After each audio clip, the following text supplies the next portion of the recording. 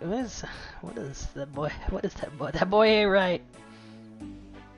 That boy needs therapy. Oh, I need to clean my bank. When's the bank cleaning stream? That's the Oh, okay. It's a content talent non-Steam actually game. wants. I went to check what Tenshu is on Steam, but he's non-Steam game. Come on now. Is he Who puts their streaming it? non-Steam games on Steam? I have no idea. Maybe. No. Alright, I actually have to go into the wilderness.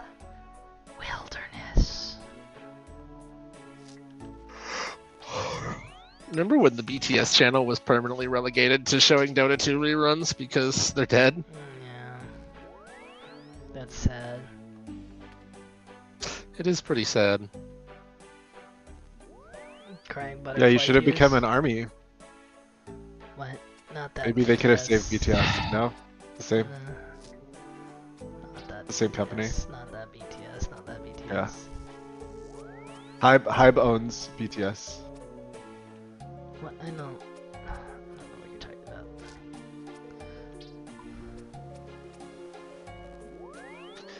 Four. Let's grab an anti-poison just to be safe. No. My OCD will not allow this. Where's my lower dose anti-poison? There we go. I don't want to make a second stack of low dose anti-poisons. Thank you very much. Okay. I don't know why I don't know why I'm calling it an anti-poison instead of an anti-poison, but you know, don't ask questions. Gloves. Now what's it called? Family crest.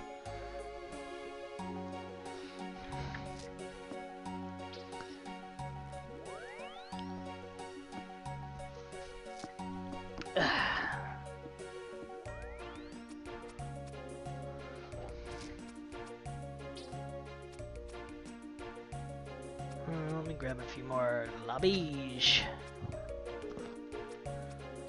Right.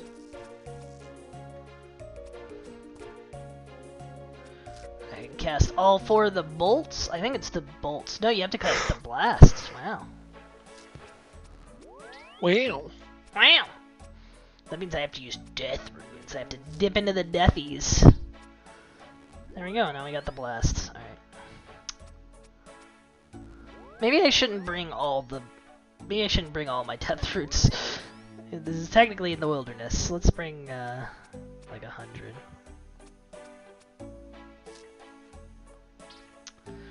All right.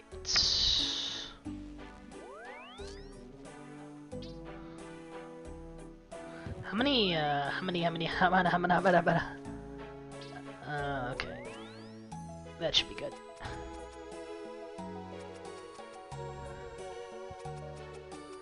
The Jolly Moor Inn.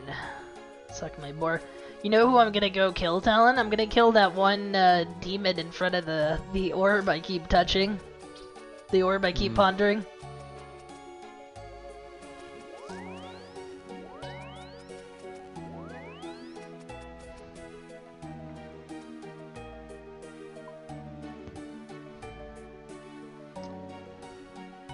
I will in fact ponder my orb.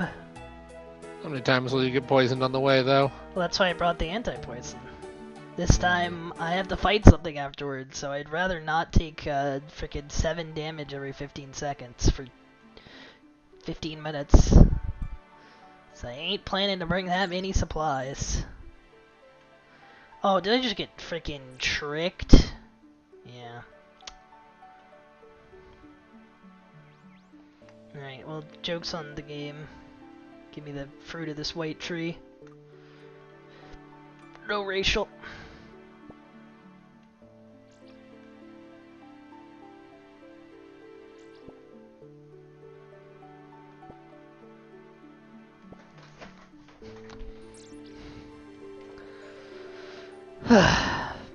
There's no way out of the castle? Not even an agility shortcut. This is like literally a frickin' trap. This castle sucks. If I was the king, I would die.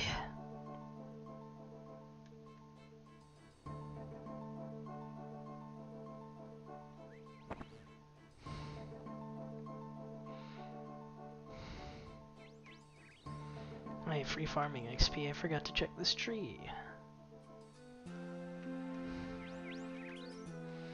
I'm like capped, or not capped, I'm just starting a new farming level. If I was capped, things would be different.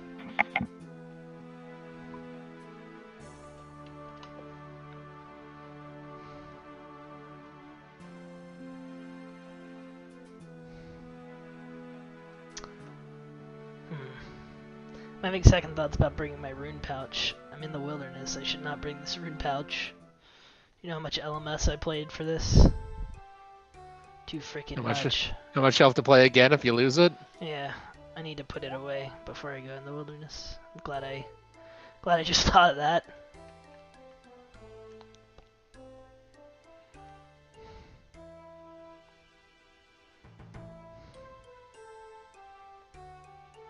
Alright, where's this freaking brat?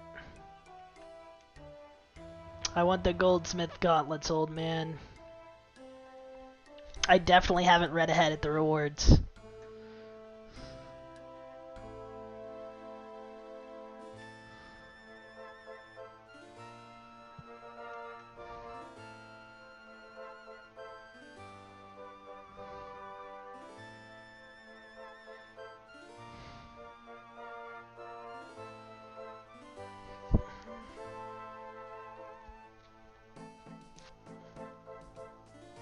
So how did you end up getting poisoned? Those are cursed, poisonous spiders. I know that feel, bro.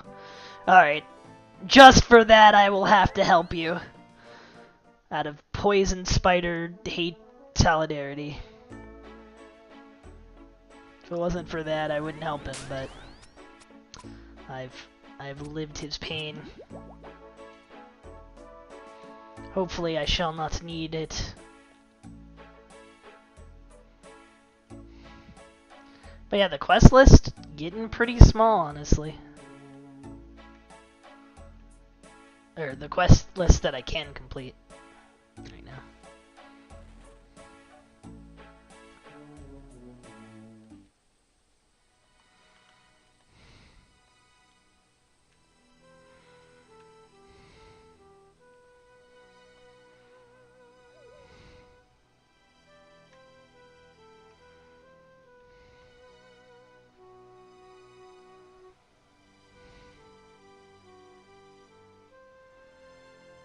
Sure would suck to get PK'd. They would get my salad robes. Oh no wait, they wouldn't because I get to keep them. Suckers. Okay, see actual PKers looking like they're gonna go down. Oh no, okay, they're pulling the lever, never mind. You keep doing you. See you guys.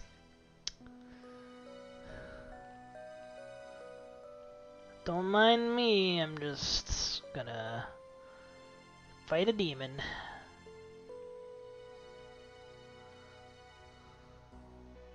What is that over there? Oh, those are the hell rats. Okay, I've heard tales of these.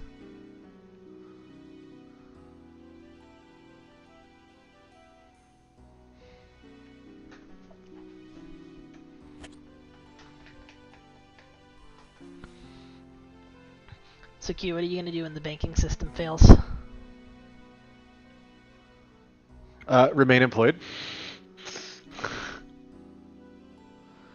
Okay, when the banking system fails.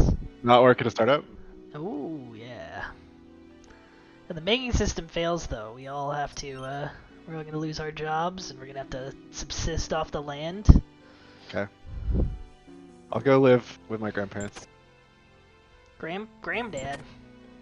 They live near the border, so there's probably plenty of places that I can go work on a farm. Nice. He's gonna farm some goats. Oh yeah. Alright, it'd be really funny if I didn't get poisoned by any spiders. Nice. Alright, so let's see. Wind blast. Where's the safe spot? Probably here, maybe? Yeah, this looks safe. Wind blast. I said wind blast. Okay. Water blast. Earth blast. Water blast didn't hit.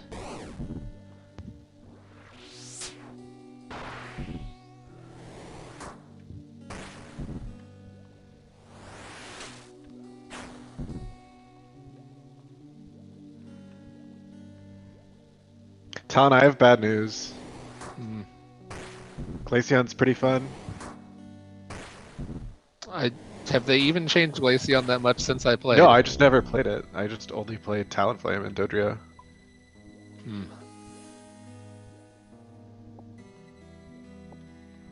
Wow, if it were me, I would simply just not get PvP'd. Or poisoned. Same.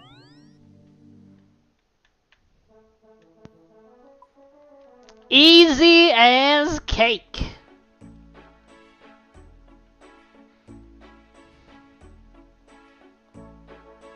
That guy was way weaker than I was expecting him to be.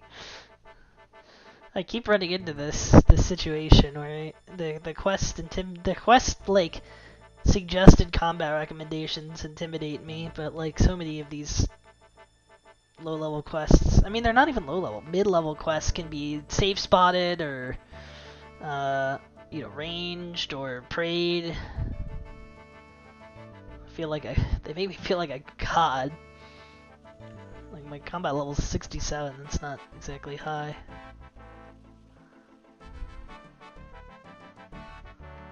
Who would win, an ancient demon or one salad boy? Me.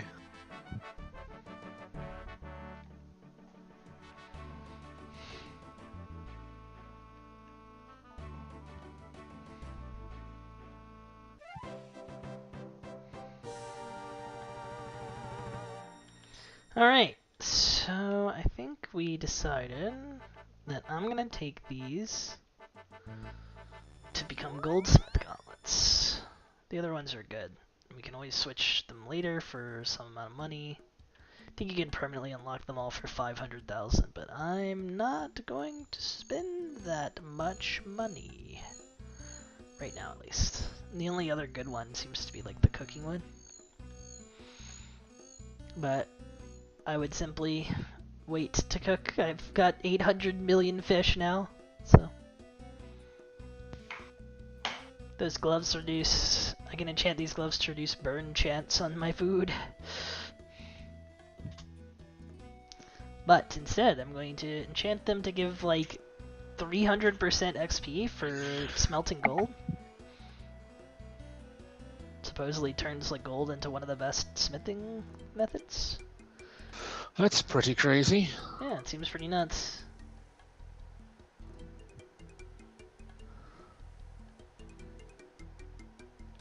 Boom bam, baby. Goldsmith gauntlets. Oh hey, and they're also like really strong too. Nice. Alright, next quest. What was the next quest I was gonna do? I think I was thinking about Horror from the Deep. I think I'm strong enough to do this.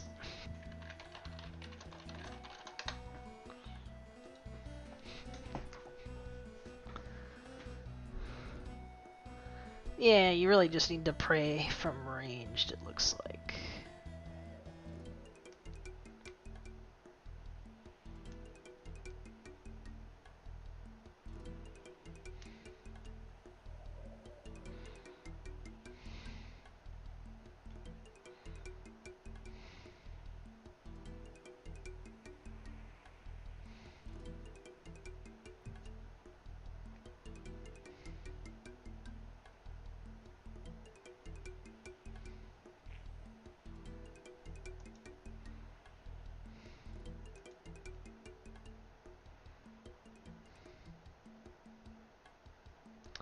How strong is this person? Dagonoth, mother. Mommy! Oh, she's only got 120 HP. Yeah, this shouldn't be a problem.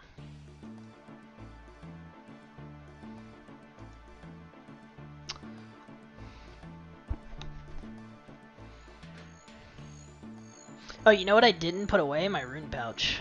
Well, it worked out.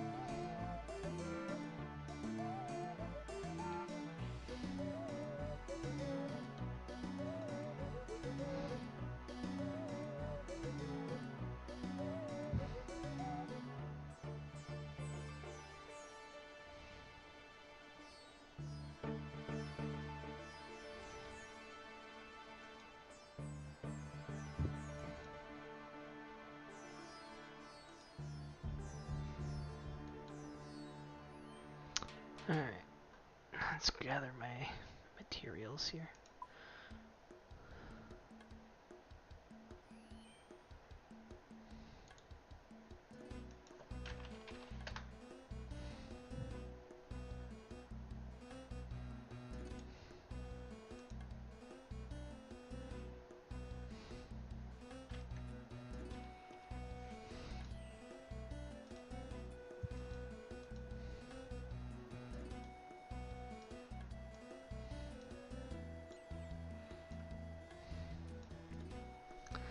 Alright, we need a sword or longsword that we're okay losing. Sure.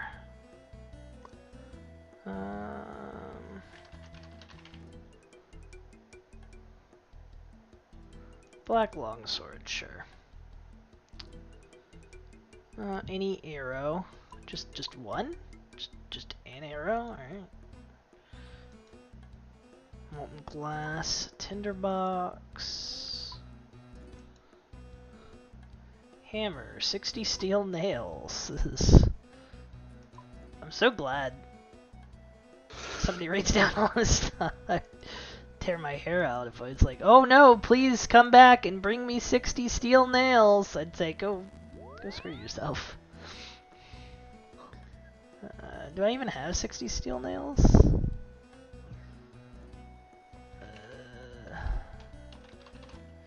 Yes, they're in the wrong tab.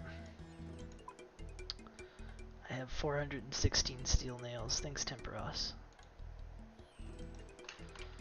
60 steel nails, 2 regular planks. Swamp tar. Why does everything need swamp tar? Molten glass, tinderbox, sword, longsword, arrows, swamp tar, cast food, armor, and some things. Yeah, we got lobsters. What more could you really ask for in life?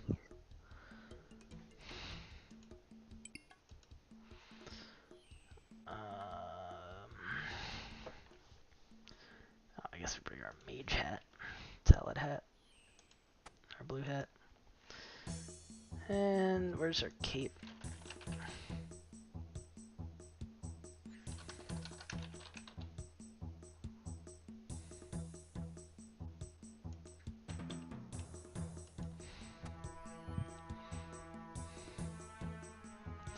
Ah, yes, and the fairy ring. Perfect.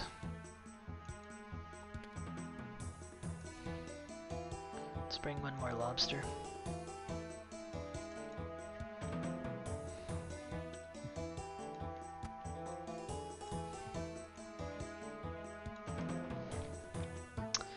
Is there an altar in Elkrid? Is there an altar anywhere near a fairy ring?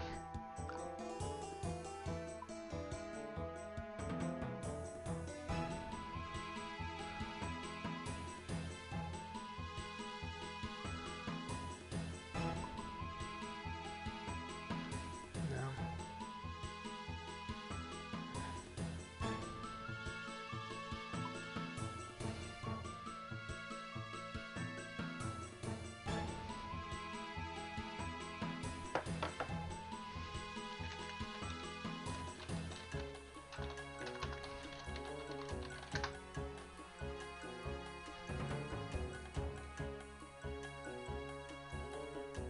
Ivan's googling the nearest altar.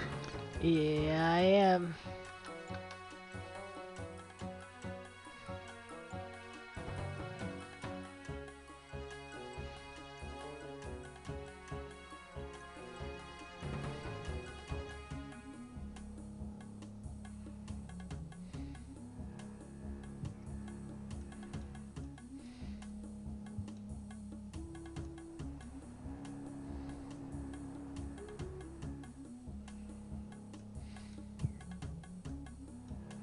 Oh, okay, yeah, that's definitely it. Alright, so that's DJP.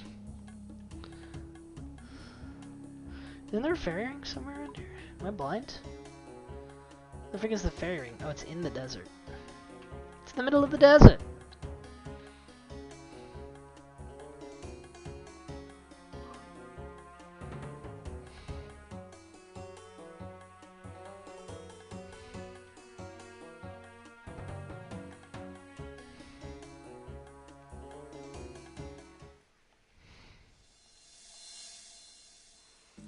This camel attacks me, I swear.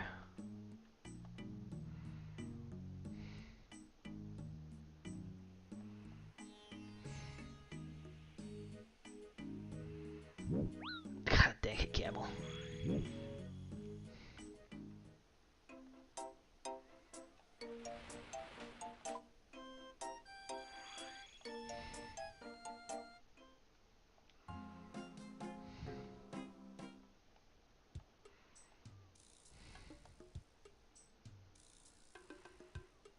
Banish camels.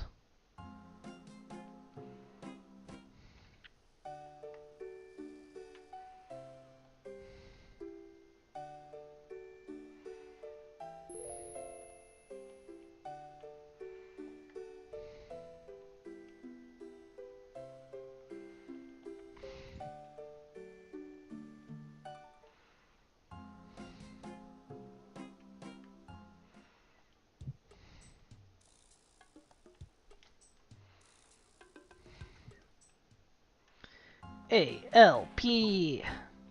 I'm going to the Alps.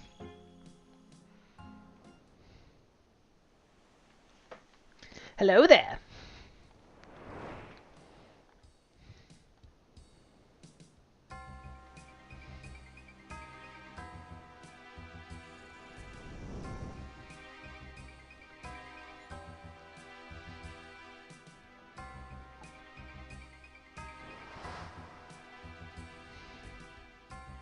Oh, thank you so much!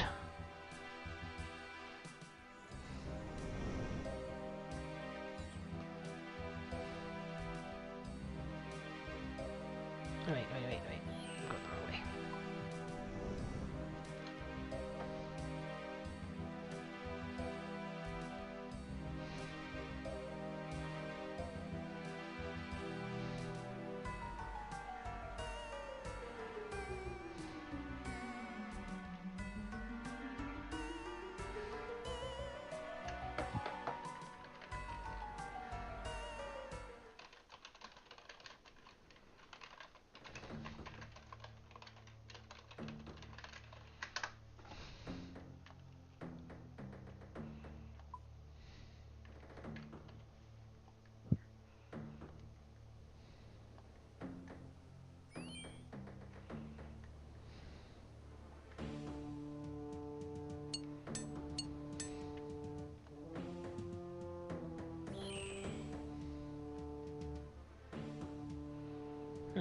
This presents a problem.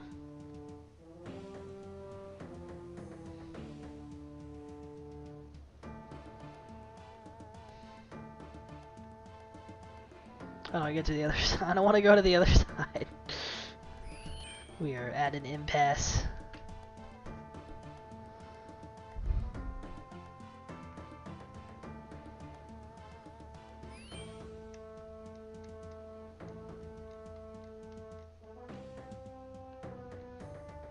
Oh, you can jump across.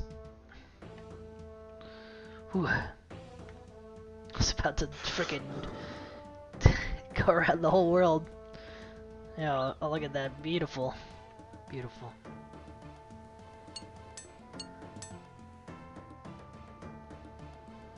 Wait, why is it still broken? I just fixed it. Oh, okay. I see. I made a little sidle spot. It's kind of cute. Love sidling. Alright, where did you first learn about the word sidle? There's a correct answer to this question.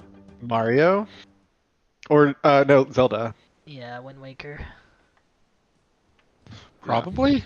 The first time I saw it, I was like, does it mean slide? Am I gonna slide across this cap? It did not mean slide. I did not slide across the gap. And then I was like, does it mean side? And I was like, oh no, I guess sidling is just a thing. Why would Nintendo use that word instead of like, I mean, I guess it's the perfect word. What else would you call it? Edge? Yeah, edge, sidle. But edge is more a thing, is an action being performed on something. I mean, I guess you could edge along.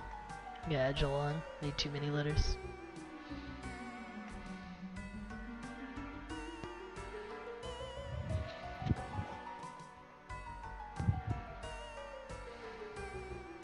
That's the first time I made it all those across all those hexagons first try.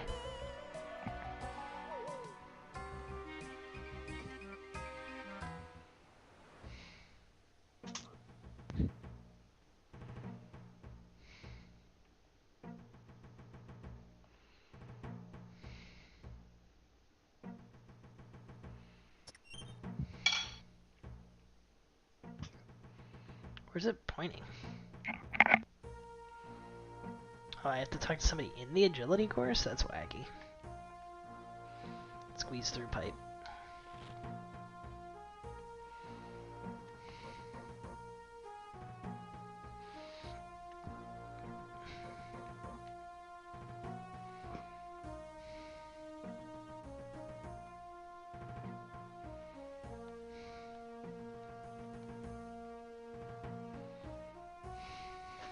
Squeeze through pipe.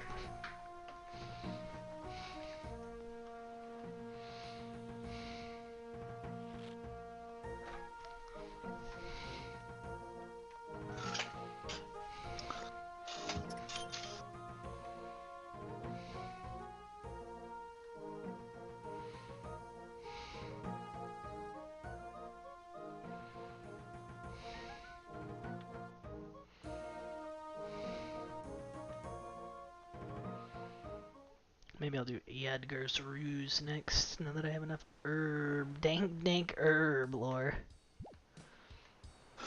And at some point I need to do my Oogar Slayer task. Oh, fell in the water. Wrecked.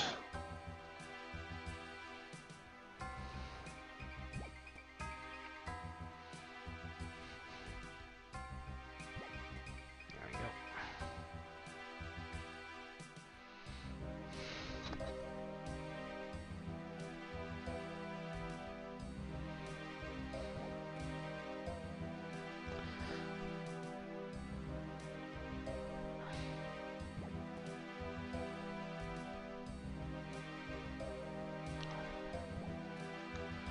Alright.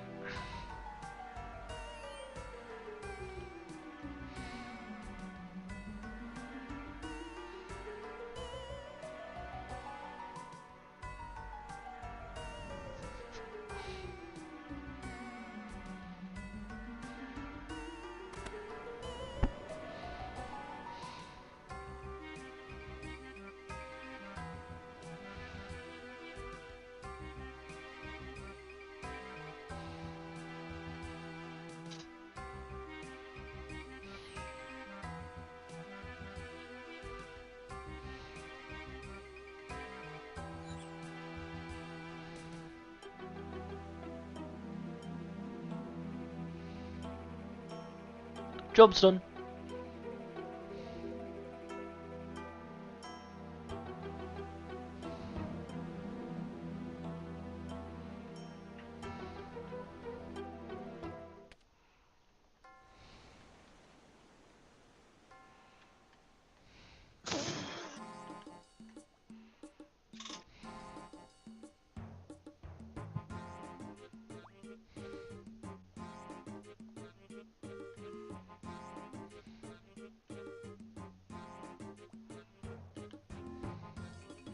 Oh, I didn't bring any fire runes. Oh, well, that's inconvenient. I was like, oh, I don't need fire runes. I have a fire staff, but I need the runes for the actual. I need one fire runes for the actual quest.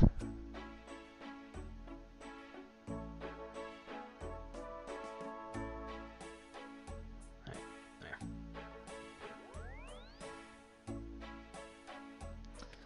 Very, very short setback. The fire rune was merely a setback.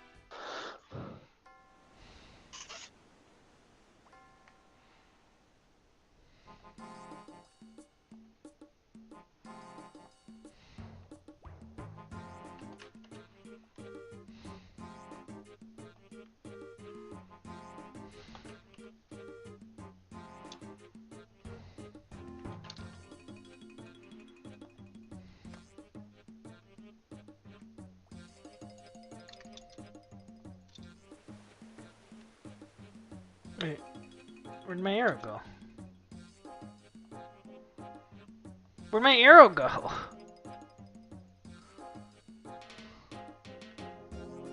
Literally, what the frick? Where did my arrow go? I used it on the door and it didn't use. Oh, okay. No. I know where it went. BRB. I wielded it. I wielded it.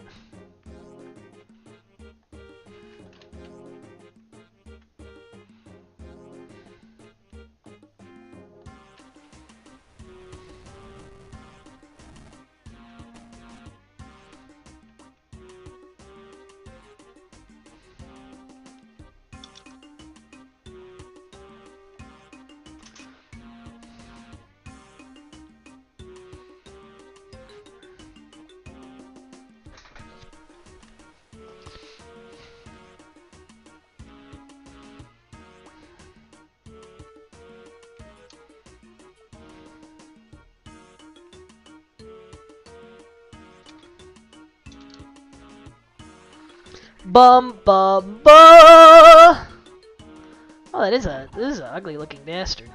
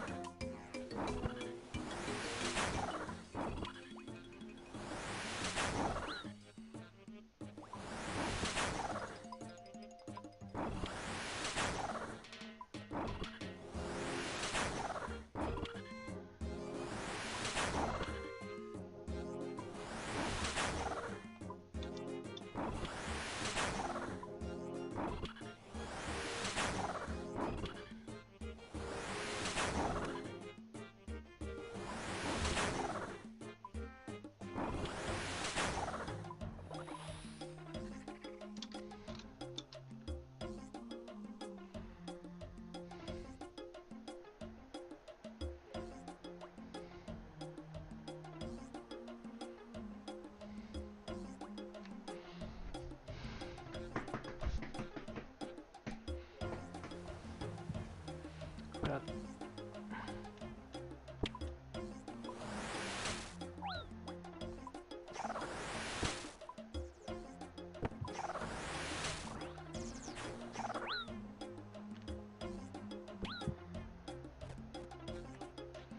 So what color am I waiting for? I'm waiting for red.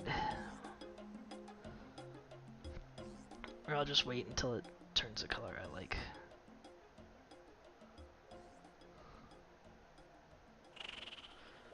Orange is melee. No thank you.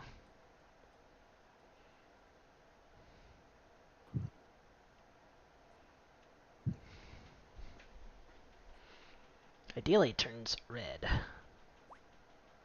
I'll take any of these. The frick is that? Brown?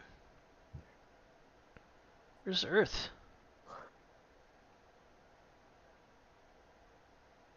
Oh, Earth. There it is.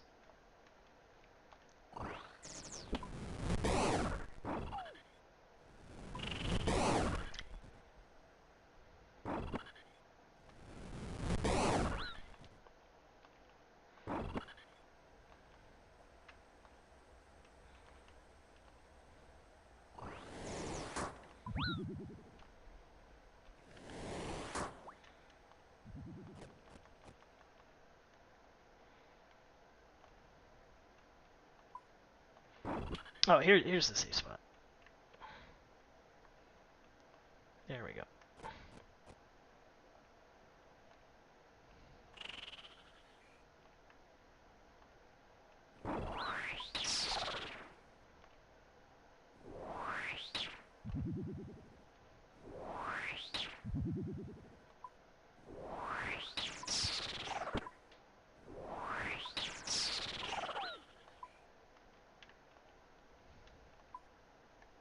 Was this blue?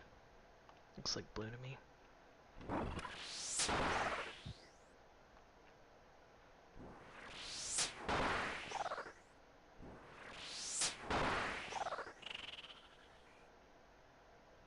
That's orange. This is a little trickier than I expected. But now I've got it in a good state. Why are the earth spells green though?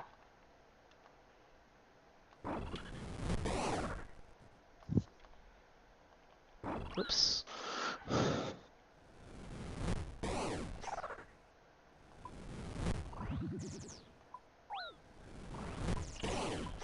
This guy keeps walking up to say hello. I do. My character doesn't know how to navigate these stalagmites. Alright, get blasted. Stay. One or two more hits. Stay. No, you bastard. That's green. I don't have green.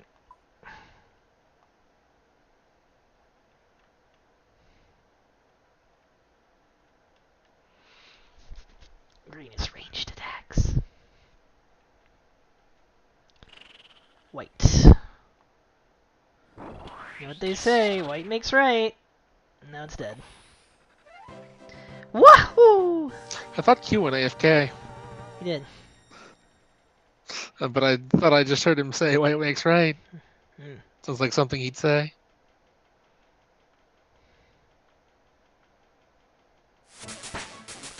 Ranged 46.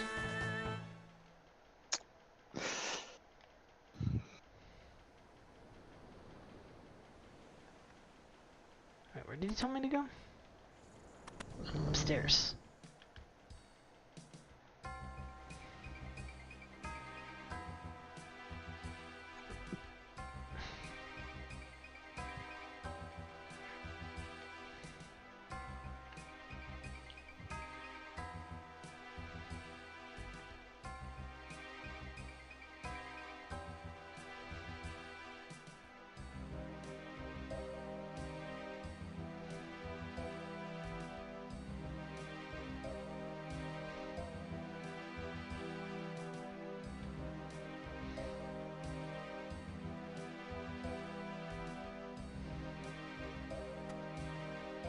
Oh wow, it gives 5 prayer.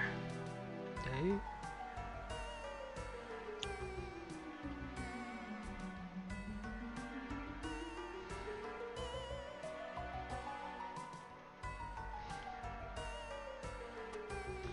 I have one of the armadillo pages already. Okay, so that's a quest. What will you do when you're out of quests? Now I will truly begin to grind. Alright, Troll Quest or Fremenic Quest next. I think Fremenic Quest gates more stuff.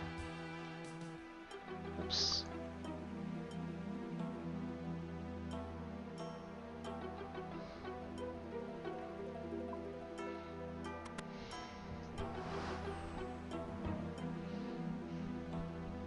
Is there no bank in all of Relica? That's cringe.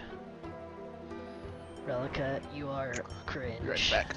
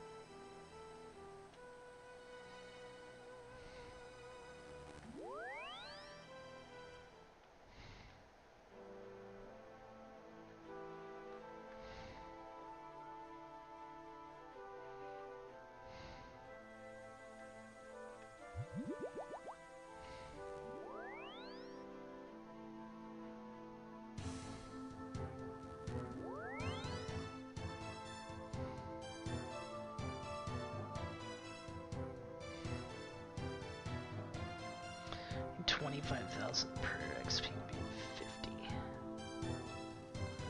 It's not too bad.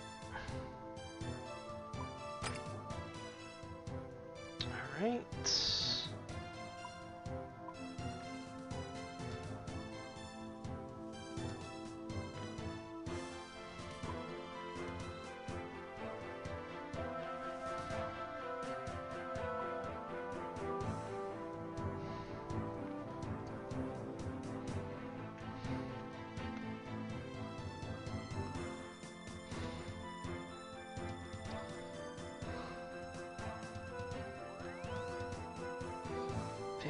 Wood cutting and an axe. I have that.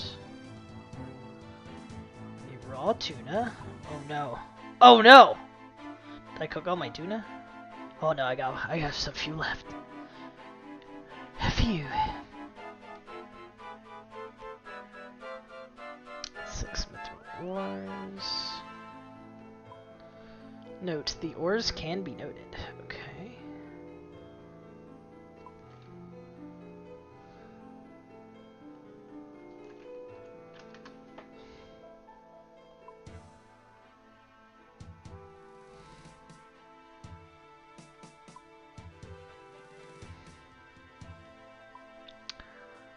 Uh, 9 ropes. I only have 5.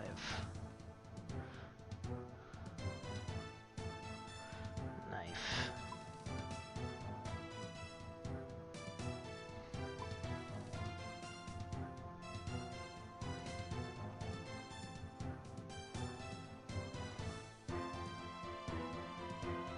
Hammer, bronze nail.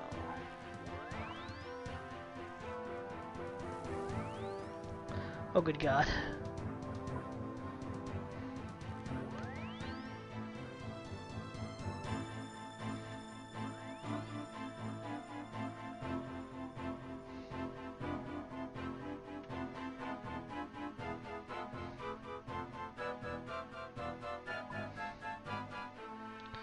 Needle into thread.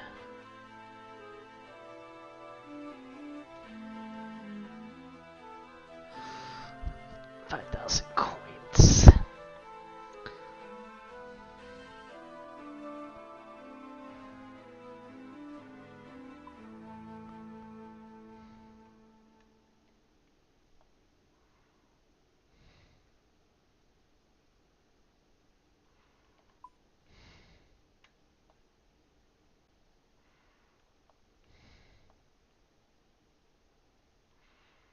Where's my other?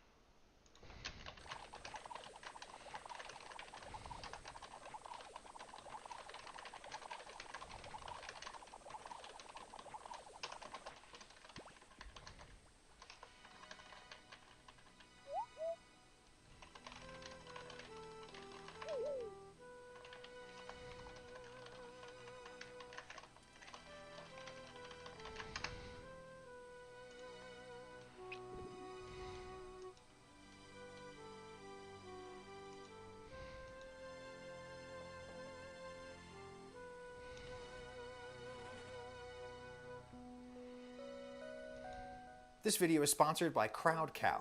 What even is Wagyu beef, and why do people pay literally hundreds of US dollars per pound for it? Well, Wagyu literally just means Japanese cattle, and while you may have heard a bunch of crazy things about cows getting spa massages and drinking sake, or was it bathing in sake? I don't know, but regardless, the reason why this is so special is primarily just genetics. Japanese cattle, probably due to their long-time geographic isolation, have a few pretty unusual traits, the most remarkable being their potential to grow a huge quantity of intramuscular fat, aka marbling. This chunk of Wagyu rib section is graded A5, which is as good as it gets. A means the animal yielded more meat than a B or C carcass, and 5 means it has the most marbling on a 1 to 5 scale. It is literally about half fat, half meat. I've eaten real Wagyu once or twice in restaurants, very small amounts. This is my first time handling it, cutting it, cooking it. I'm gonna describe the experience as best I can, describe what it's like at different levels of doneness, different ways of butchering it, and I will offer a cautionary note about eating too much of it in one sitting. But first, some historical and scientific background, which I am primarily drawing from this excellent 2018 paper in the Asian-Australasian Journal of Animal Sciences. The term Wagyu refers to 4 big Japanese cattle breeds, but these days most of it is one breed, Japanese black cattle, which are exactly what they sound like.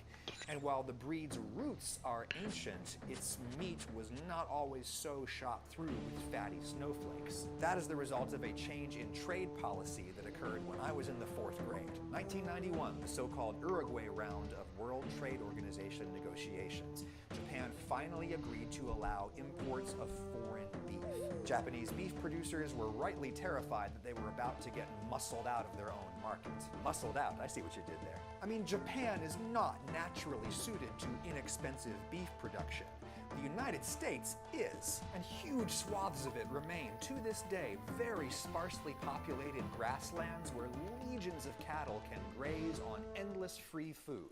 Japan doesn't have much land at all, and a lot of what they do have is rocks. The rest is rice and cities. So if Japanese farmers figured they couldn't compete with imports on price, they could compete on quality. Turn domestically grown Japanese beef into a luxury good. Instead of bulls and cows, they started producing more steers and heifers, that is, castrated males and celibate females. You can't get new calves out of them, but you can get fattier meat. The farmers also started feeding the animals way more concentrated feed, that is, grains like corn, as opposed to roughage, stuff like rice straw, which is not as energy dense, but it's very available in Japan. Because Japan is mostly rocks, rice, and cities, most of that grain has to be imported from overseas, which really drives up the cost of the beef. Another thing that makes it more expensive is the Wagyu animals are slaughtered when they're a little bit older. They get fattier meat that way, generally slaughtered around 30 months. These and other... How do I start the Fremennik Isles? Start the quest, talk to Moar de Gunnar. Oh, talk to him. Oh yeah, I forgot my name is Jarton. I was given a Freeman name, Fremennik name. My name is Jarton.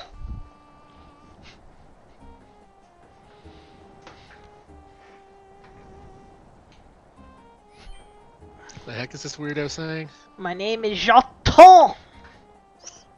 No, I think it's you. No, my Freeman name is Jarton. No one cares about Freemans. Sounds like another way to say French. They're probably French people. Jarton.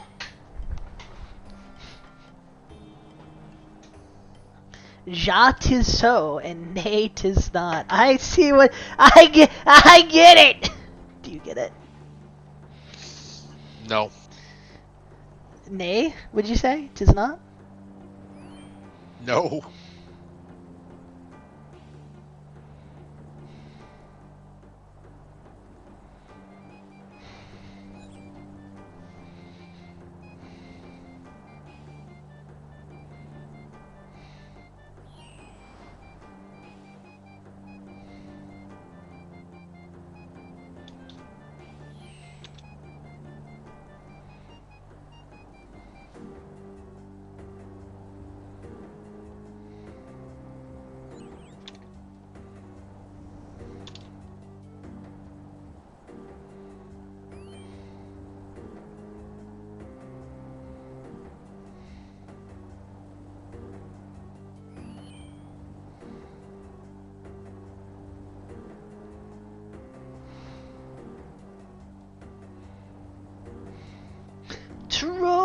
The dungeon!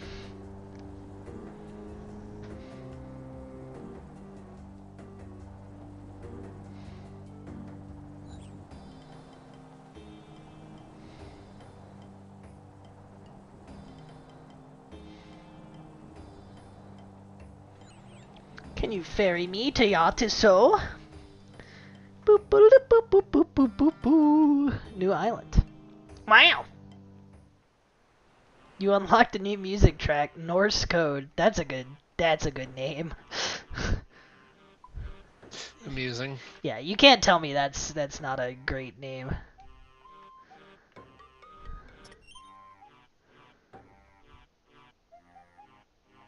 Talk to King, what's his name? Juki Sorvat the Fourth.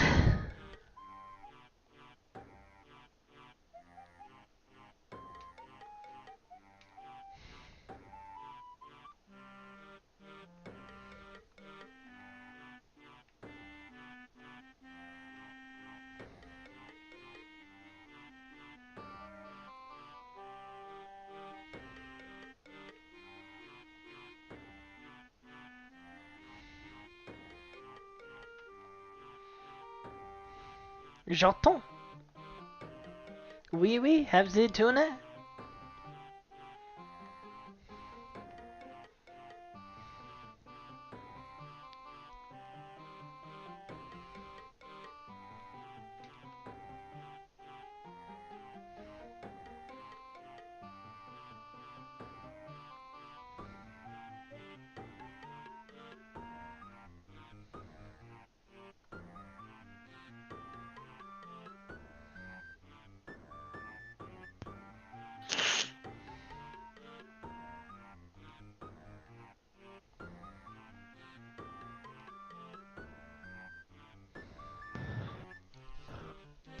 This not burger, Magnus burger.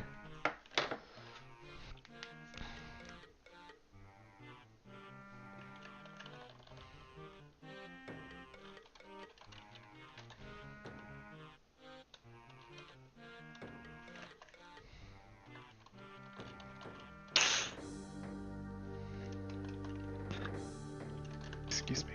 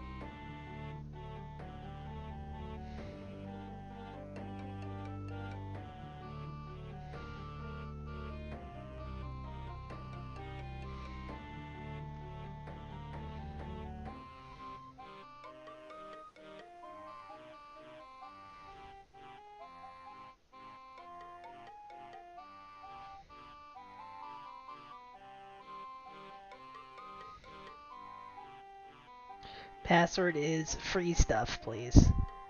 Slug Himligason. Norse code.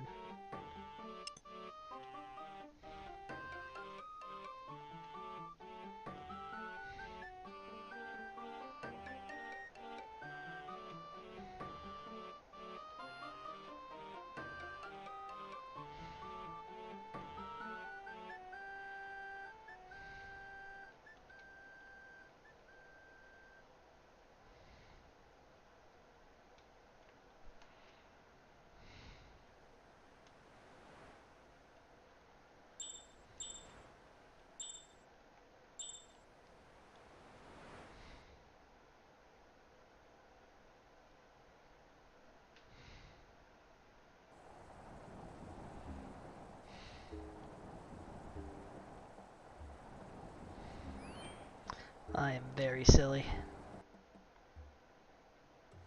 Volcanic Vikings. Ooh, that's a cool name.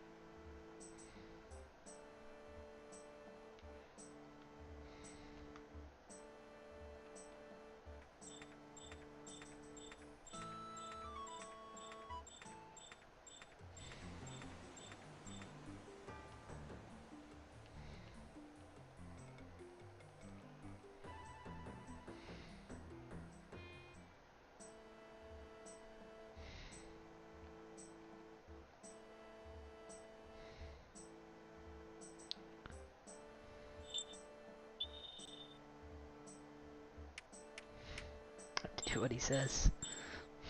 I'm a jester. Jig, you fool! I love jigging.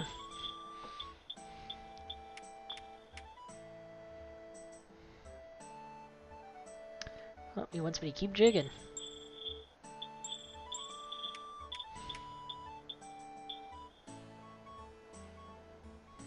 Jig, you fool! Man, this guy loves jigging.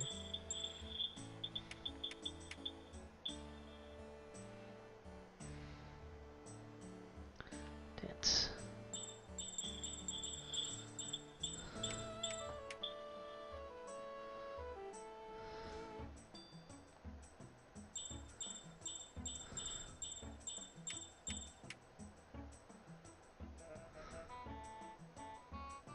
Pie in my face. I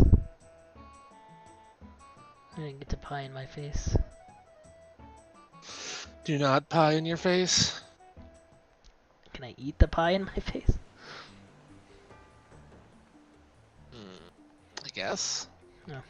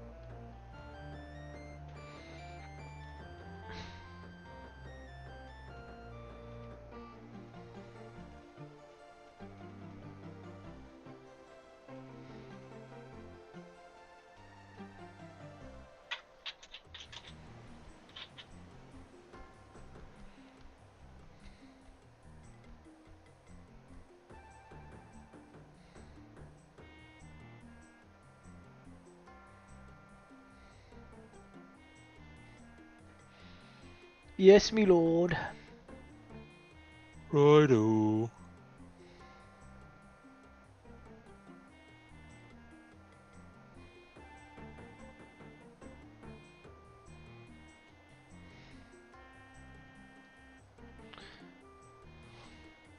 Gotta get some yak hide.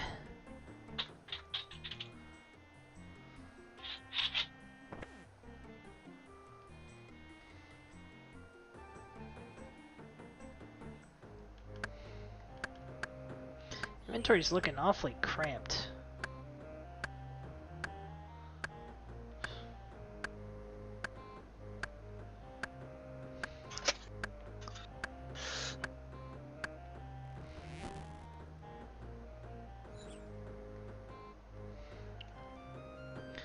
Alright, I don't know. Maybe I get 2 logs out of each of these slugs. That'd be really convenient. Be really convenient if I was Ames. Okay, good.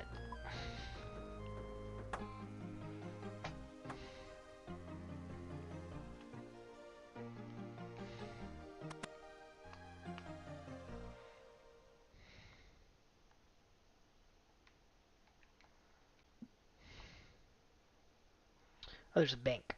There's a bank here. Store the lobsters for now. Need to get some. Inventory is space.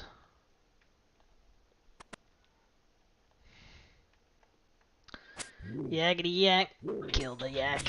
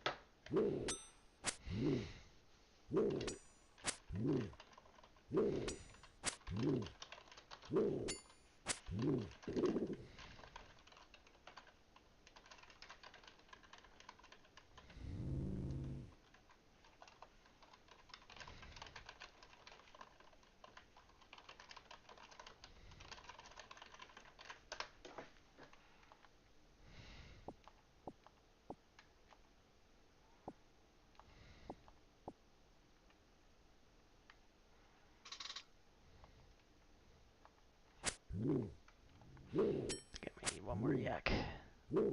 Techniques were combined with the Wagyu's peculiar genetics, and the result is this preposterous beef butter that really could only have worked in a consumer market like Japan.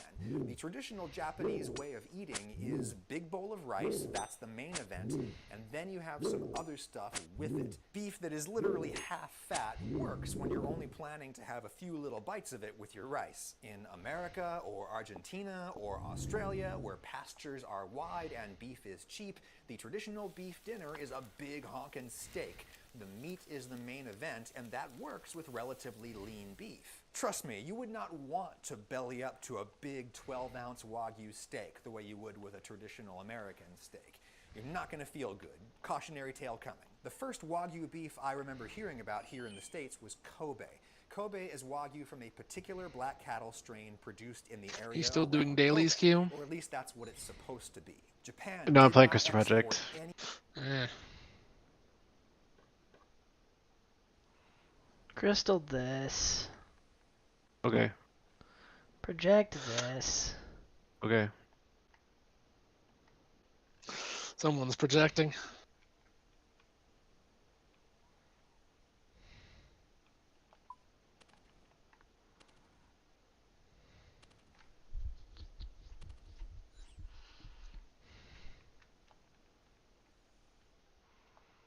any beef until 2012.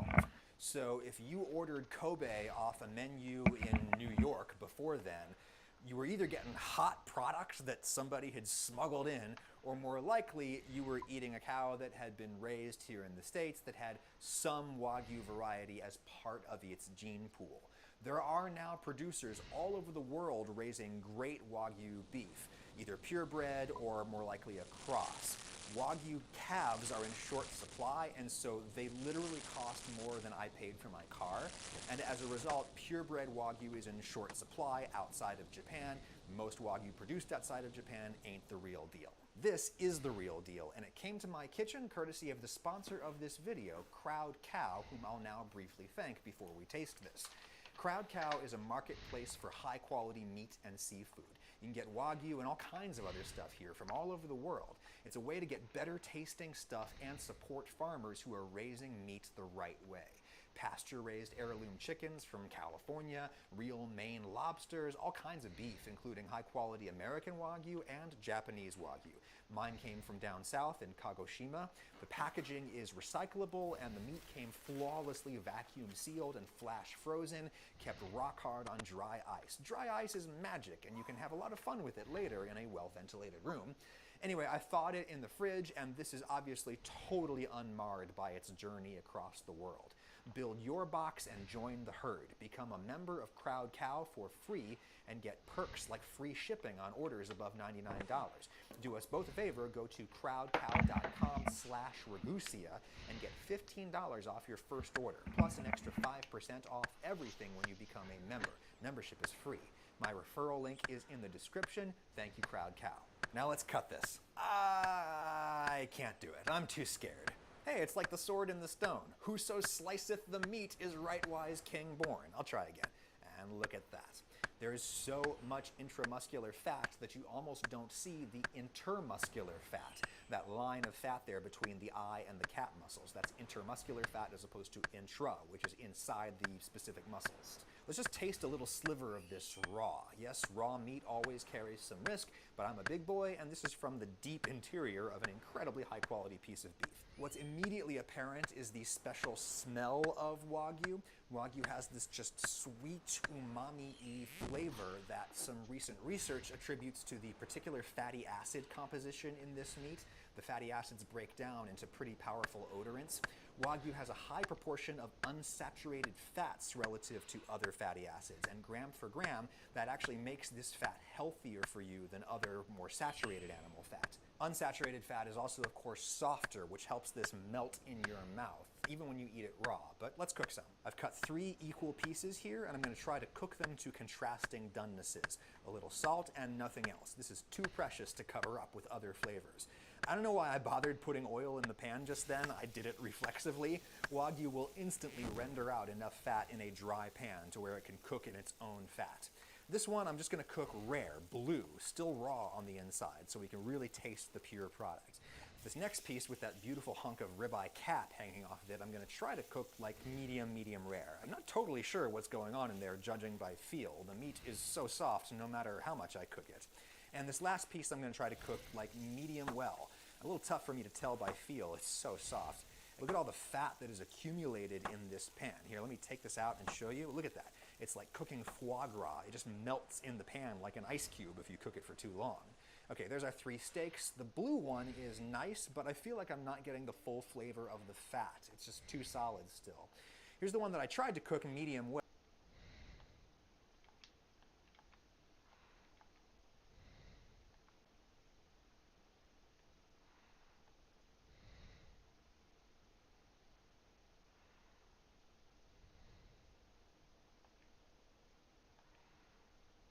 Yes, me lord. Preparing a bridge, me lord.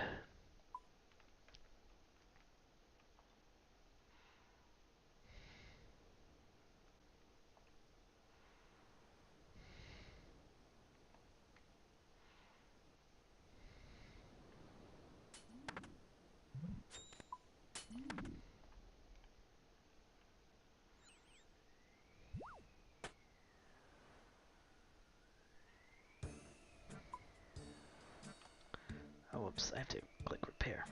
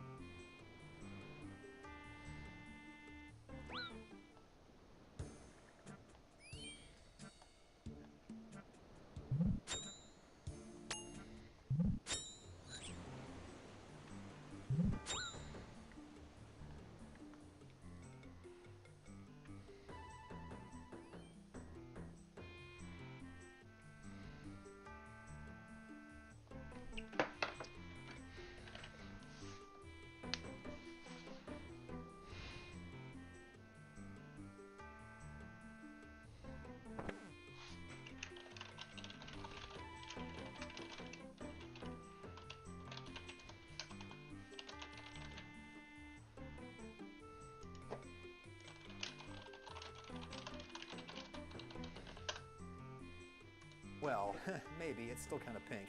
That is insanely delicious. And here's the one that I tried to cook medium rare. Not a huge difference, but man, that tastes really good. That fat really does have a subtle sweet aroma that's like nothing I've ever had. And the texture? Well, first, it's obviously extremely tender. And why is that? Well, back to this paper. As they show here, the intramuscular fat disrupts the growth of connective tissue networks within the meat.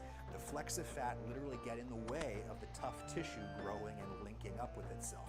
The result is weak muscles, but extremely tender meat. And I've struggled to come up with a more flattering way to say this, but the meat has a spongy quality to it. Spongy in a good way, and you can see why this happens. You can see those melty cells or chambers of fat inside that meat. That's like the water inside the sponge. As you bite into this meat, you feel that soft, porous web of meat crush between your teeth, and you feel that fat burst out of its little pockets. That's a textural experience that I've never had with meat. Only gushers. And since I kind of failed to overcook that one, let's cook this one some more and see if Wagyu works even when cooked well done. Well, that spongy texture is amplified because the protein structure has gotten a lot firmer, but it's still super tender and juicy. I think what I learned from this is A, don't be afraid, because it's pretty hard to screw this up. Pretty much any way you cook it, it's gonna be good. And B, I think that I prefer Wagyu cooked a little bit north of medium rare so that more of that fat can go melty and you can really taste it. But now I've eaten like 10 or 12 ounces of A5 Wagyu and I need to stop. Well, maybe one more bite. And I wish I hadn't done that. I had to go lie down for a while after this. My stomach really hurt. Fat digests much slower than protein or carbohydrates, and as a result, your stomach does not empty as fast into your small intestine when you've had a very high-fat meal. So your stomach literally fills up faster. You just feel fuller. And you might have further troubles downstream because your pancreas and your liver can only work so fast to create the enzymes and the bile that you need to break down these fats. So if you want my advice, get yourself some Wagyu, but only eat like a little candy bar's worth of it at a time.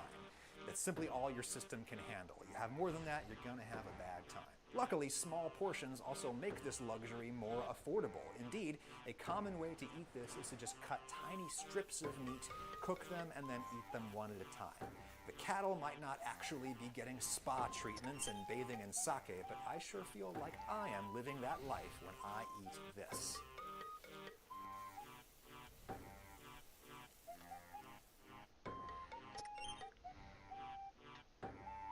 This is at least part of why panko is so much crispier. Usual crumbs tend to be kind of long and pointy, but sometimes they're not, and even when you grind it up,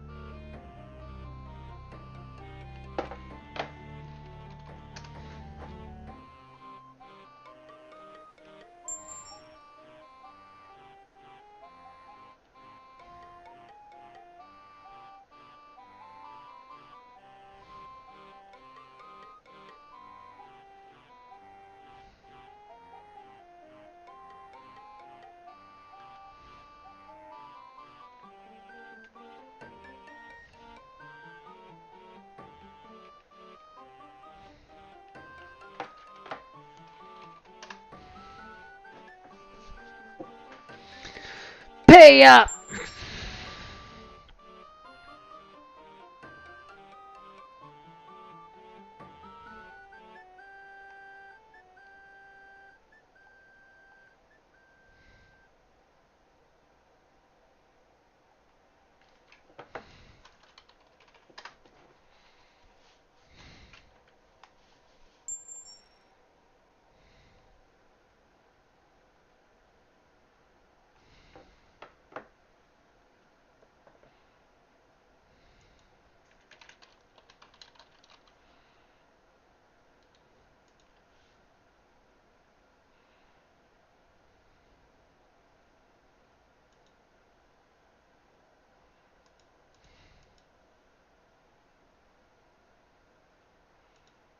into tiny little bits, it still fries up way crispier than any kind of breadcrumb.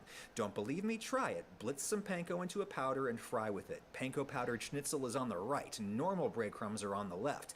The panko schnitzel is way crispier. That experiment tells us that there's something different about panko on the microscopic level, and that difference is probably a result of the peculiar way in which the bread for panko is baked. The bread itself is baked through electrical current. Bzzz. That was Gary Kawaguchi, president of Upper Crust Enterprises, a panko manufacturer in Los Angeles. This is some panko they sent me. Sitting next to Kawaguchi is Vice President Tom Shea, and this is a video that he put together showing their manufacturing process. Those metal plates on either side of the dough buckets conduct electricity through the dough, and the dough's resistance to that current creates heat. And the bread is actually steam cooked from the inside out because of that heat that's created. And then once the water evaporates enough, the electric flow stops. That way of baking has some pretty interesting effects on the resulting bread. The most superficially obvious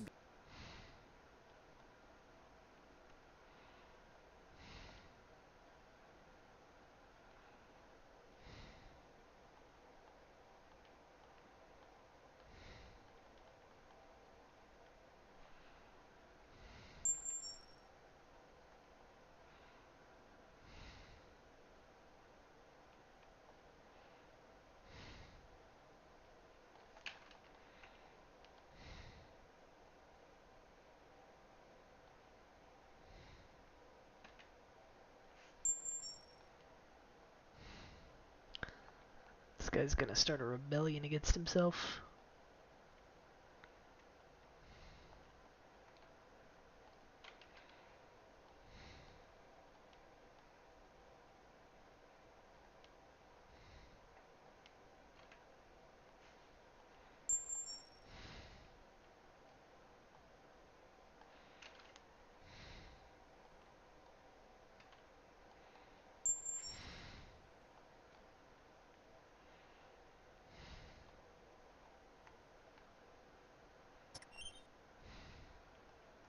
being the total lack of a crust.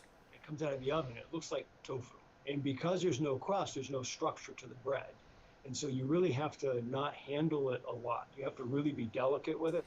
And why is that? Well, when you bake bread with heat from the outside in, you know, like a normal person, R.I.P. panko I just blew out, when you bake that way, the outer surface dries out. It gets really hot and then caramelizes. Those bits of crust are immediately apparent in breadcrumbs made with normal bread. But the bread for panko has no crust and thus has a totally uniform color and more of a neutral flavor. It's a blank canvas to the cook. Baking with current also does some things to the interior structure of the loaf, and that's where things get really interesting. But first, who even came up with the idea of electrocuting their dough? Well, there is an origin story for panko that Kawaguchi will relate to us now. I can find no historical documentation for this, but it's the story he heard from his father, who started the company, and the events described would have taken place in the elder Kawaguchi's lifetime. So I think this is probably the best guess we've got as to how panko was invented. It goes back to the Sino-Japanese War, which ultimately became part of World War II. Well, basically during the war, Japanese soldiers was in China and didn't really have anything, any food, so they had some flour. And basically they mixed the flour and so forth and basically connected to the battery from a tank. Necessity is the mother of invention, after all, and historians do trace the current Japanese love of wheat bread products back to the war when there were rice shortages. Before then, bread wasn't very popular. The wheat grown in ancient Japan had unusually small grains. It just didn't yield that much. It wasn't until the 16th century when Portuguese traders introduced bread and cakes to Japan. Cakes like this castella, wubba wubba. The Portuguese also probably introduced the word pan, or pan is the authentic pronunciation. Pan just means bread in Japanese. Ko means flour or powder or child. It's a bunch of small things made from bread.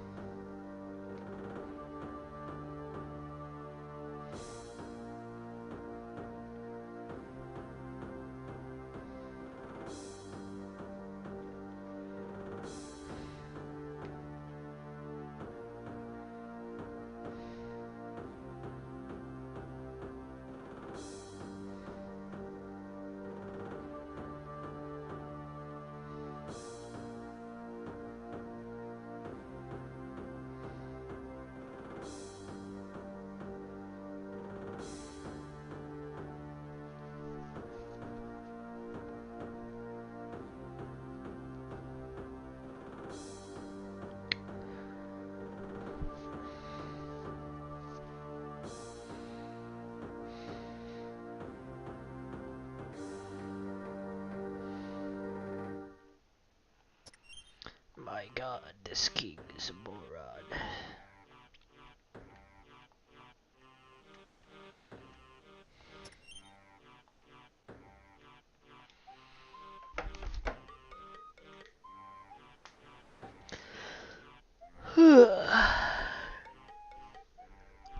I ran into an enemy in Eastern Chasm at the bottom of the chasm. Did Uh-huh. anyone else get there? What is it?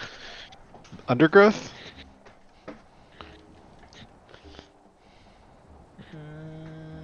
What does it look like?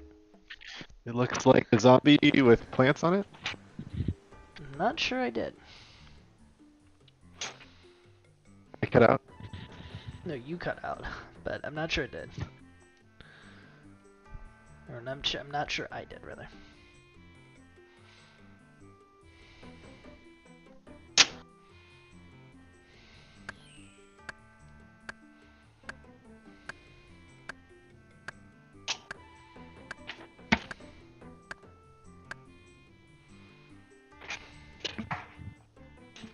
Oh, that's why you cut out. You're 80 miles away. And I'm in my laundry room. Why are you cooking food in your laundry room? Why not? That's a good point. Got you there. Hey, get me there. Alright, where did I put to my yak hide? Yakety yak, don't hide back.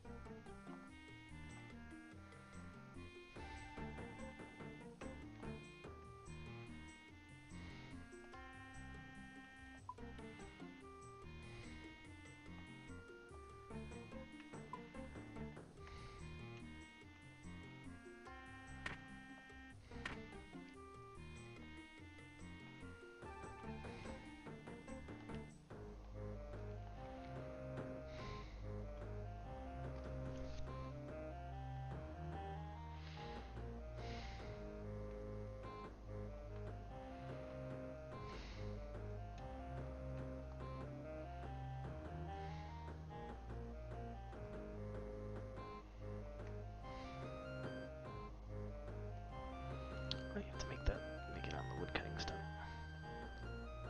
Literally means breadcrumbs. Pawn is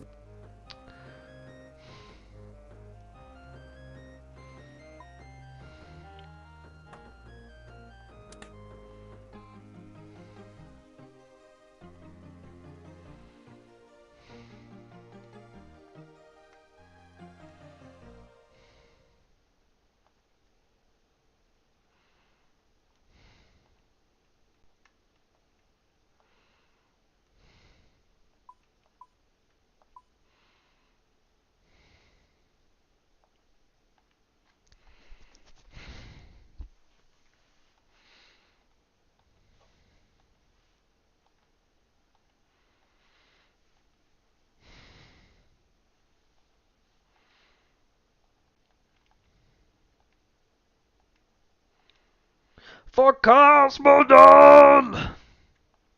It's me. It's me right now. I'm gonna murder the heck out of some goddamn trolls, those smelly old bastards. That bastard Kaiba.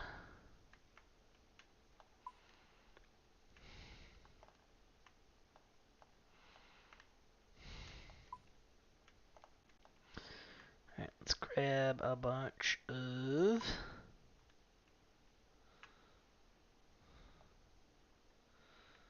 food.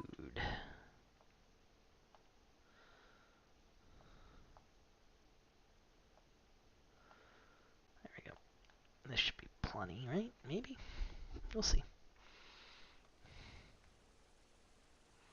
Oh, I'm getting. Oh, I get given a bunch of food. Let's see. 10 tunas, 2, 3, 2, 4.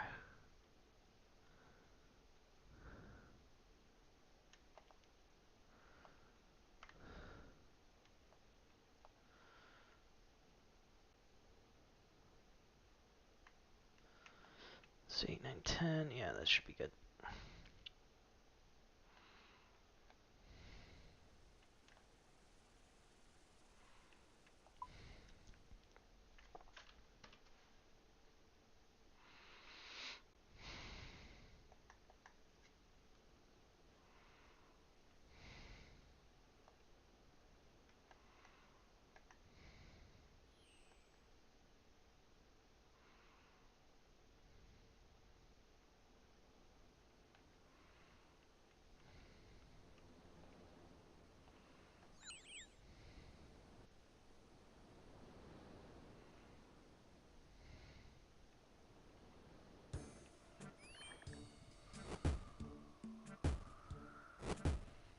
They're chucking rocks at me.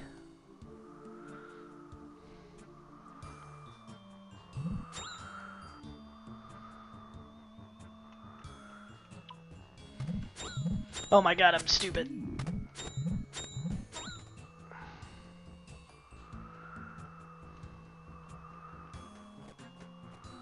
Gone the wrong freaking way.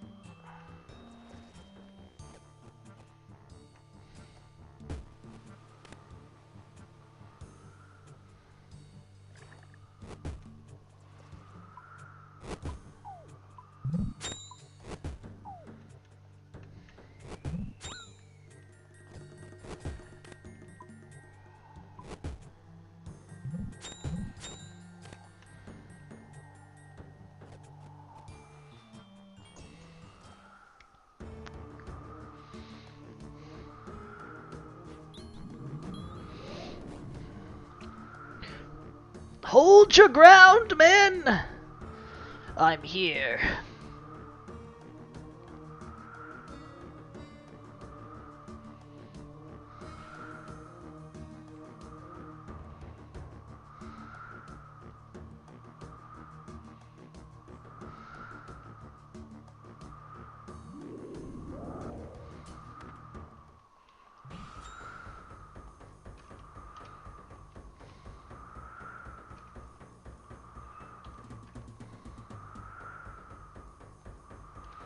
It's strength potions! Alright, time to kill. For Cosmonaut!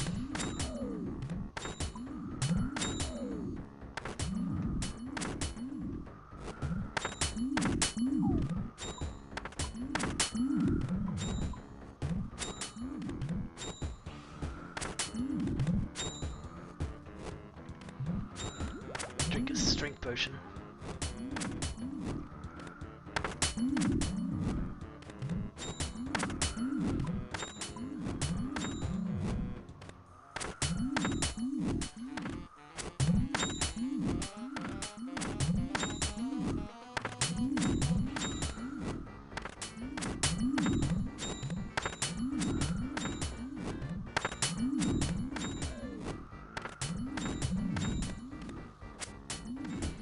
Oh no, that one's full health. Let's steal some kills, yeah.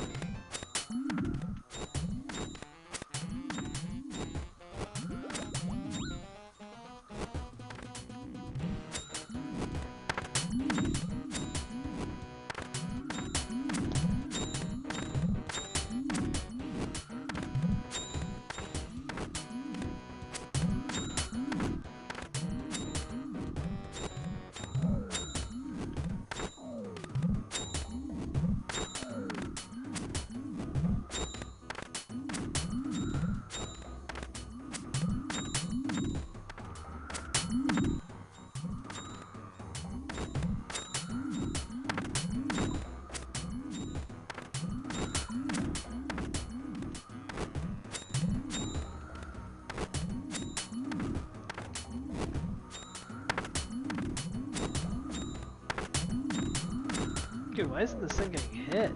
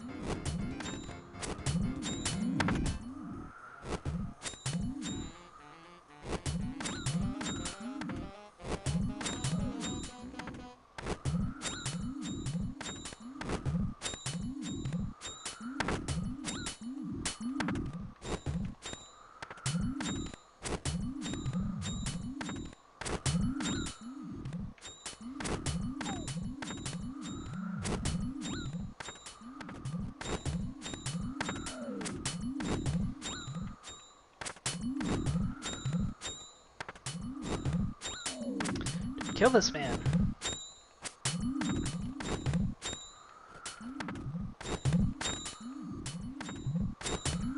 There we go.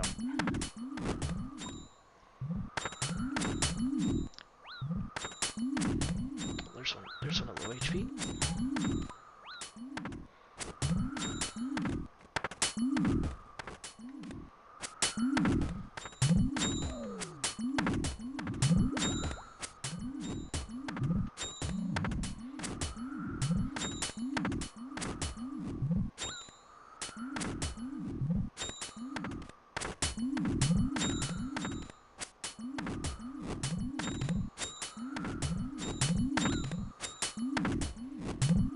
Oh god, I'm dead. I'm actually dead. What the frick?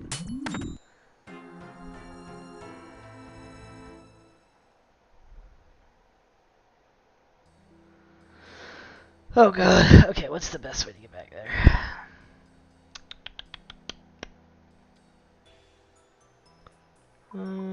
What other teleports?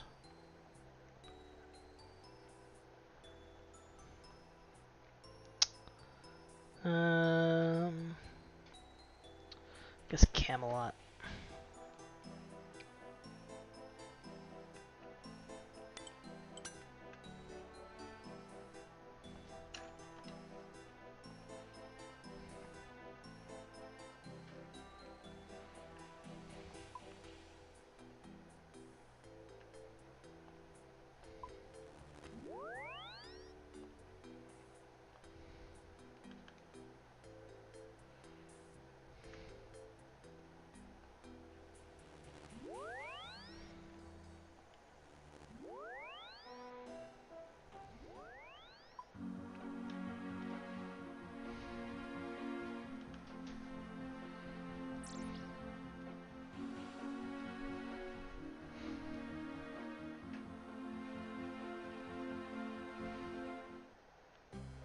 Probably should have let the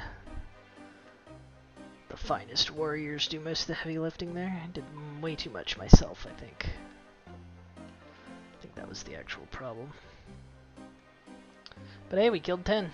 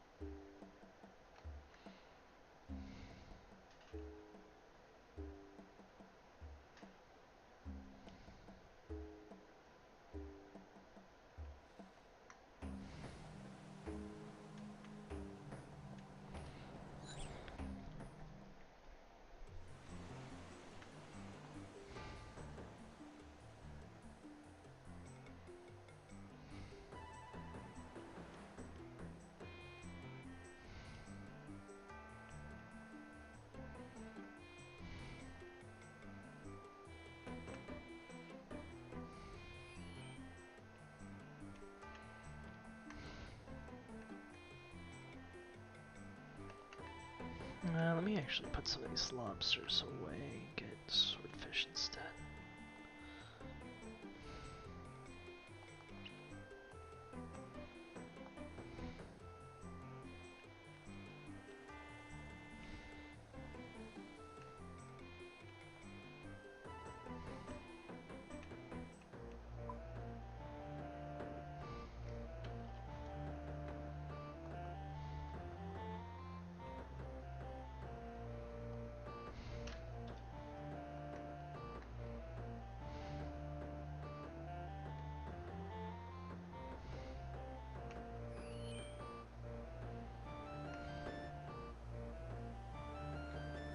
Run!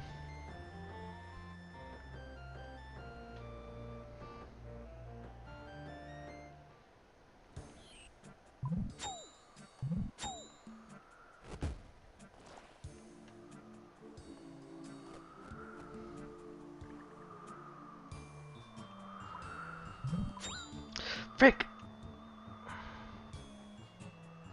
Oh, did I get tricked again? Oh god dang it, dude. Okay, it gave me an item called Slime Coat. Gain 75 or get 75% less max HP, take 75% less physical and magic damage. That's interesting.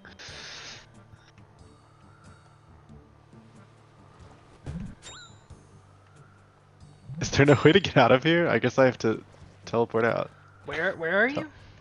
Eastern Chasm.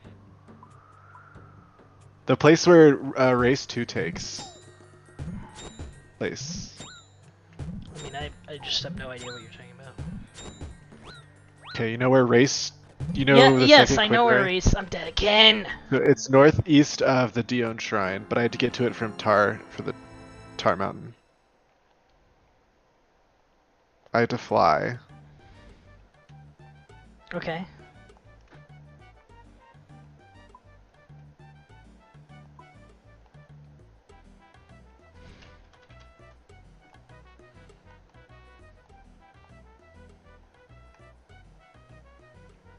Dude, how am I supposed to get back my stuff?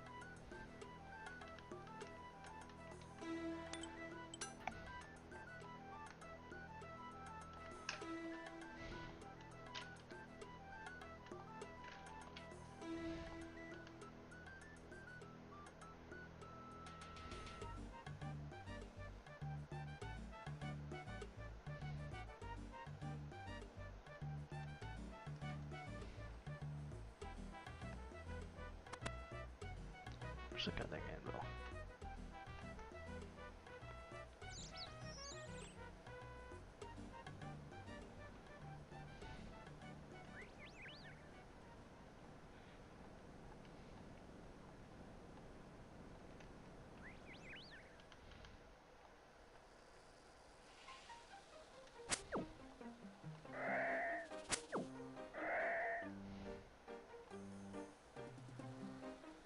Okay, well there's the hammer I need.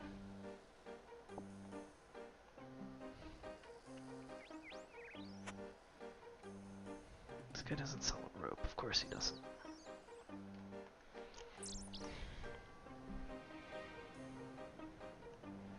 I picked up a hammer.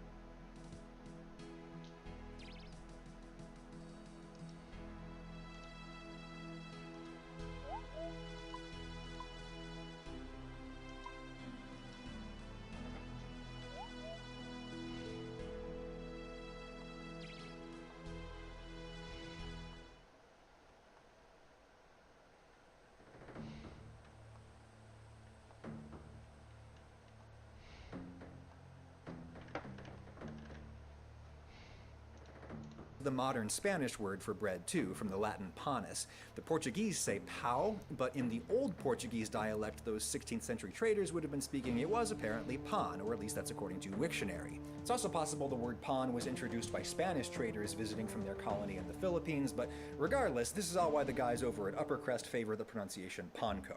Anyway, so they shocked their dough with tank batteries. When they invented the panko, they ground it and realized it was a different type of crumb, and then it became popular in Japan after World War II. No doubt this new industry was helped along by the US flooding Japan with wheat, first in the form of food aid and then in the form of some sweetheart trade deals. The spoils of victory, I guess. And even though normal ovens were by then in ample supply, panko manufacturers kept cooking their bread with current, because when you cook your bread from the inside, you get this extremely light, airy crumb that is super crispy when dry. I hadn't really thought about the distinction until now, but crunchy just means brittle, right? Something that is hard and easily shattered. Crispy means both brittle and airy, light. It's thin sheets of brittle material interspersed with little voids. That's what airy means. Compare that panko to some Western-style breadcrumbs. It's just normal bread, staled and or dried and or toasted and then ground up and probably dried some more. On a microscopic level, those crumbs just aren't as airy. This is at least part of why panko is so much crispier. Incidentally, that microstructure also makes panko more absorbent, which we can see in a simple experiment. 20 grams of panko in a cup, 20 grams of Western breadcrumbs in a cup.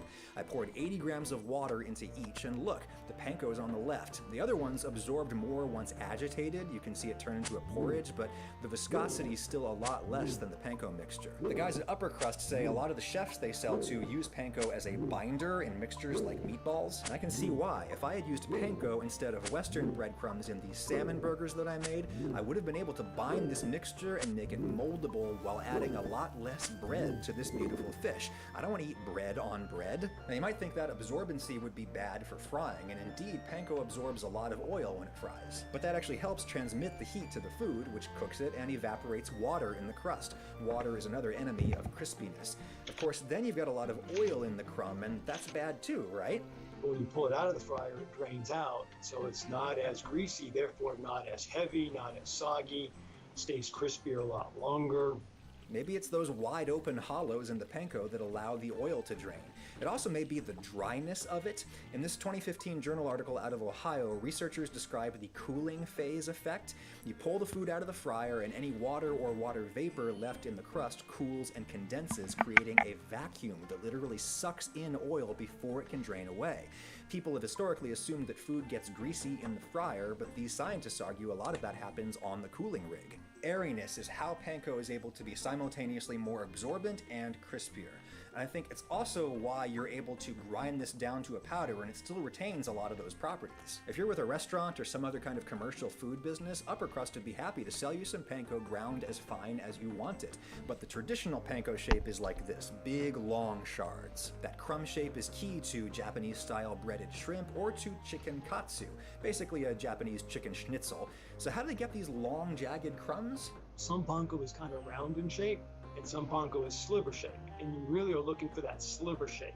And that has nothing to do with the grinder. It has everything to do with how well you did on the baking side and how well you did on the fermentation side to allow the proteins to work together to kind of really connect. And so you get a natural lengthening of the gluten fibers. And so when you grind it, it will naturally flake and give you much more of a sliver kind of a look to the product. The guys at Upper Crust there make a pretty old school product. Kawaguchi's father first started making panko in the US because he had a fish fry business here and he had to import real panko from Japan. Once he started making his own, a lot of Japanese chefs and other commercial food businesses came knocking. To this day, Upper Crust only sells to other businesses. You can't buy their product in stores. In one of the more endearing moments from my career as an interviewer, Tom Shea there came prepared with a visual aid he made on cardboard, showing all the retail brands of panko in the US that he would recommend if you want that long, sliver shape. That shape is more expensive to make because it requires more delicate machining and more delicate packaging and packing. Even cheap panko is going to be a little more expensive than other breadcrumbs, so is it worth it? Well, here's my attempt at chicken katsu. Some people use breast meat. I really prefer it made with thighs, and I'll just pound those out thin and season aggressively with salt and pepper. Whenever I'm going to bread or marinate something, I prefer to just season the meat. It provides a visual guide for how much to put on, and I just put on a little extra to account for the marinade or the breading to come. In this case, I'm doing both. I'll marinate them in a little mirin. That's basically Japanese white wine, right?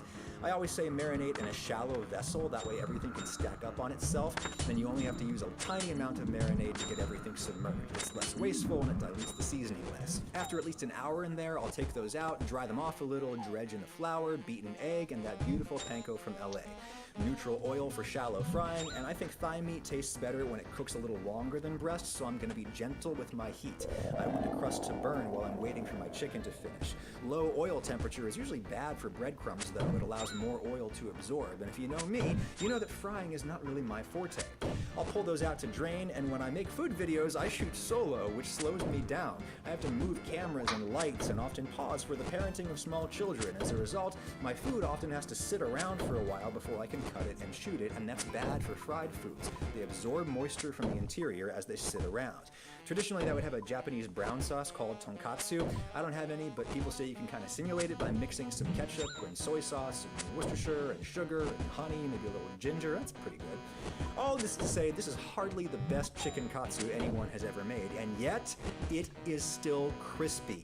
Because panko is foolproof, crispy every time. I'm running out of reasons to use any other kind of breadcrumb for anything. What if you can't get real panko? Can you make it yourself? Well, some people do take like processed sandwich loaves, a white one, this is wheat, but imagine that it's white. They cut the crusts off and then they shred it and dry it, or maybe dry it and shred it. People have procedures for this online that you can find. I also found this old US Department of Agriculture text where they claim that some panko producers microwave their loaves instead of shocking them. The guys at Upper Crust had never heard of that, but in theory it would work, right? It would cook the bread from the inside out. If you try it, let us know how it works, but I bet it would be pretty tough to make professional quality panko yourself. In contrast, it's totally easy to make a professional quality website yourself if you use Squarespace. You just go to squarespace.com and pick a template. There's ones here that are simple enough for just a personal portfolio or CV site, but if you need to do something more complicated, they've got you covered. Say you need to sell a subscription to your Breadcrumb of the Month club, or sell gift cards for said club. Squarespace can do that. Say you need to optimize your search engine rating for when people are Googling breadcrumbs. Squarespace can help. Say you need to embed a map to your brick and mortar breadcrumb emporium. Squarespace has you covered. All the back-end stuff too, the credit card transactions, everything. Squarespace is an all-in-one solution. You can save 10% on your first site or your first domain registration by going to squarespace.com/Ragusia. Thank you, Squarespace. Now go bread and fry something. For more specific tips than that, maybe you go check out that Ethan guy's channel instead of mine.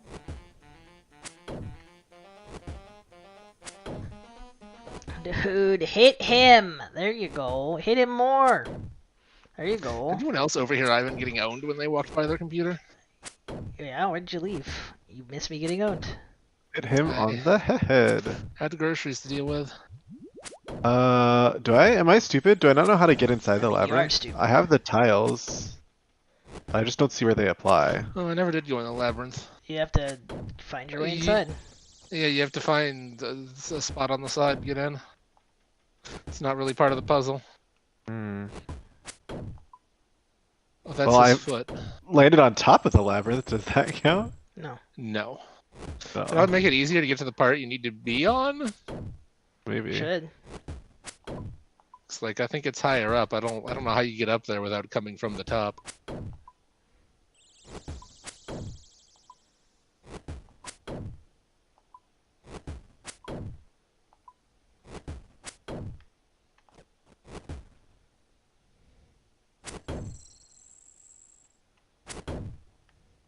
There we go. That's a good hit. A few more of those. He's done for. Yeah. Yeah, the boss wasn't so bad. It was the freaking the AoE area because my teammates wouldn't freaking help. They tried poorly. Just need one more hit. Okay, well, not a hit like that. There we go. Decapitate the Ice Troll King! Oh my gosh, you just rip his head off! Oh god, with my bare hands! Wow! Absolutely brutal. More. Set up my quick prayers real quick. Back to melee. Because I'm guessing I have to run through this peril. Yep. Excuse me, pardon me. Good job, soldiers. Good job. Fine work.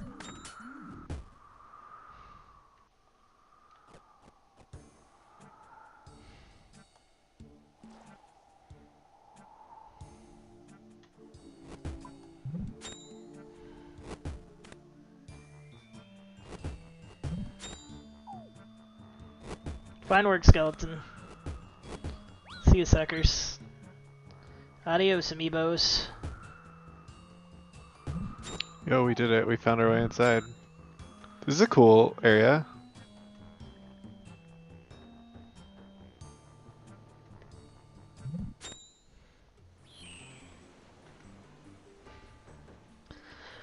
I did it. I killed the Troll King, and all it Do you cost know the me gimmick was of the area yet, Q? Huh? Do you know the gimmick yet? Yeah. How do you know the gimmick? I have all the tablets. 1, 2, 3. That's not the That's Yeah. not what I'm talking about.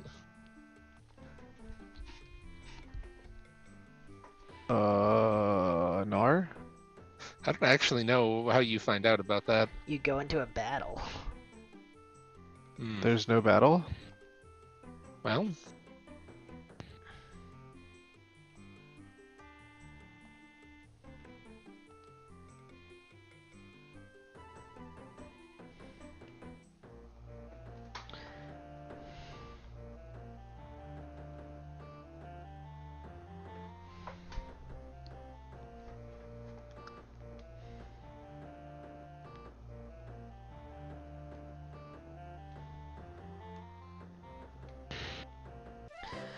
Ba ba ba ba ba.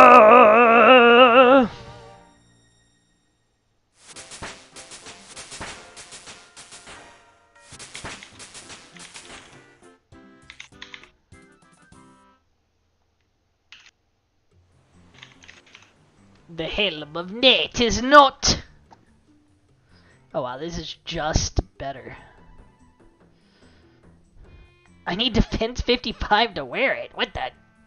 What the heck? What the heck? I've been scammed. This guy's lying to me in Steam chat. Who? Sarkanzo. Why is he talking to you in Steam chat? What a freaking I don't know. weirdo. Oh, there's Sarkanzo. He's in my chat too. Adam Ragusia restream. Yeah, I just discovered him. what is he No, like? Q is playing Crystal Project.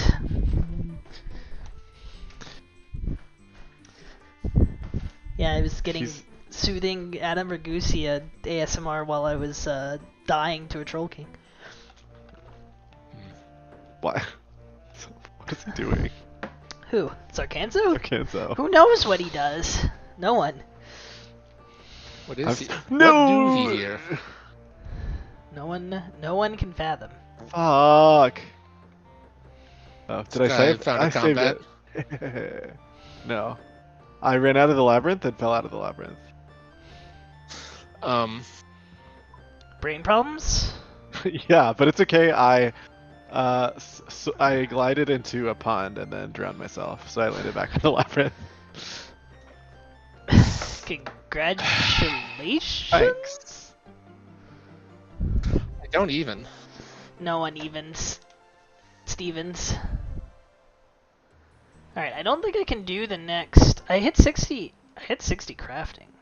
Is that the quest? No, I need 61 for lunar diplomacy.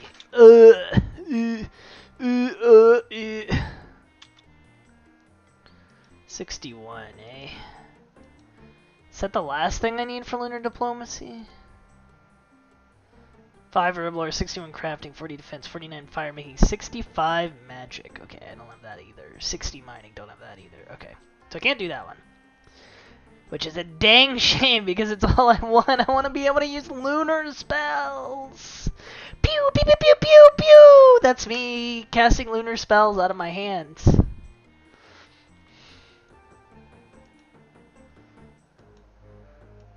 Alright, well I need more defense. Let's see if there's any quests that give defense levels.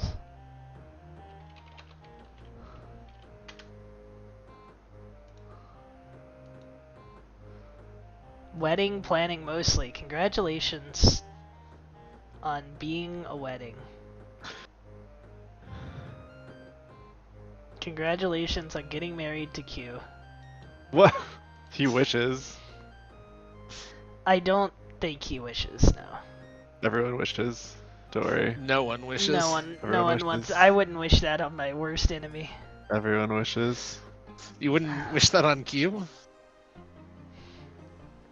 Q's not my worst enemy.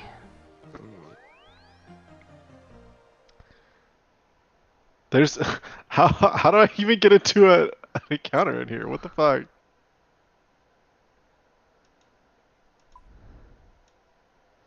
Is this Kansas a says, I no? think Q wants to marry himself. That's probably true.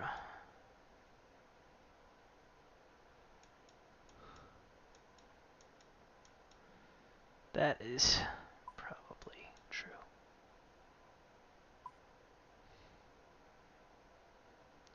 Enchanted Lyre Relic. How do I get Enchanted Lyre Relic?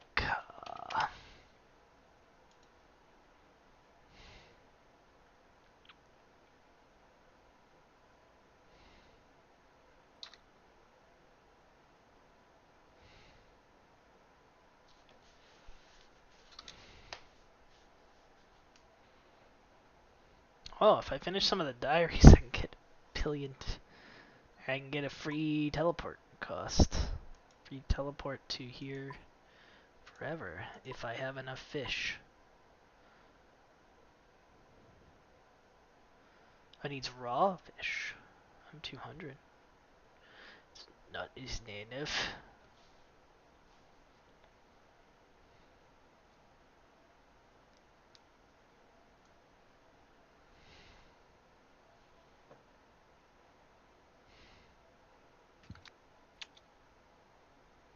Oh, you need all the fish. Okay. What quest do I want to do next? Loaf's quest, probably.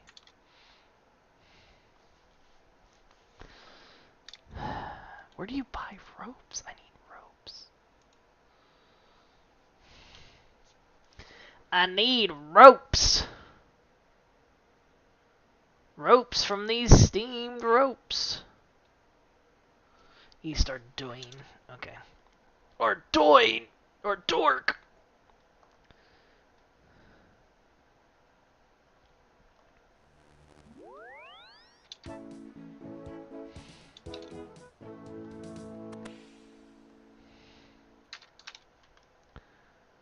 Oh, well, Zarkanzo, if you need money, I've got an idea where you can a bank where you can invest it. Yeah, same. Which is about 3. No, don't play that video. I want to play a different video.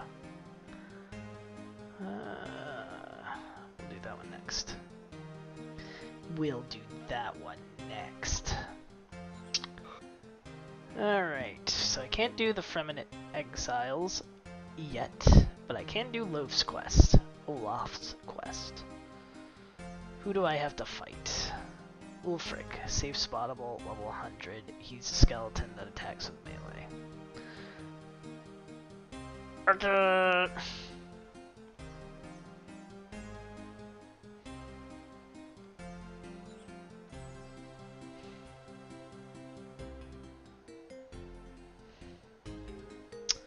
So, Amulet of Power. Gonna need this. Gonna need my... Wear gloves! Oh, you lose your goldsmith gloves on death. I guess I gotta go You, no wait, maybe I still have them equipped. Nope, you definitely lose them on death. Oh.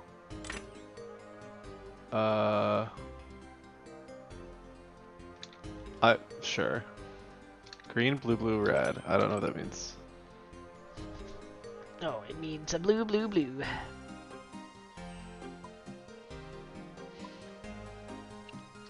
Wood cutting axe, tinderbox, spade, 6 ropes, 10 salmon. See one now. Oh wait. The fuck is happening? What dost thou mean? I'm so confused. None of us did that area, so you're on your own.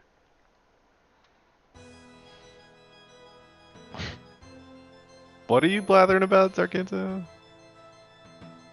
He's also like talking to you in a different, in a different chat. Why are you...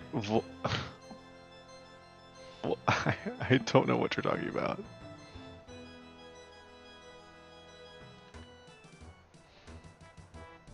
Oh, I see. He's trying to be clever. Well, it's not working. So Kento's never been clever. The aura of the labyrinth prevents usage of any ability that is not magic. Fuck off! Oh, you're just now discovering it. That took Fuck forever. off! To be fair, I only knew about it from you, so. I discovered it like right away after I got in there.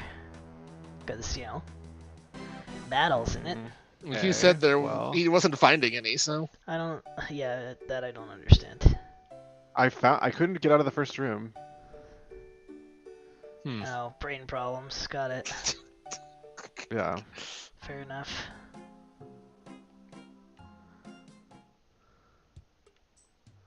Anyway, I did beat the final boss of that game last night. Congrats, yo. Did you use the classic strat? Bolt activate. Setting up a real team and hitting them until they die. Bleeds, poisons. I mean, there were some, but they have 90% resistance. The frick? They are also immune to instant death. It's just a shame, honestly. That's against every rule I've ever heard. In my Like life. that, they could have just let you have that because that's the only way that mechanic would have even been useful. Uh-oh. Well. No, I went and beat them up the old-fashioned way. Took 2 tries. This is fucked. I'm gonna get owned.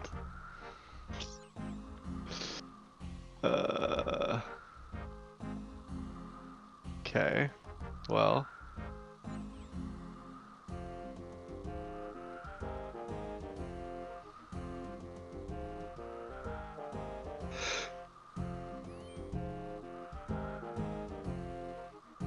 Well, Ivan never went and got that summon.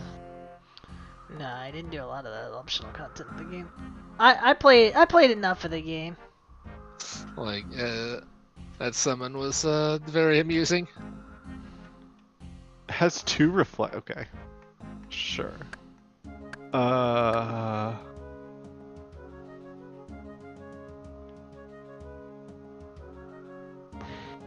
This is annoying as shit. Alright. I think it's time to leave, Q. Well, I'm in a boss battle. Or I'm in I a, mean, what else? I can't hear. Oh, to switch his classes, yeah. Yeah. Should probably switch your classes, I agree. Well, I have 2 casters, so we're doing okay. Damn. I did all my summon fights and I beat the final boss. That's enough.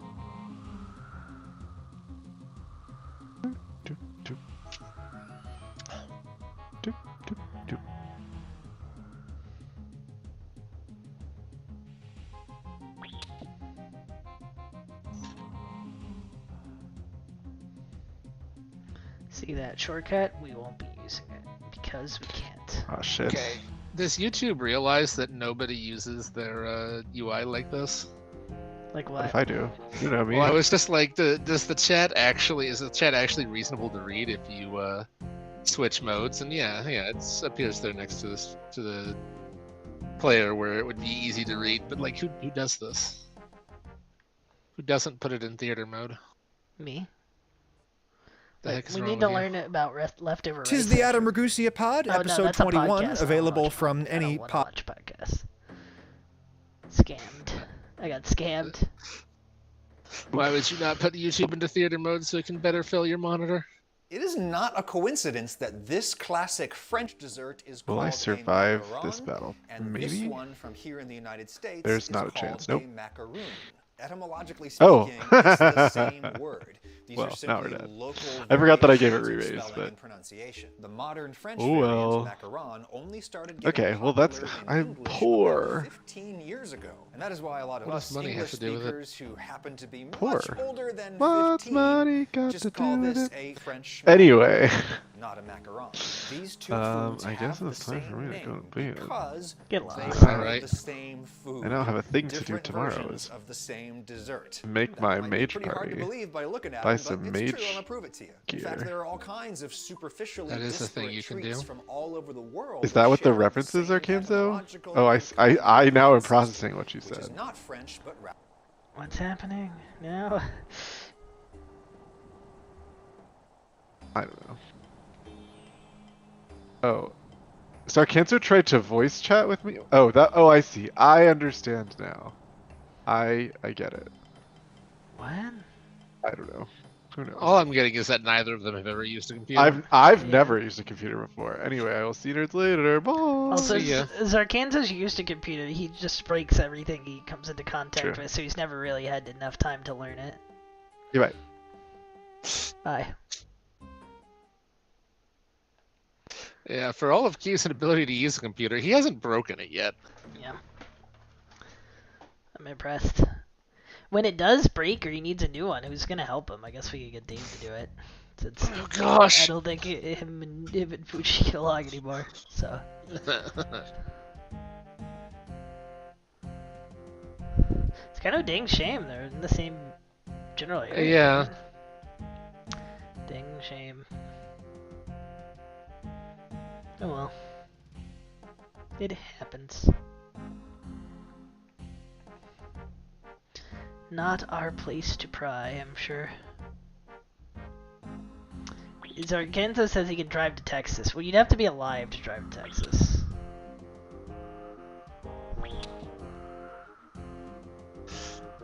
That's Why did he put help in quotation marks? Why is this rock crab not effing off? Okay, it effed off.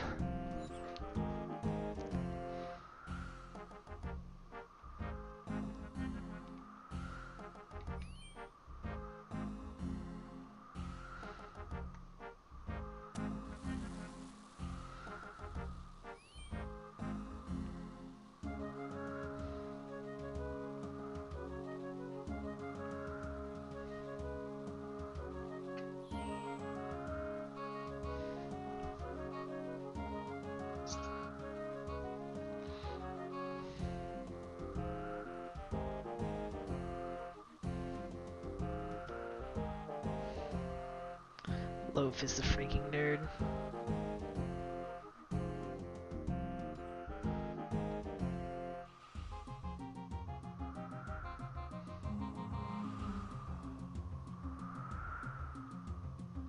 Rather, Italian. I bet if I gave you a second, you could think of an Italian food word that sounds an awful lot like macaroon. Macaroni. Macaroni. That's the English I'm spelling a of macaroon. genius. Literally, it's spelled like this. Macaroon and macaron Oh, no. and all of the other historic renderings of that word come from macaroni, so says the Oxford English Dictionary. Though the OED, like other etymological authorities, is not super sure about where the word macaroni comes from. There are a few theories. The word macaroni first shows up in English in 1611, describing I did round not mean pieces to of make a bat paste angry. boiled in water and put into a dish with butter, spice, and grated cheese upon them. That sounds like gnocchi to me. Little flour dumpling. I hope it's just Sarkanza, but I hope he's enjoying listening to small fractions of video. As I pause when I need to like actually pay any sort of attention to what I'm doing here.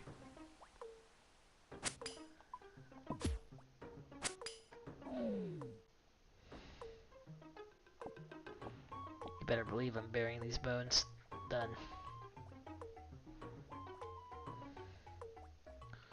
I guess I should run through here. Oh, I thought that guy was gonna smack me. Oh, frick.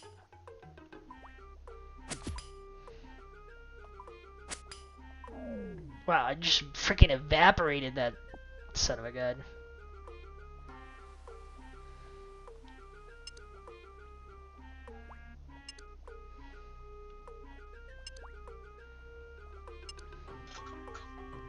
I'm very intelligent.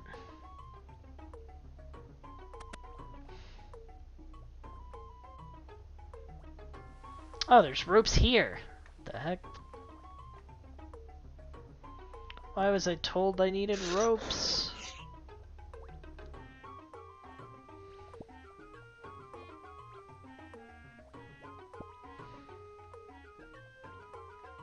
Are these guys not aggressive to me? That's kind of weird. Gotta turn on walk mode. With the chat in walk mode.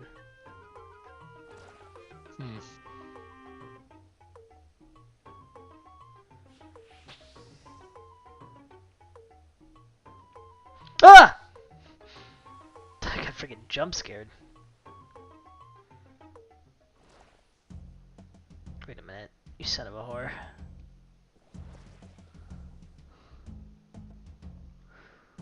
Okay, this is why I wanted me to have 50 agility. Got it.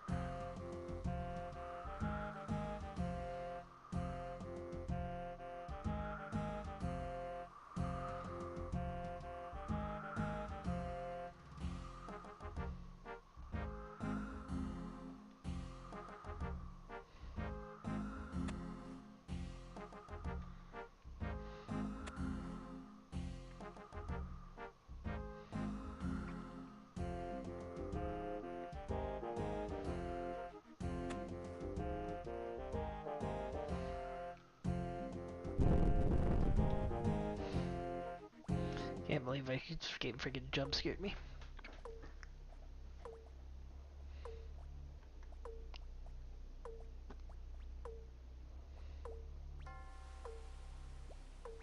Every failure increases your odds of success.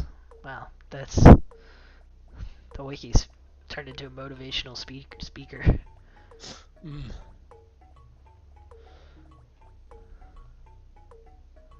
It's deep. Wish it was true in real life. Hello? Pirate man. No. Get the frick out. Glad these things aren't aggressive to me. I'm really not sure why they aren't. Maybe they're just not aggressive in general. If I was a skeleton, I would be aggressive. What else would I have in my life? Bones. Delicious calcium. You would literally be constructed out of calcium. If I were a skeleton, I'd be dead. See, you're not even really trying. Yeah, look at all those skeletons. They're not dead.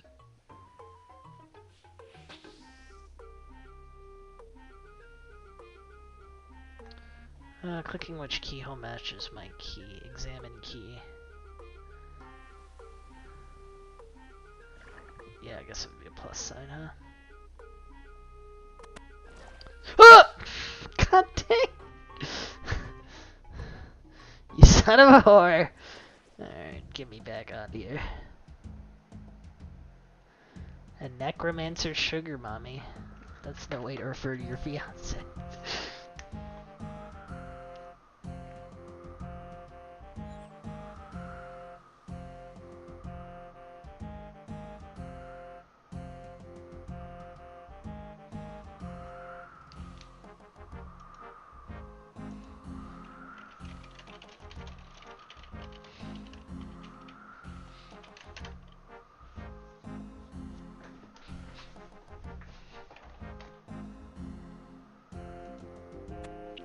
Dig spade. Alright.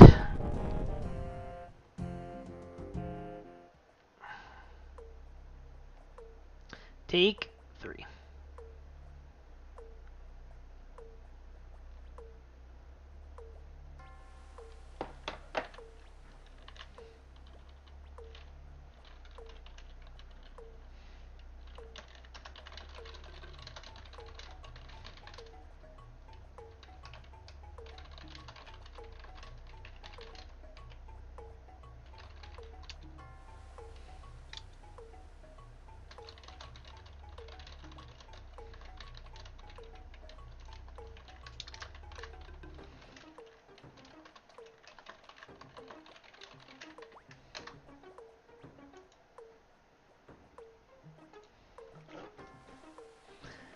Well, if you understand the secrets to life and death, I need your help becoming a book lich.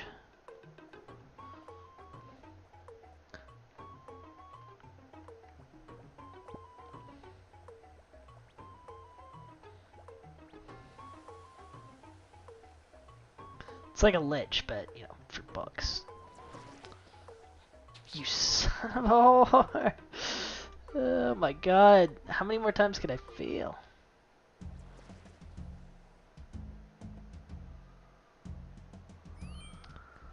.86 times agility level. Okay, so 86% of my agility level, which is 45. So that's like, I mean, it's probably like 40 or 39. 39 base chance, plus 32 is 60, plus I failed, is that my third time? Fourth time?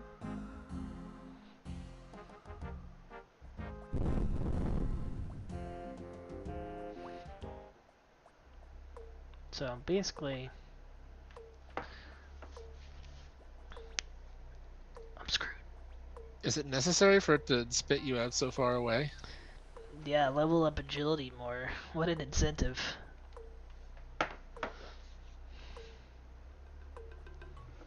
Oh, if you fall after you open the gate, you have to kill another skeleton. Okay, I see. I was wondering why this quest helper was telling me to kill another skeleton. Kill a skeleton. Or as we call them, calcium bros.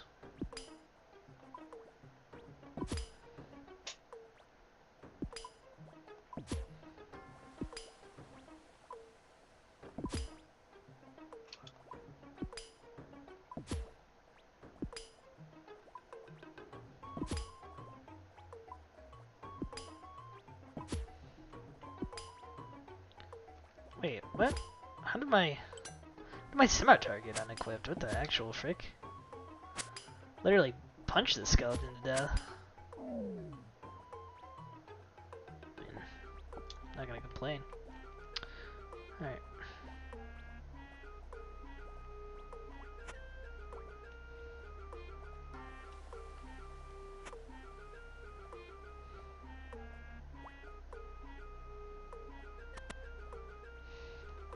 Okay, my odds should be like 70%.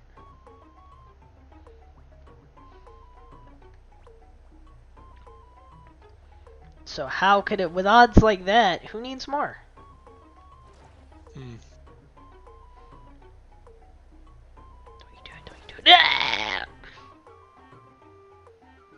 Oh my god.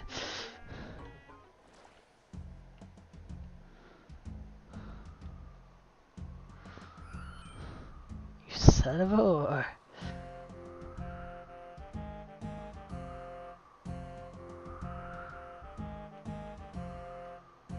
It also is unequipping my weapon every time. What the heck? Weird.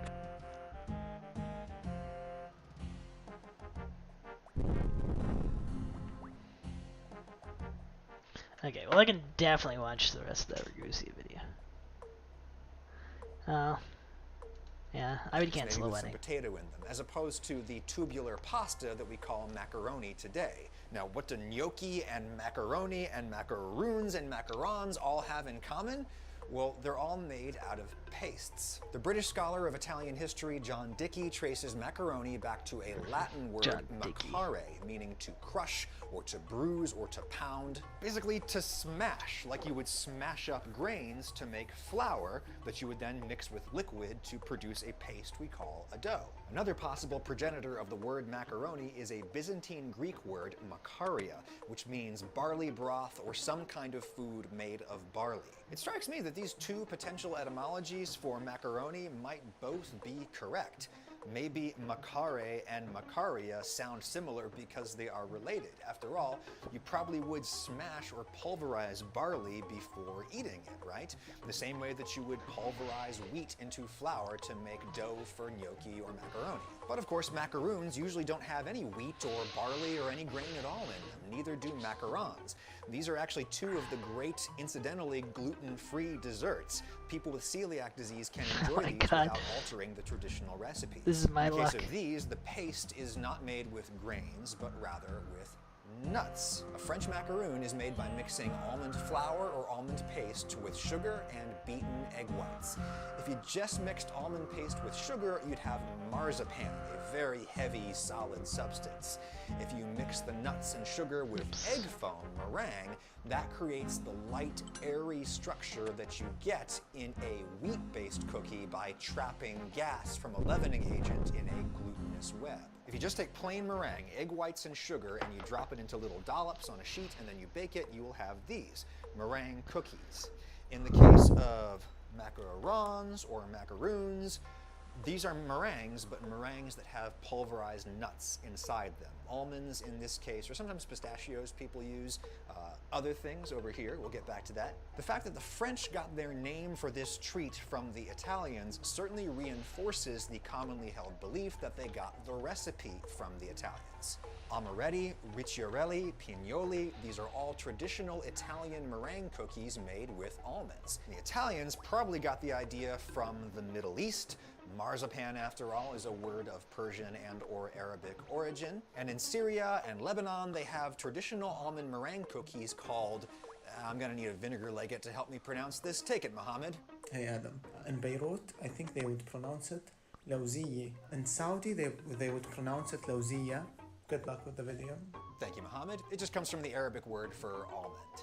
There are a lot of stories out there, and I cannot trace them back to primary sources, but one story is that the Arabs introduced the macaroon to Italy via their conquest of Sicily. That would be in the 9th century. There's a story that ricciarelli here were introduced to Siena by a nobleman who brought them back from the Crusades. It is notable to me that the earliest known English language recipe for French macaroons from 1617 is Click every with, goddamn tile one at a rose time. water. But if the Italians got this idea Son from of a the whore. Arabs or maybe the Turks, how'd the French get the idea from the Italians? Well, again, I can find absolutely no sourcing to back this up, but it's a very, very common story that it was this lady, the Florentine noblewoman Catherine de' Medici. She brought her cooks with her when she was married to the future King Henry II of France in 1533. That's how Italian gameplay, cooking ended up baby. in the French court, or so goes the story. The timing of which certainly lines up with the etymological evidence. The OED has macaroon first showing up in French language in the 16th century, and that's when Catherine arrived. I should tell you there's a totally different theory. This very popular culinary encyclopedia traces macaroons not to a 16th century Italian-French queen, but to 8th century French nuns. That's a really big difference. Well, no doubt, over many centuries, there's been lots of cultural exchange between France and Italy and various Islamic peoples, so it seems to me quite possible that all of these explanations are true. Well, regardless, to understand how that fine European pastry evolved into this sloppy American coconut ball, this is going to require us to split some semantic hairs with the precision of a fine German razor, the likes of which you can buy from Harry's, the sponsor I'm not watching of an this ad. video. Of Passover. This is when Jews traditionally remember that both of these are leavened That with gets ads. this become No, this. it's an in-video Well, ad. remember that both of these are leavened with whipped egg foam. As You mean opposed he's to a normal promoting things cookie, at you? which would be made with wheat or some other kind of grain, and then leavened with yeast or a chemical leavener like baking soda, baking powder, etc. The fact that these have no wheat and no leavening makes either one of them suitable for the Feast of Passover. This is when Jews traditionally avoid leavened grains. Jews do this in memory of the story from Exodus when Moses says, "Let my people go," and after some rather harsh divine arm twisting, Pharaoh agrees. The Israelites, in their haste to GTFO felt from their again. bondage, don't have time to let their bread dough rise before they pack up.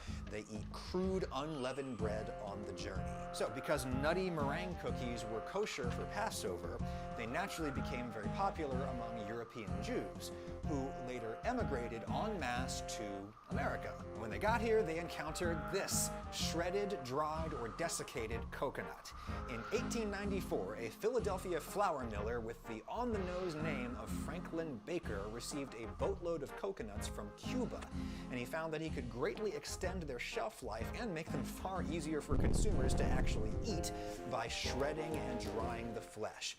Baker's coconut was born. It was only natural for people to eventually try replacing the almond or pistachio or whatever they were using in this with coconut, even though coconut is not, strictly botanically speaking, a nut. The modern American macaroon recipe that Jewish friends introduced me to when I was growing up is as follows. A standard 14-ounce bag of sweetened shredded coconut mixed with another gloriously modern convenience food, sweetened condensed milk. Standard 14-ounce can of that. Maybe put in a glug of vanilla and a pinch of salt, then separate out 2 egg whites, beat them up to reasonably stiff peaks, and fold them in. If you're fancy, you pipe this mixture out through a big star tip, or you just roll fuzzy snowballs in your hands. Bake for half an hour or so at 325 Fahrenheit, just until you see the edges going golden, and you can eat them just like that, or a lot of people would let them cool, dip the bottoms into melted chocolate, and then let those cool until solid.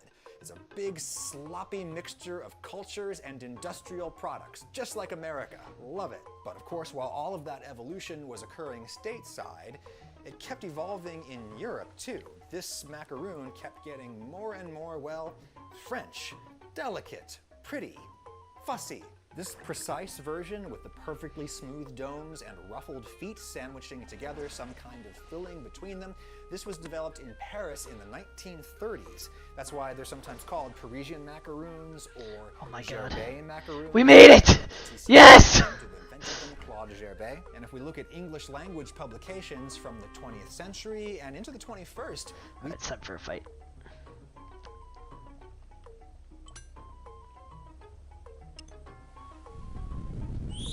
Undead Olaf. Outlander intruder. No, I'm not an outlander. I'm a Fremennik. I'm a Fremennik citizen. You jerk.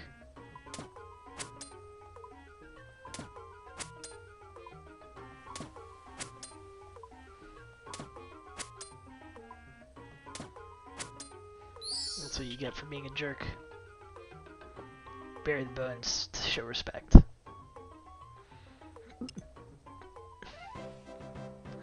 Woohoo!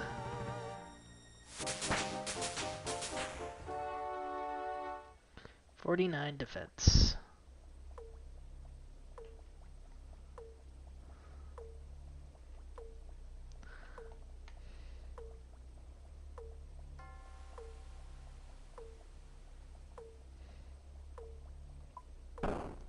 Alright, next quest.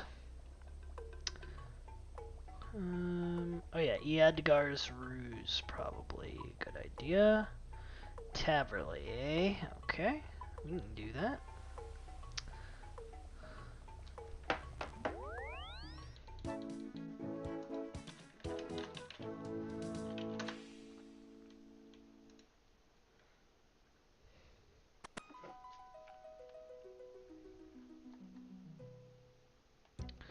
Let's see, Fanadore. Need vodka. Do I even have any vodka?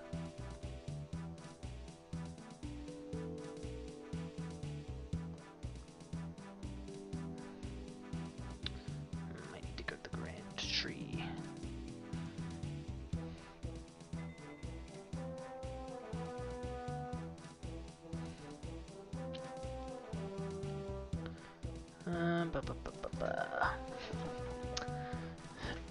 Alright, need some logs. I don't have any. Oh, look at all these rubies. I didn't even notice. Destroy. Okay, I need my climbing boots. Where are my climbing boots? Why do I need to know? Okay, I need a Renard potion. Oomph. Oomph. Where's my Renars? Where are my Renar?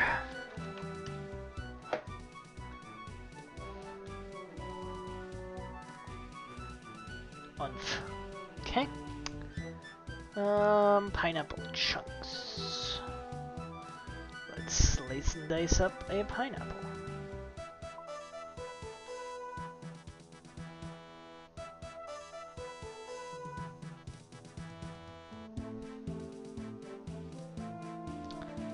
dice it.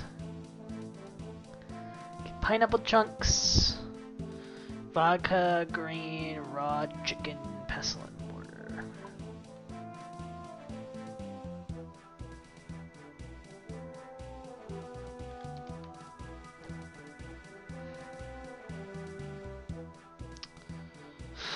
So I need a vodka, and I need a log or two, and I need some raw chicken.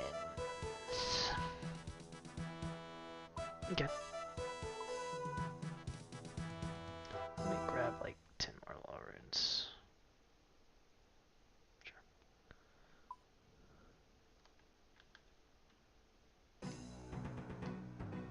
Okay.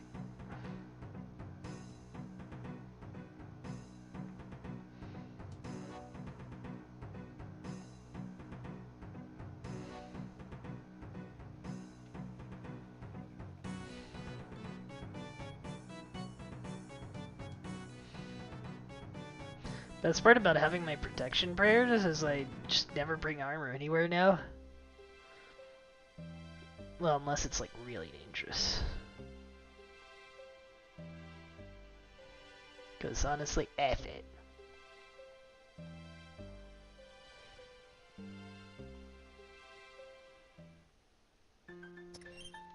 We see this style of French macaroon sandwich referred to as French macaroons with 2 O's. You'll find some people, including myself I realize, calling them French macarons, but you could argue that's redundant since macaron is simply the modern French word for macaroon. It'd be like calling this a Japanese katana. What does katana mean? It means Japanese sword. You gotta watch Samurai Cop, link in the description. Anyway, if we search Google Ngrams for the French spelling, macaron, we can see its occurrence rapidly increasing in English language publications starting around 2005. What was happening then? Well, French macaroons were simply becoming very trendy around here. You saw it in every hipster neighborhood. Cute little macaron shops popping up on every gentrified street corner, selling these for several dollars a pop. I definitely saw it where I was living in Boston at the time. Macaron shops and overpriced cupcake shops everywhere, and they naturally went with the fancier French spelling. And I think a result of this trend was this new semantic distinction. A lot of people would assert nowadays that this is a macaron and this is a macaroon. Different names for different treats. And I think that's perfectly fine if you want to go that way. Just know that this is a very recent evolution of the language, and the term French macaroon will probably only die with fogyish cranks like Old Man Ragusia. Anyway, enjoy your nutty meringue cookie, whatever you want to call it.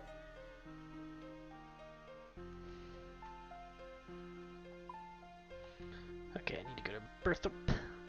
Not difficult.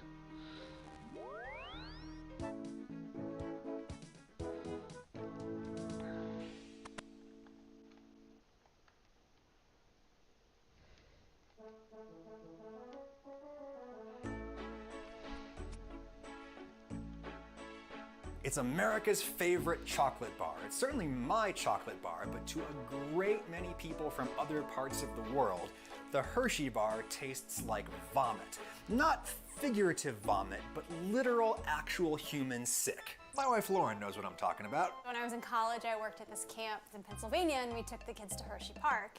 And my co-counselor, who is from New Zealand, was very excited. She tried a Hershey Kiss and promptly said, "Oh my God, this tastes like vomit." And then she made us all eat Cadbury.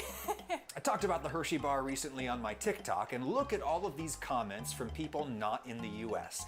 And it's not just the Hershey bar. Hershey's has been so dominant in the US market for so long that most other big chocolate brands here have to imitate that Hershey taste to some extent. This is just what American consumers expect chocolate to taste like. But why? Well, the history and science that explains this is pretty interesting, and it raises some profound questions about how we define the quality of food. Is there such a thing as Hello? objectively... Hello, hello. Why are you whispering? I'm not. Hello, hello, hello. Am I whispering? Oh. No. You're fine now, I guess.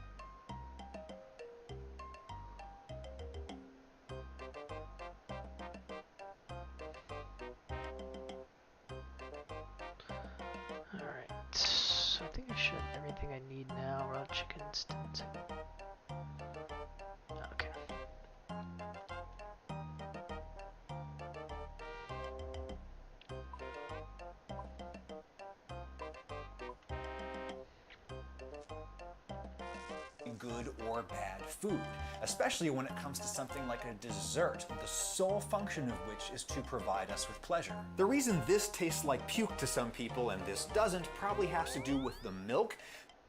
So we first have to understand how milk got into chocolate in the first place. For virtually all of its 4,000-year history, chocolate has been a beverage. Ancient Mesoamericans harvested cacao beans and did various things to combine them with water into a drink with medicinal and ceremonial purposes. This may have included fermenting the cacao to make alcohol. Europeans got chocolate by way of the Aztecs, whom the Spanish conquered in the 16th century. The Spaniards used it as a medicine too, which makes sense because unsweetened cocoa totally tastes like medicine. It is crazy bitter, but as the song goes, a spoonful of sugar helps the medicine go down.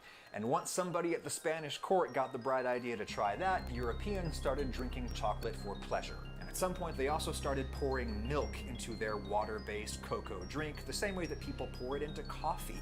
It smooths and thickens the texture and it rounds off the bitter flavors. It wasn't until the 19th century that European confectioners started playing with solid chocolate products, consisting of cocoa powder, known as cocoa solids, cocoa fat, known as cocoa butter, and sugar, and eventually milk for the same reason they put it in the drink. This was probably particularly advantageous for early solid chocolates, which were produced by relatively crude means. We love a milk-free dark chocolate these days, but the original dark chocolate was often described as gritty and harsh. Adding milk helped. Contrary to what the Cadbury marketing illustrations would have you believe, you can't pour milk into solid chocolate. Milk is mostly water, which doesn't mix with fat, and confections with high water content are hospitable to microbial life. They can mold if you don't eat them within a few days. The Nestle company was born in Switzerland when Henri Nestle figured out a process to create dehydrated milk, powdered milk. Nestle's neighbor, Daniel Peter, added the powdered milk to his solid chocolate mix, and the rest is history. Up in England, Cadbury's first solid milk chocolate also used powdered milk, but chocolatiers quickly figured out You just murdered that farmer's chicken. Tastier product. I need the raw chicken's very important. Milk rather than Get powdered out of his milk. hen house. It's like Milk being in that his has had a lot of pockets. its water boiled out, but it's still a liquid. Over in the United States, an already wealthy and successful caramel maker named Milton Hershey was trying to develop his own milk chocolate process. Much of what I'm about to tell you is drawn from the journalist Michael D'Antonio's excellent biography of Hershey. In 1903, Hershey retreated to his old family homestead in Pennsylvania and started experimenting with milk. The first thing that he landed on was using skim milk, milk that has had the fat removed. Milk fat would go rancid in the chocolate after a while, and that was not going to work for the kind of shelf-stable, mass-produced product that Hershey envisioned. He cooked batch after batch of milk in a giant copper vacuum pan. When you cook a liquid in a vacuum, that lowers its boiling point, so you can drive off the water at much lower temperatures.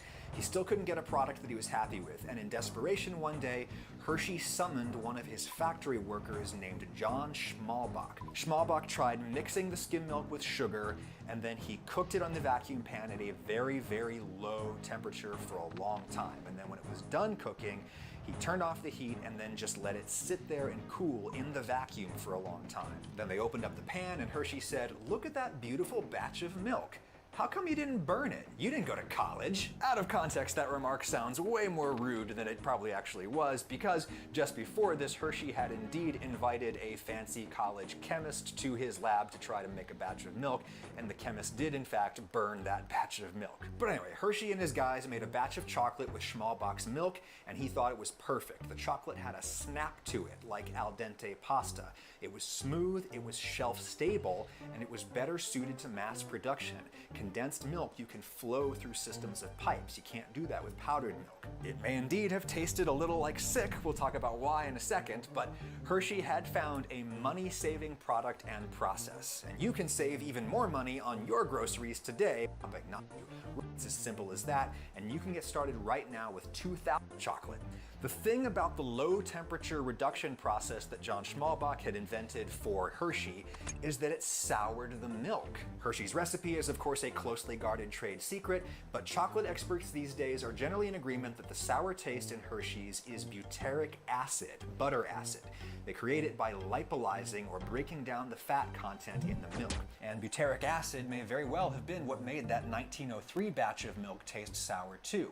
One way to make butyric acid is through anaerobic fermentation. Remember, they were doing it in a vacuum pan, anaerobic. Butyric acid is also created in our digestive systems, and in the event that the contents of our digestive systems leave, we are then exposed to that signature twang, that smell, that taste of butyric acid. This is probably why people who didn't grow up eating this stuff think this tastes like sick.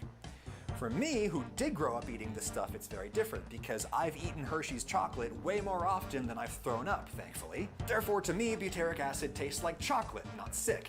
And when I go to the British import section of my local grocery store and pick up some goodies, damn, no Aero bars today, I am usually struck by how this chocolate tastes flat to me, dull.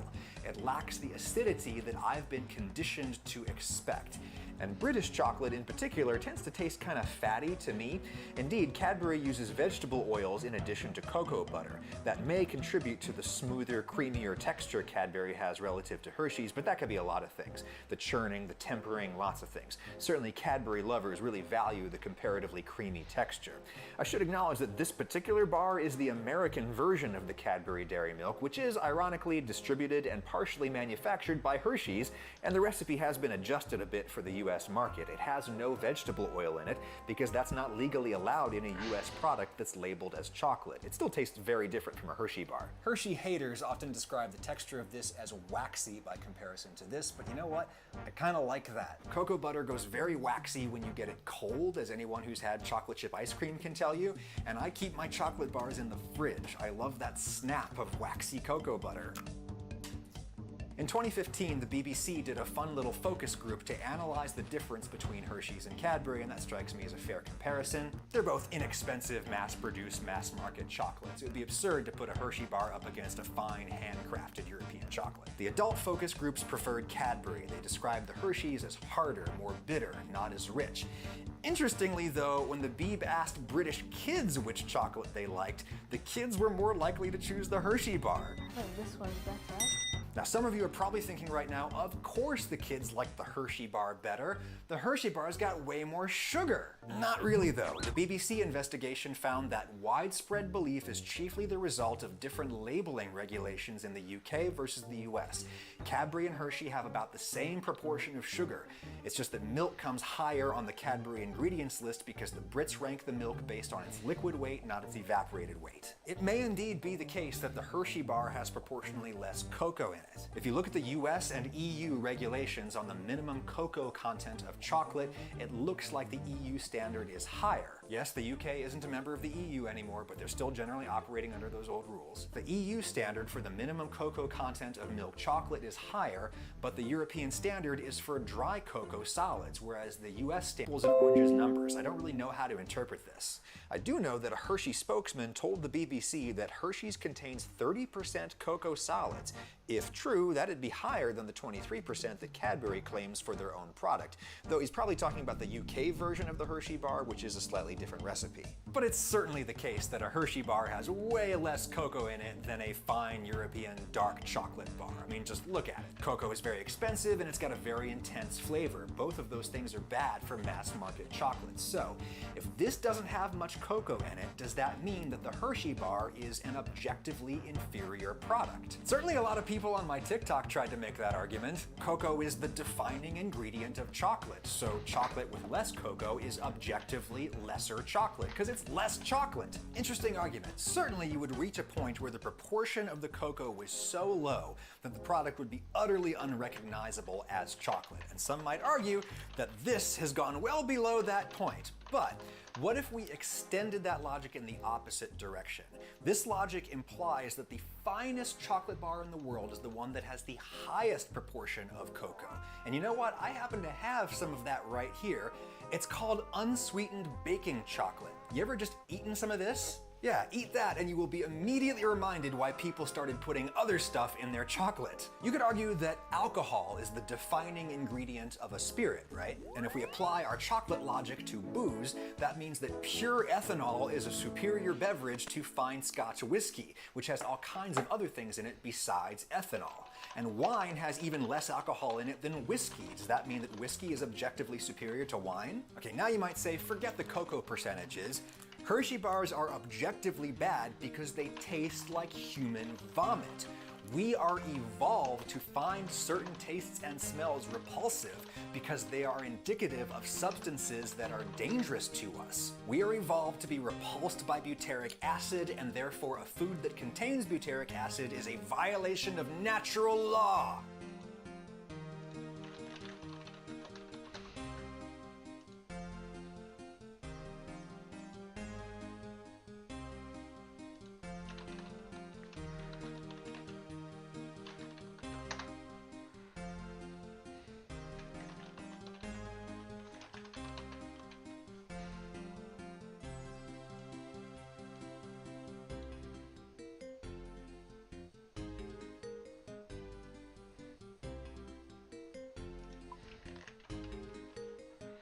Getting like flashbacks.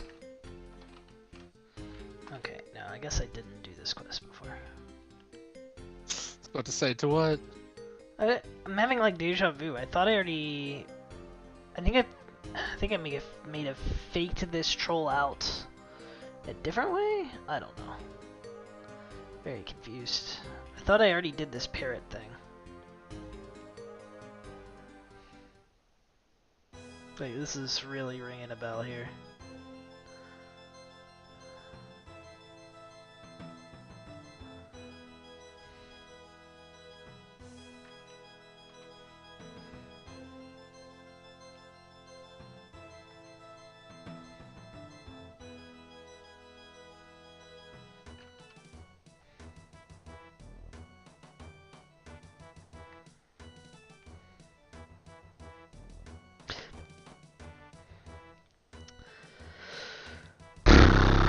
I hate when eat is the first option. Just ate my pineapple chunk, so I'm gonna have to chunk another pineapple. Luckily I'm close to a bank, so could have been worse, but still annoying. Well, I happen to be a fan of violating what a lot of people regard as natural laws, and a lot of the world's great foods are great because they ride the line between enticement and revulsion. Europeans generally love fermented milk products. Think of all the stinky cheeses they dig, and guess what? Parmesan has butyric acid in it too. Certainly you could argue that food can be objectively bad from a nourishment perspective, but even that would depend on the subjective dietary needs of the individual, and that whole line of inquiry is moot when it comes to a dessert, when it comes to candy that has no nutritional purpose. It's purely for pleasure, and I derive a lot of pleasure from eating this, not the least because I grew up with it. Candy, more than anything else, is wrapped up in childhood memory, right? I grew up in central Pennsylvania, not far from where Milton Hershey lived. There's an amusement park there now called Hershey Park. Every summer, my parents would take me there to ride the roller coasters, and on the way out, they would buy me a giant novelty Hershey Kiss, and I would slowly nibble away on that all summer long.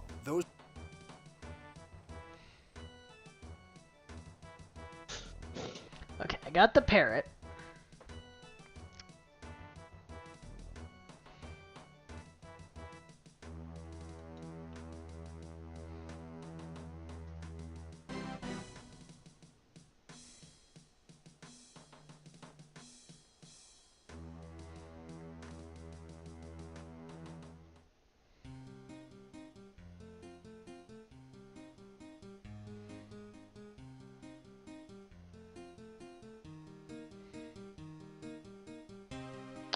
Need to grab that game's necklace.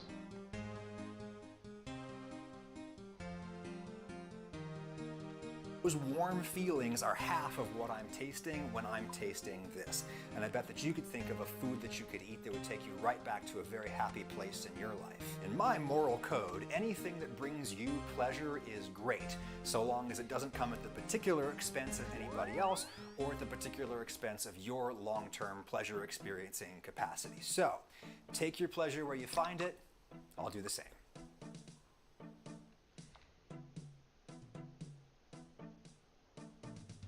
Let's turn on another summoning salt video. Why not? Summoning the salt. Summoning salt. Never mind. Maybe he's got another good one here somewhere. 16 star. I've seen most of these. Oh, I'll try Castlevania, why not? I'm not sure I've seen this one.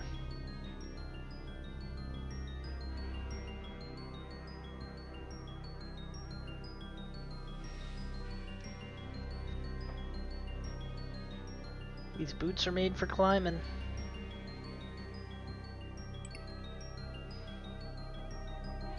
How do you speedrun one of the hardest games ever made? The original Castlevania has gotten that reputation over the years.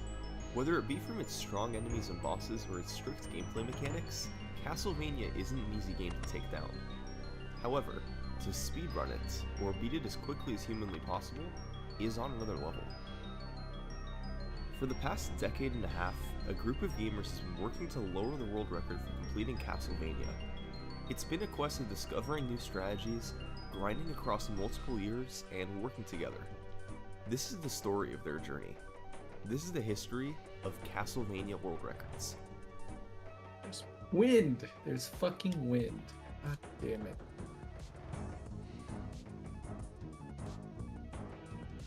Yeah, the world has wind on it, Pat.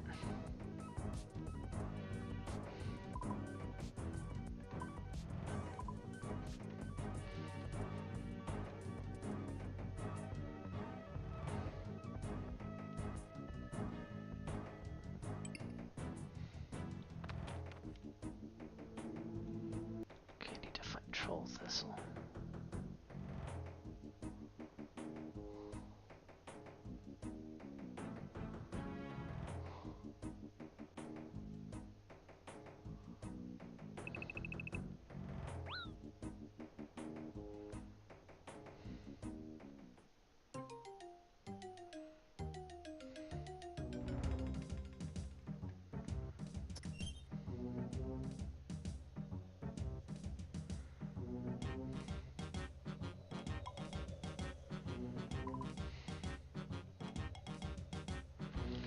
Chuck rocks at me if you want trolls, or if you must trolls. Oh. This is a longer route than I thought.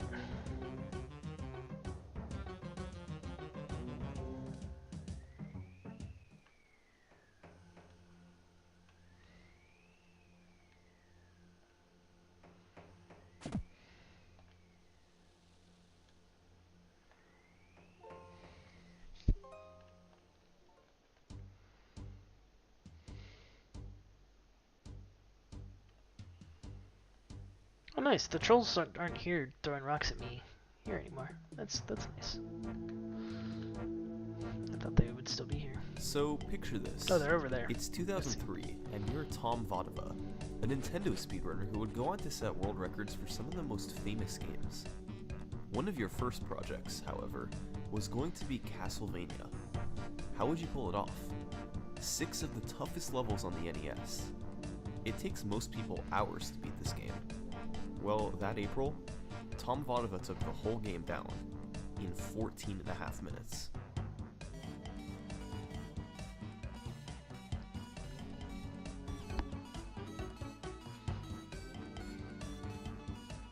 The way to understand how Vodova is able to break the difficulty of this game is by analyzing it, level by level.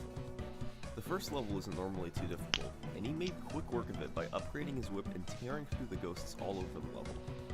Whipping them in the air rather than on the ground means Simon Belmont slows down less or not at all, saving a fraction of a second each time. Vodova did this as much as he could. He also picked up the axe sub-weapon before the boss fight, and used them to help him slowly but surely take the bat down. At the start of level 2, he simply jumped over most of the enemies before picking up the holy water sub-weapon in stage 6. Each level is broken up into 3 stages, meaning stage 6 was the last stage of level 2. He got beaten up a little bit by the statues, but used the holy water to take down the level 2 Medusa head boss easily. Level 3 is where Castlevania is known for making a pretty big jump in difficulty. There's hunchbacks that jump on top of you, skeletons that jump around and throw bones, statues that shoot fireballs at you, and birds that fly around and try to hit you. And whenever you do get hit, you fly backwards, often towards one of the many ledges that will kill you if you fall off. But luckily, Tom Vodova had the holy water. It's pretty well known how overpowered the holy water is, but Vodova was able to take it to another level.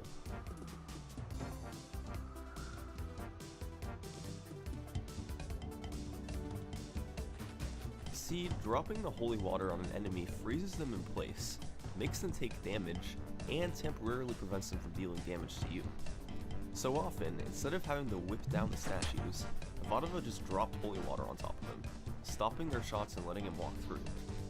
That, combined with careful usage of his whip, allowed him to make it past most of the enemies and beat the dual mummy bosses at the end. Of course, there were still some really tricky sections, like this part with several birds and a skeleton in stage 7. Moving into level 4, Vodova still had his holy water. He expertly rode on the moving platforms, whipped the bats, then moved upstairs where birds came in to drop hunchbacks down. These hunchbacks sometimes randomly dropped axes if killed, so Vodova had to carefully jump over it to not lose his holy water. For the boss fight, Frankenstein and a hunchback, he stun-locked them with several holy water throws thanks to the triple shot upgrade, which allowed 3 holy waters to be on the screen at the same time. Level 5 is infamous for its difficulty. The knights each take 9 hits to kill, and they throw axes that you have to whip, duck under, or jump over. On top of that, there's hunchbacks everywhere, Medusa heads that float around, more statues, and the Grim Reaper boss at the end. And all of them were no match for Vodova's holy water.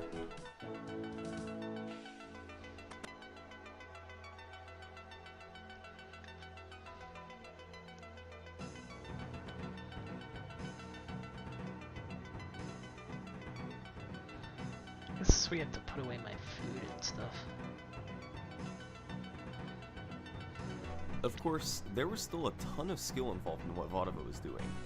Many of the enemy's patterns were still sporadic, and had to be whipped or avoided appropriately. He had to be on his game at all times throughout level 5, and he made it through quite cleanly. Level 6, the final level, featured Vodova temporarily abandoning the holy water to pick up the stopwatch, which froze all enemies when activated. This was used against the hunchbacks to stop them from jumping all over the place. Then, it was on to the final boss fight, which has 2 forms, Dracula and the beautifully named Cookie Monster. Dracula teleports after attempting to hit you, and each time he teleports is referred to as a cycle. Every time Dracula reappeared, Vodova tried to hit him a couple times with his whip. It was pretty slow, and since it took 11 appearances by Dracula to kill him, or 10 teleports, it was an 11 cycle Dracula fight. Then, to fight the Cookie Monster, Vodova used the holy water that he had re-picked up from the leftmost candle. He stunned him in place and used his whip to hit the Cookie Monster's head, over and over until he was killed. This process took a while, but once he was dead, the final orb appeared, and Tom Vodova had finished Castlevania in 14 minutes and 25 seconds. It was a nice run, with some pretty sick usage of holy water to blow through otherwise tough enemies, and he didn't die a single time. However, there were notable slowdowns, especially when he stood still to whip enemies and had some slow boss fights. It was good, but could have been better. His run was the first of 4 runs that I consider to be in the early age of Castlevania speedrunning. The second of those 4 runs would be completed 2.5 years later, by a Retro 2D Gamer. What the frick is green? The biggest improvement about his run was the usage of wheat?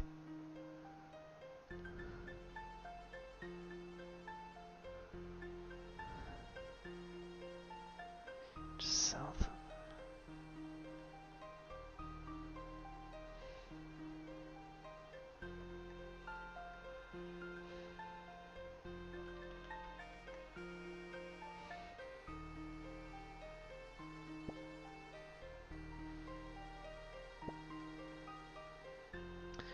Yeah, this is green. This is Thancred.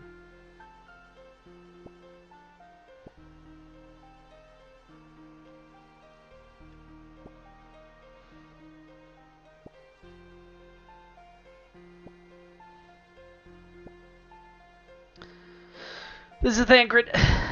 Rub. Birth rub.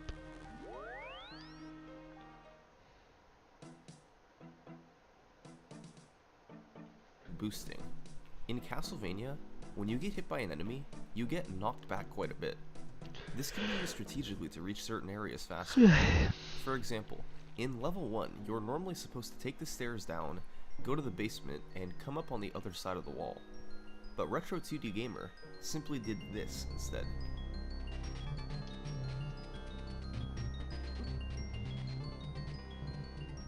Known as the Bat Boost, this trick saved about 7 seconds in the first level. And as Retro would show off, boosting could be used all over Castlevania.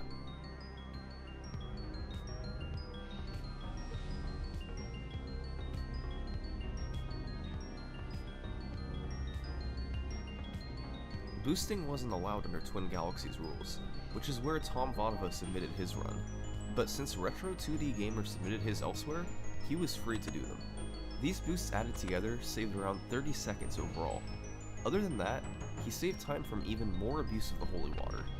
Enemies that normally stood in his way were demolished with the Holy Water, including many of the boss fights. It was cleaner than Vodova's run. He didn't get hit as much, and he slowed down less overall. In the end, combined with the boosts, it was enough to beat him by over a minute, with a 13:08. Retro's run seemed to stand for much longer than Vodova's did. Close to 5 years, in fact. It's very rare that world records stand for that long, although in the early 2000s when speedrunning wasn't as big, it certainly was more common. But in 2010, a guy named Bablo beat it a few times, with his final time being 12:21, the third record of the early age. His run was a cleaner, more refined version of Retro's record.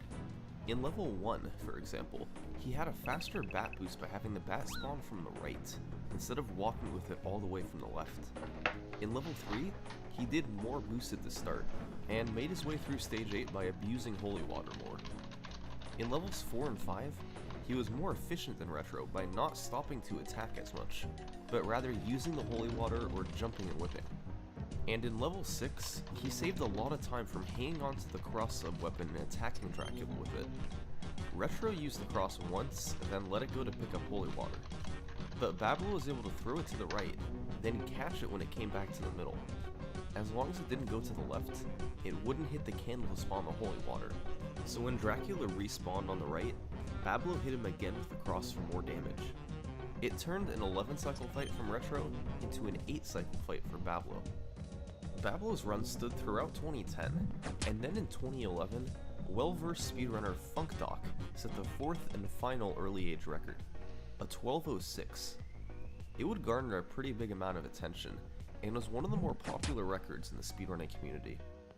FunkDoc's run really was a technical marvel. His method of beating Bablo was through very inconspicuous, yet crucially important techniques. Like here, at the level 1 boss fight. FunkDoc knew the bat's pattern was determined by where Simon is on the screen. He wanted the bat to swoop down in a specific way so that he could be pelted with axes quickly. The position for that pattern happened to be right around here. So, FunkDoc intentionally stood still and avoided picking up the double shot upgrade until after the bat started moving and his pattern was set. The level 3 boss had another technical trick. When two hitboxes overlap in Castlevania, a strange glitch occurs. If a sub-weapon hits the overlapping part, it'll deal 1 damage per each frame it comes in contact. Given that Castlevania runs at 60 frames per second, that's a lot of damage very quickly. The two mummies in the level 3 boss fight each have their own hitboxes, so a guy known as Retro Gaming 2084 figured out that if you use the cross sub-weapon when the mummies overlap each other, they can be beaten really quickly. FunkDoc used that to his advantage. But the best of all had to be what he did in level 4, the cave skip, once again discovered by Retro Gaming 2084. FunkDoc picked up the time stop sub-weapon at the start of the level, then used it a few seconds later. When bats spawn, they do so based upon your vertical positioning. So, when the time stop ran out, it was time for the bat to spawn, and Fuckduck had gotten to the appropriate height in time. Then, he froze.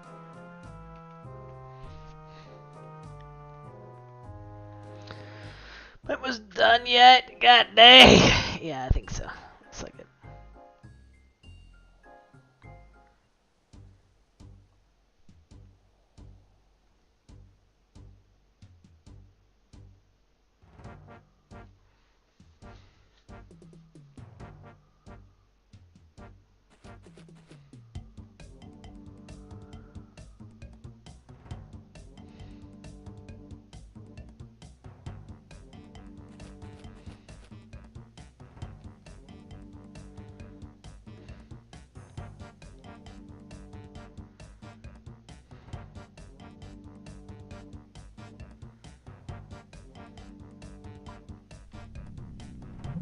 Oops.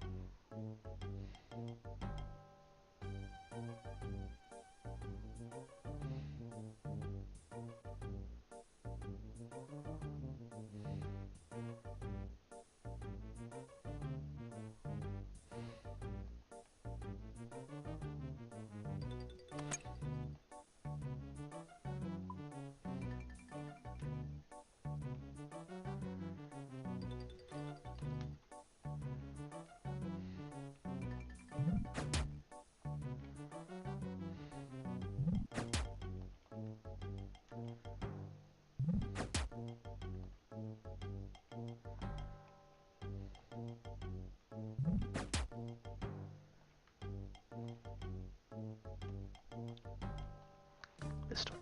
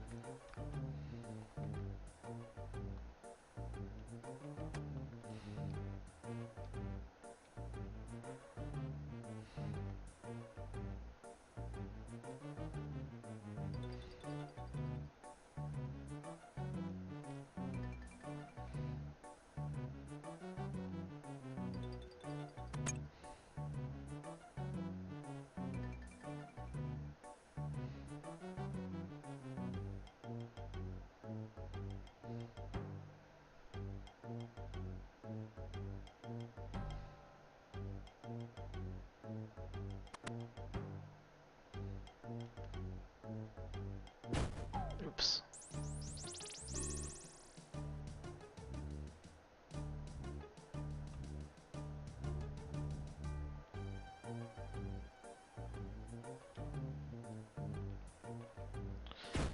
Oh, they didn't get me.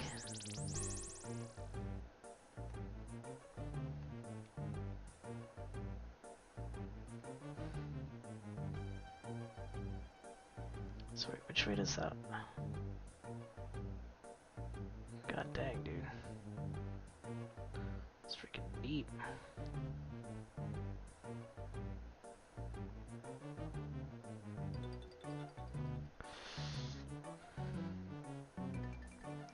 Alright, I think this is a safe spot.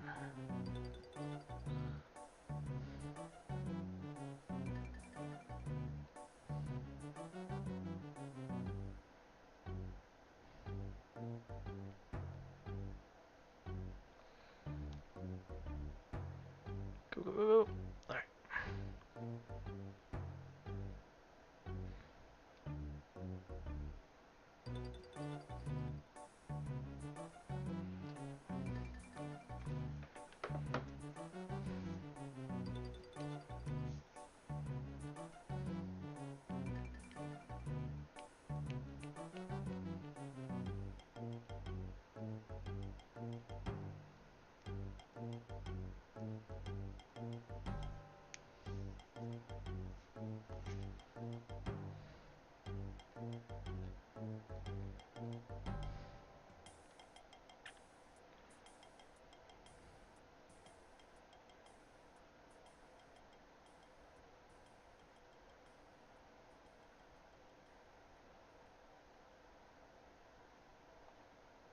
No, no, no, no.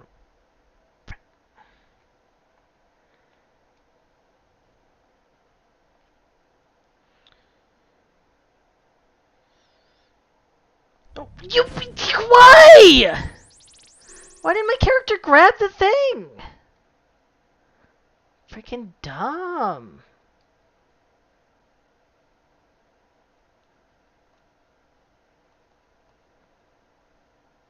Nope.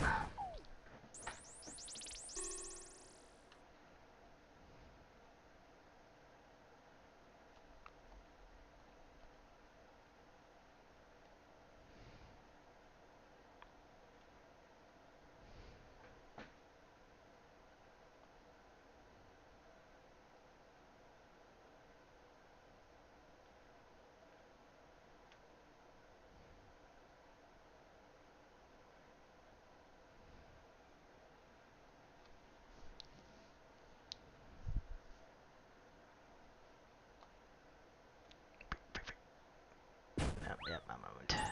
God dang it.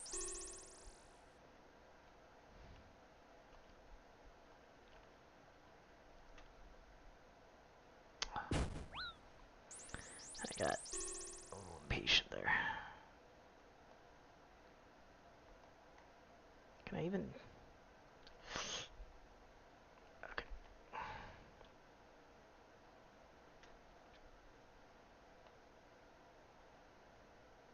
Nope, that's not gonna work. So I have to just wait for my run energy. I'll be right back.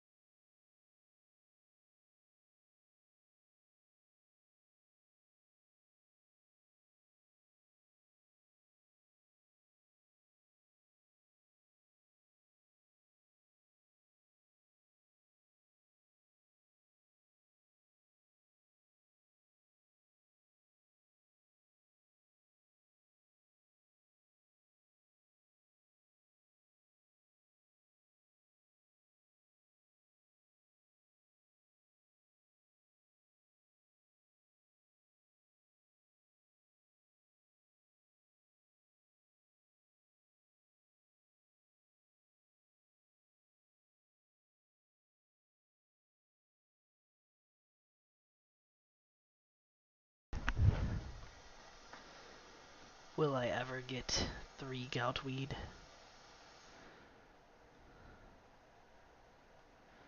No.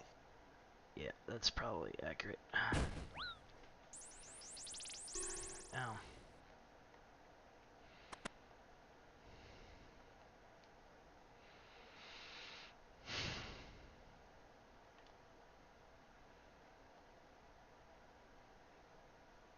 Okay. Step 1, complete.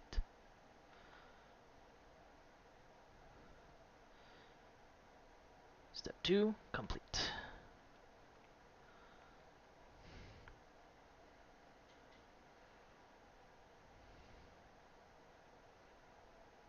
So this one just goes in a... Oh no.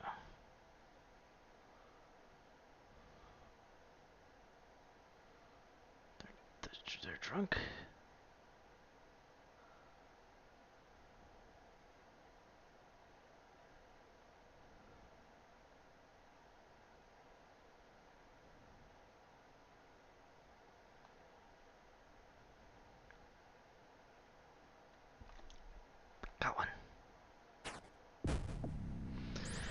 Alright, 1 down, 2 to go.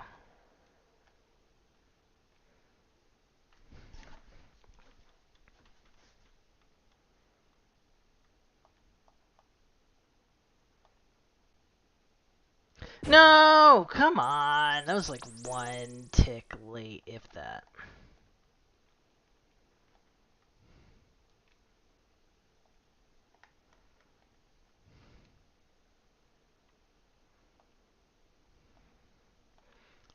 The safe strat is to like, go around him like this. Semi-safe. Semi-strat.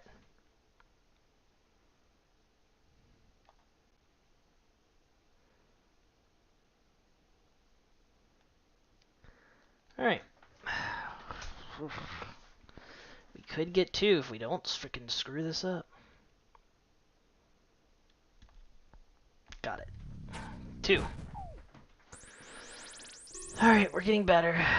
We have to wait for some run energy, though.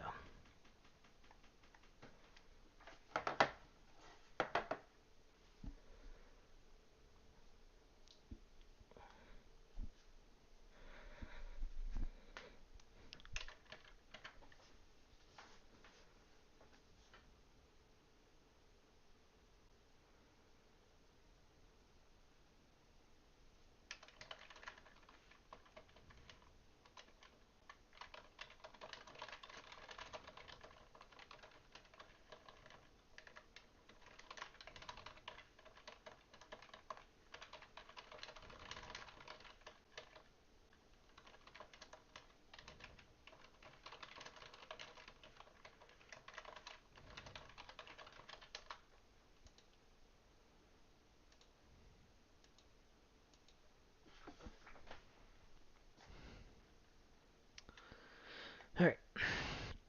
8 time. 4. For me to try to get the 3rd. The 3rd weed of men.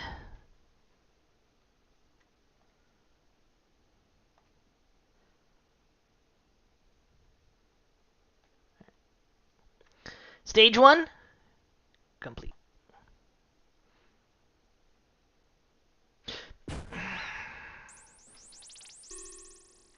Stage 2, I screwed it up.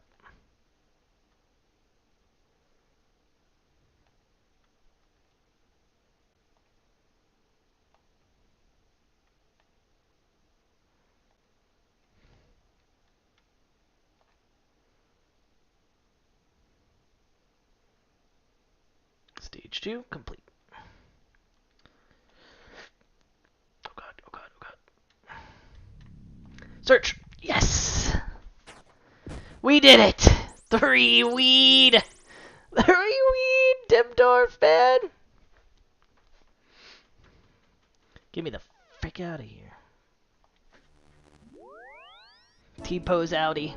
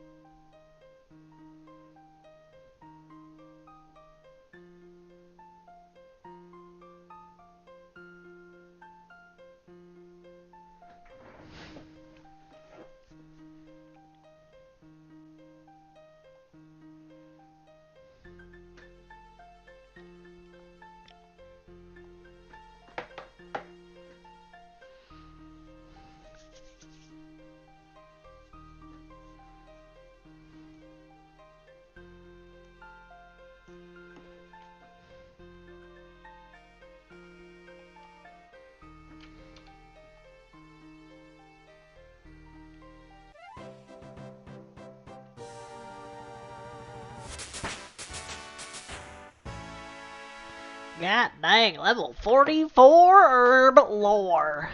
Tell me the lore of the herbs. I can hear them talking to me.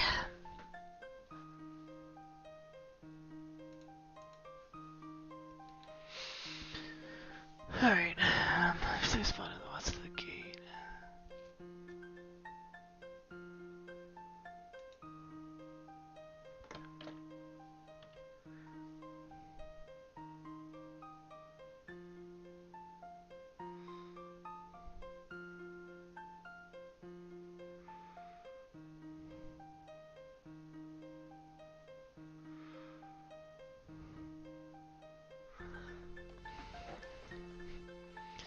Maple yew logs, iron rope. I take a bucket of wax. How do you get a bucket of wax? Alright, the bees. The bees.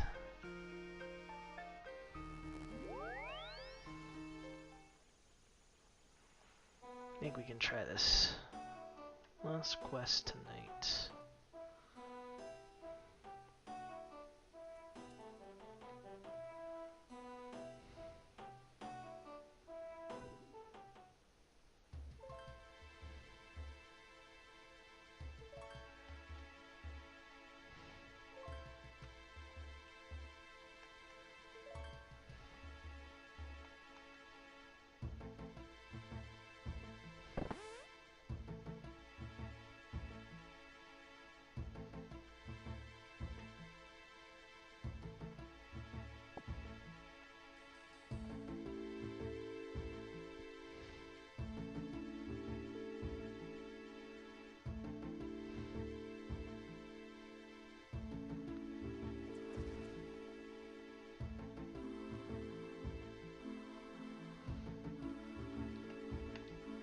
Deposit these two precious goutweed, more precious than all the rings of men.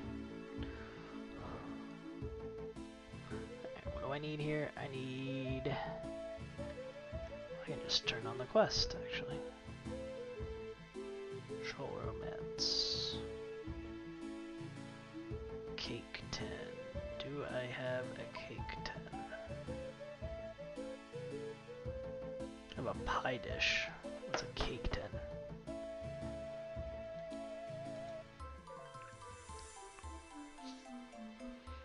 But from any general store. Okay. Well, I can do that.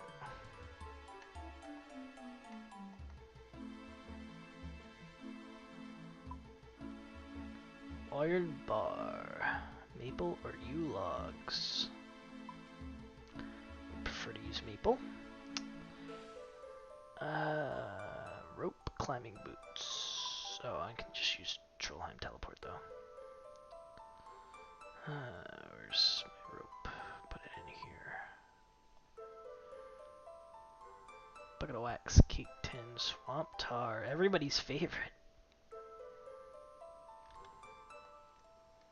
Okay, where general store?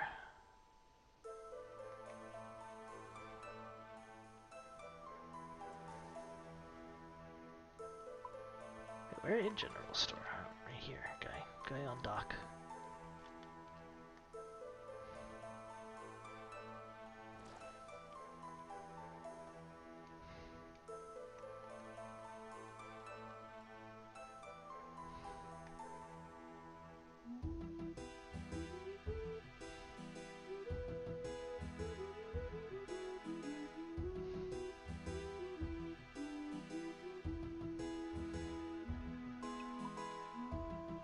Let's grab some food. And I don't think we need... Yeah, I don't think we need a knife or a tinderbox or the mortal and pestle.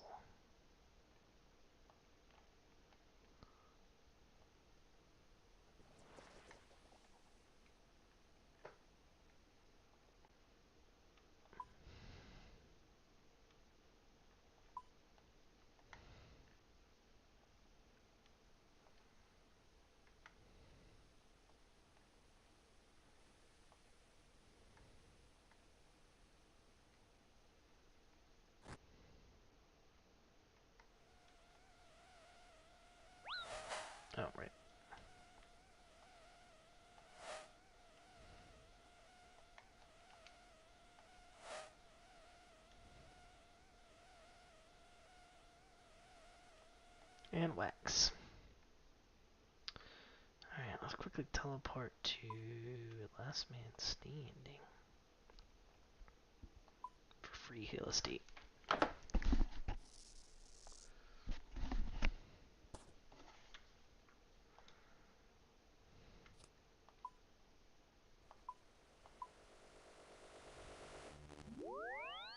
Trollheim just needs fire runes.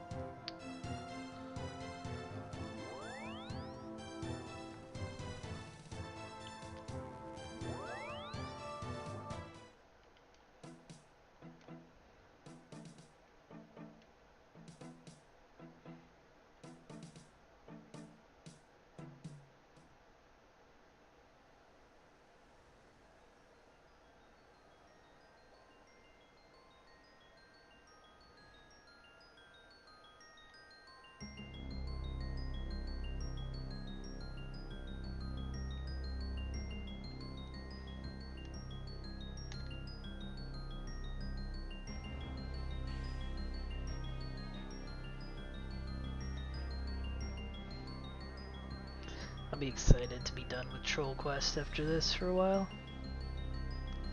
This troll area is a load of bollocks. At least I can teleport there now.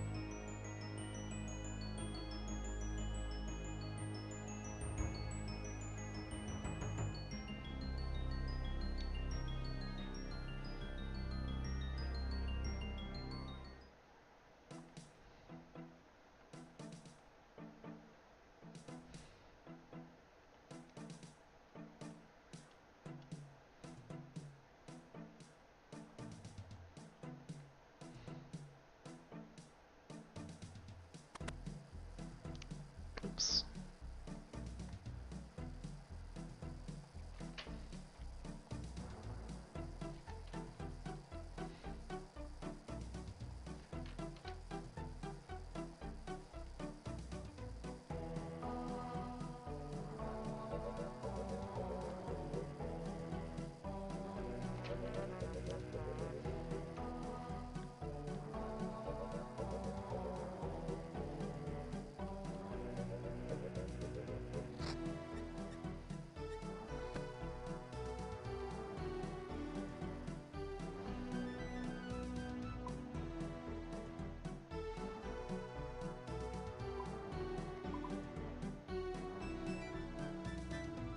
Oh shoot, I should have grabbed some sort of bank here.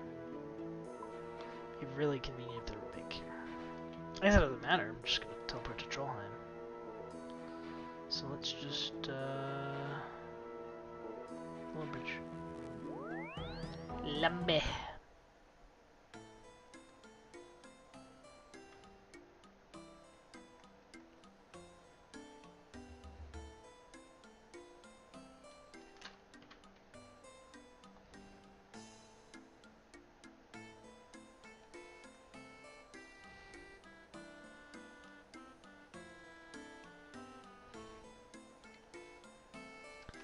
Grab 2 more lobsters.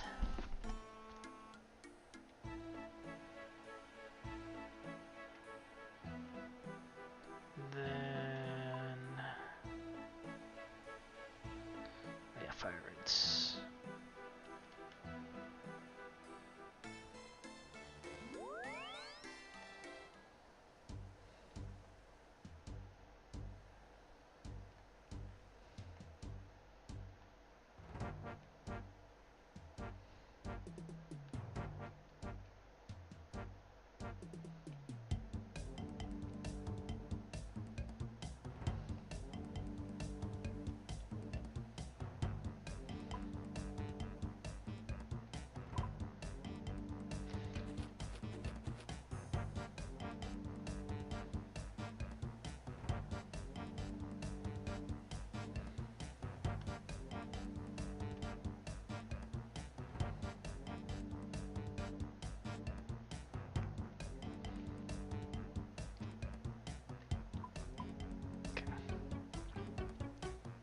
Got melee on.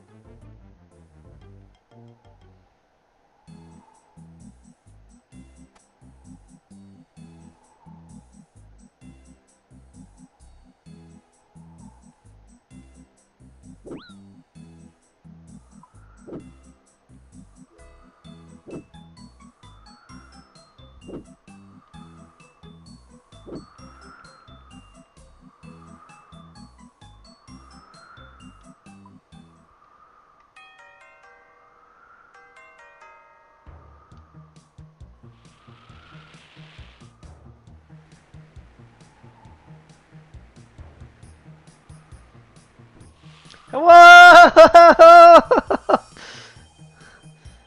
That's wild.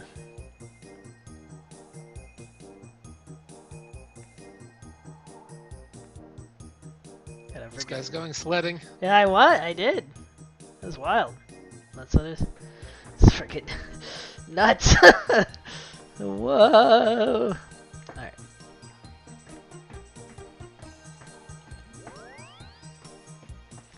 Oh, that was wild. Man.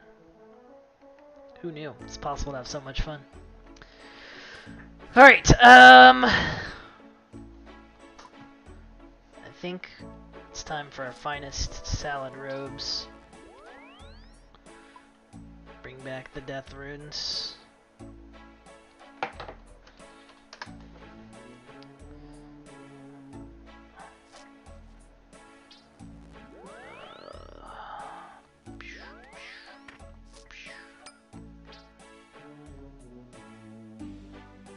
Stuff of magic. Amulet of magic. We can put the sled away. We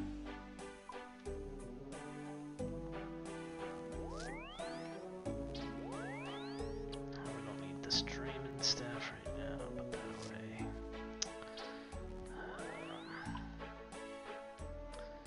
I think while we work on getting him safe spotted, I guess we should have some armor.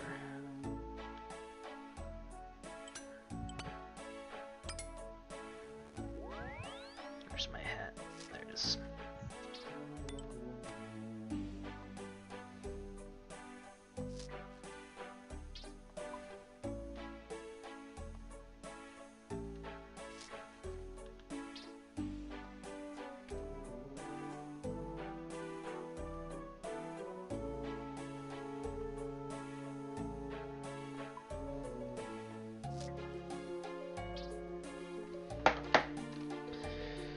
Alright, we got a lot of food. We got our switch ready.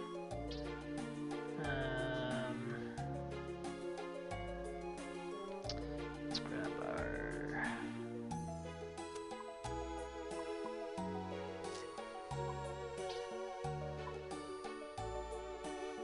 dueling real quick.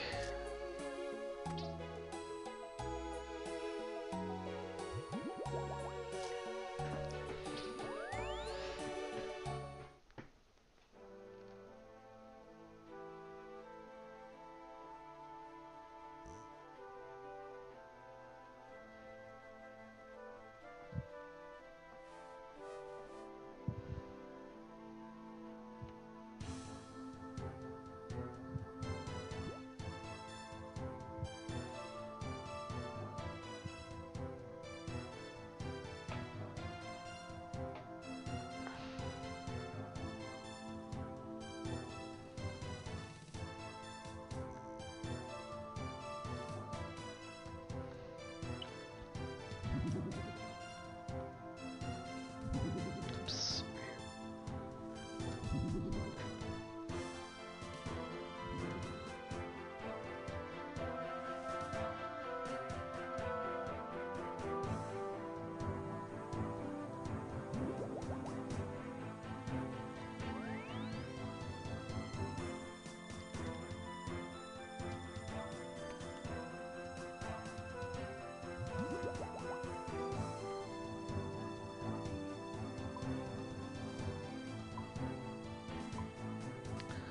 Trollheim. Alright. We be Trollenheim. Ouch. First blood, I'm not even there yet. No, we got rid of Pat at some point.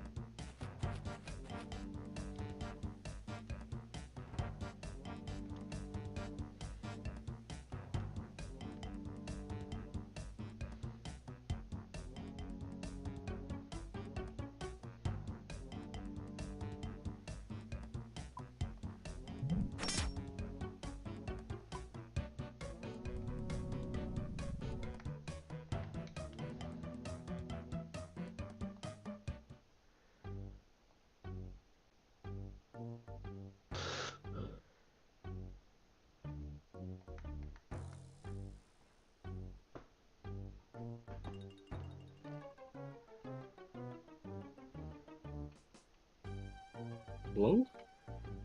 Oh, there's Pat. My internet is shit. Better go catch it. Why would I want to catch shit? No, internet. What? Shit, doesn't No, but his internet is shit. So if he catches his internet, he'll catch shit. No, the concept of better internet. I don't know what you're saying.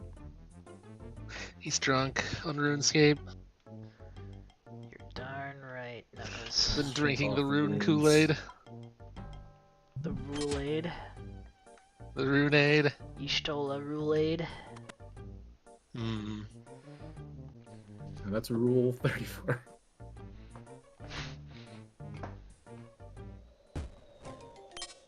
Okay, north. Different kind of rule.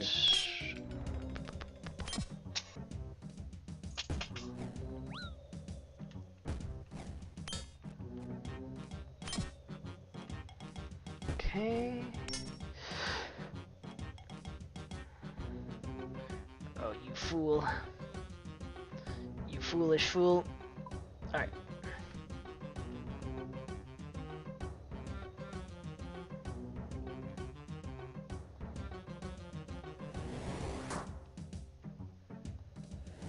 Ha ha ha! I'm a safe spot god! Equip my salad robes. You're a salad. Super salad.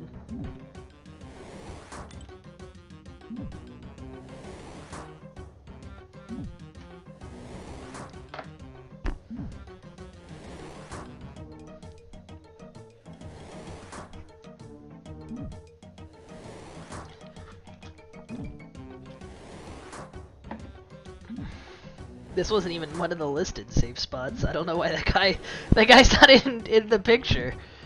Oh no, he is in the picture. Well, weird they didn't list him as a safe spot. This is the easiest thing. You just get him stuck on his buddy.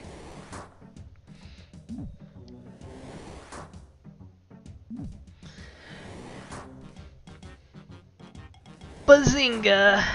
Dead.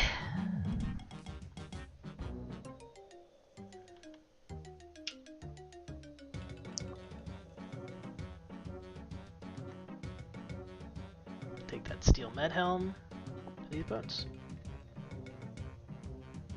Oh, the high out value ain't even worth it, Predator. Alright, let's home teleport to Lumbridge.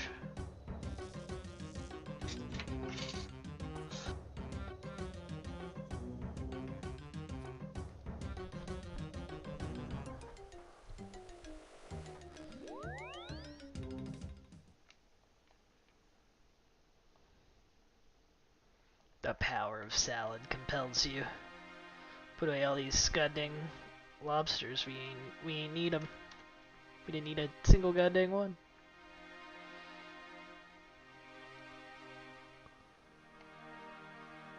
Okay, I changed my mind about the steel meld helm. We don't need it. Put my good combat gear away because we don't need that either, really. Put the depth runes away.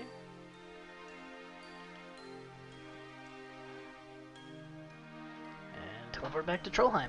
Whoop!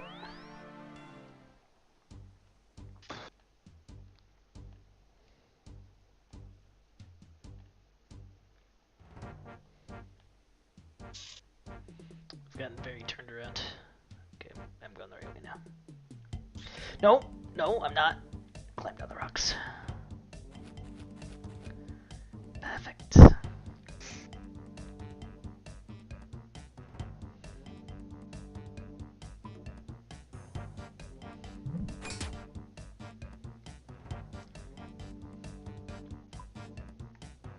Horrid, horrid creatures.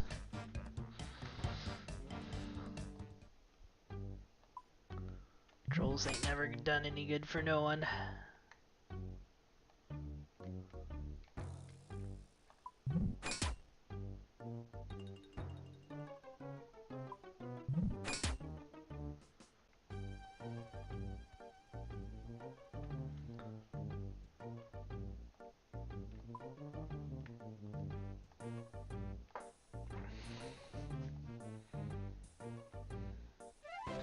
Wahoo! I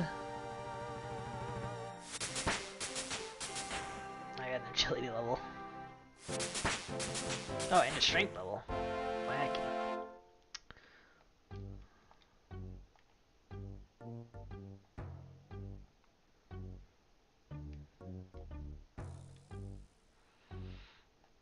Alright. Well, that is another bunch of quests complete.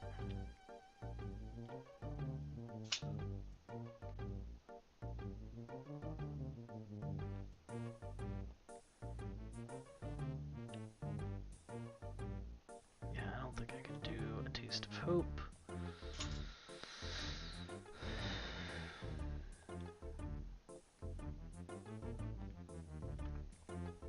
There's a few short quests still left. Very short here. Like very short quests. Oh, I know why that one's just very short. Making history also short. Haunted Mine also short. Incra's Lament.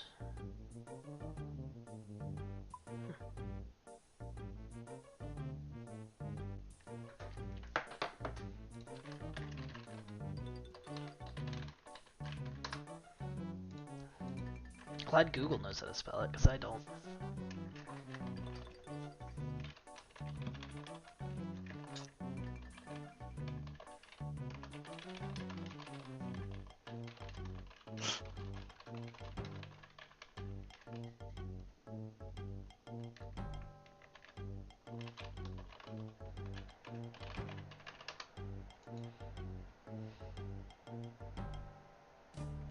I don't even need to fight anything here.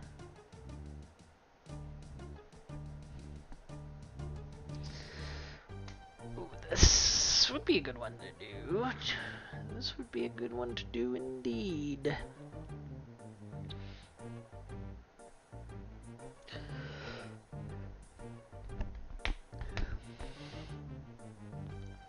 That one should be easy. That one's easy. Cold War is just a random one-off. Garden of Death.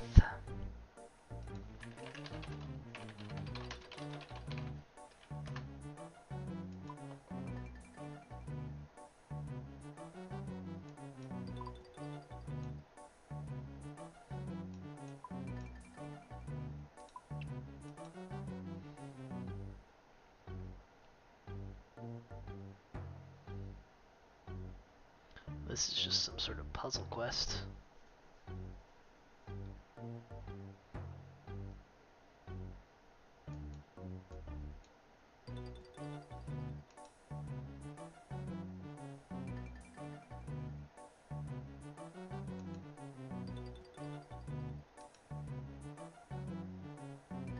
Shadow of the Storm.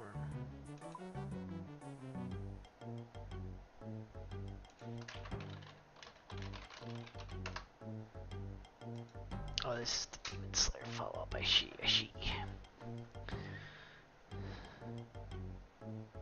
10,000 ranged XP. Curious.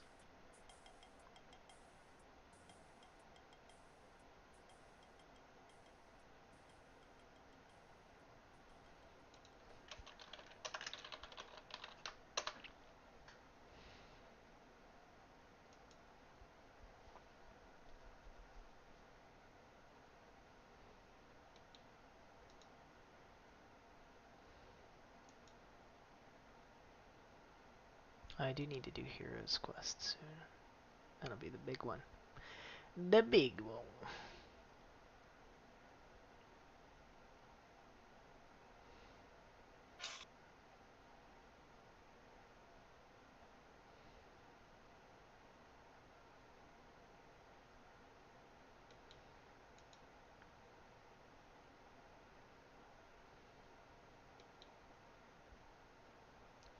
Wait, why can't I do rum deal? You need 47 prayer. What is my prayer?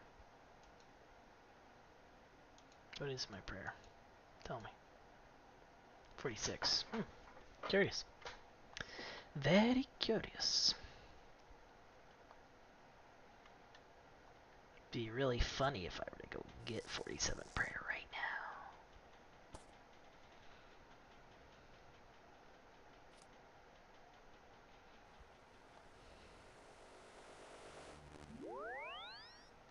Because then I could also do cabin fever, and that gives agility XP. And that means I don't have to level agility a different way.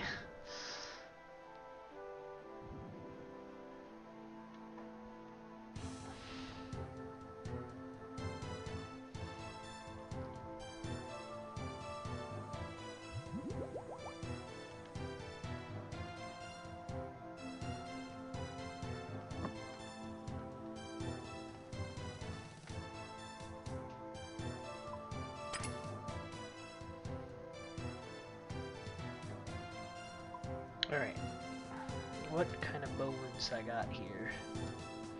31 big bones.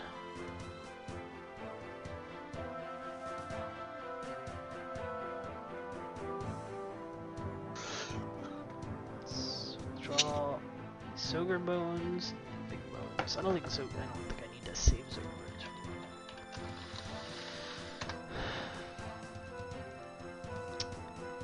Negatory.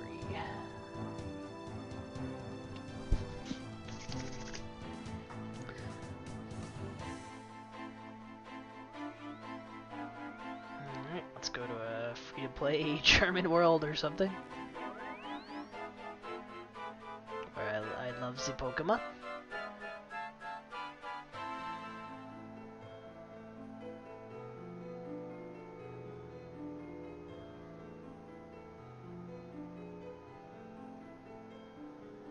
I guess I just go to a random world.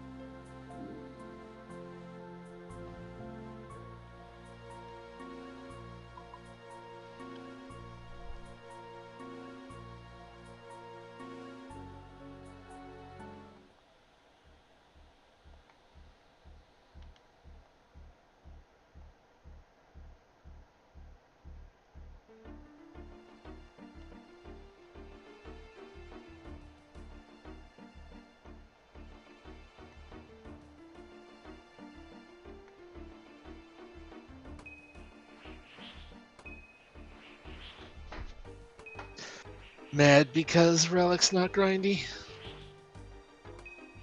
Who are you, every 14 player? Yeah, he made a video on it, by the way. No.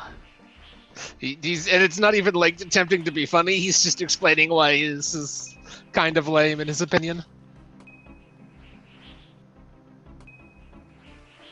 Basically, why aren't people out in or why are we not deciding content where people go out and do MMO things in zones? Because everyone hated it. Oops. I don't agree with it, but I feel like that's the answer.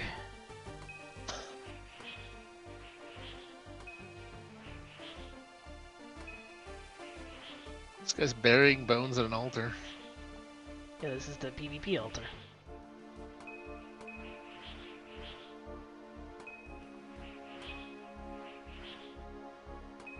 How come no one ganked you to steal your bones? You didn't log onto your alt to gank me.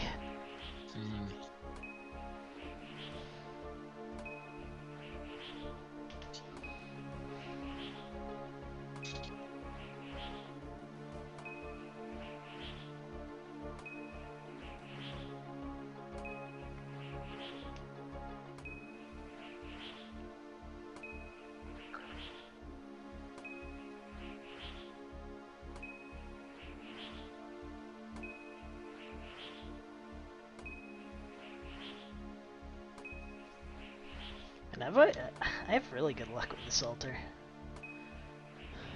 Don't have good luck with anything else, but with this altar, me and it get along pretty good.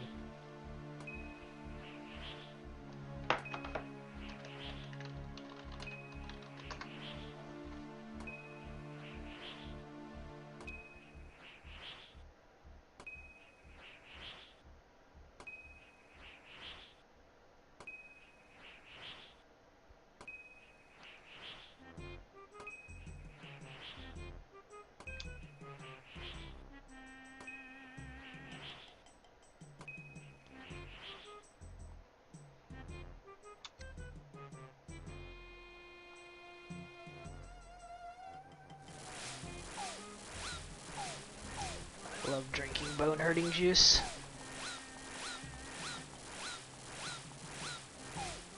Oh, somebody's here to drop their bone.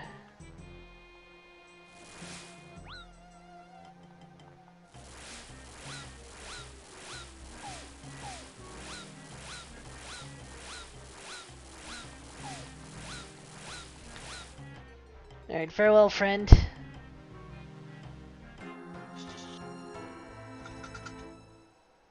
Stop stealing my wine. Gah! Wait, why are you dead? Because I tried to steal his wine. Wait, did you just steal his wine until he killed you? I self-immolated. The god does not like you stealing his wine, but the god could also suck my dick. This guy kills himself to get out instead of just walking out. Yeah, it's much faster.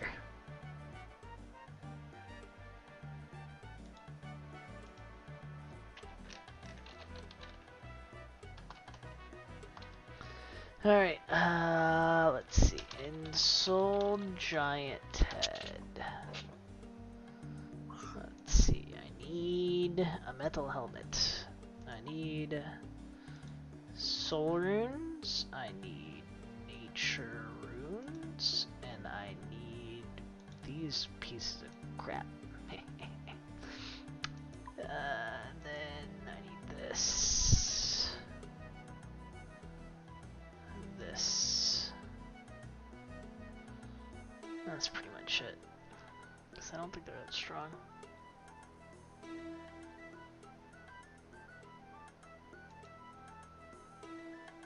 No, they are not strong at all. Alright, so I also need this. This. And I think I'm actually good now.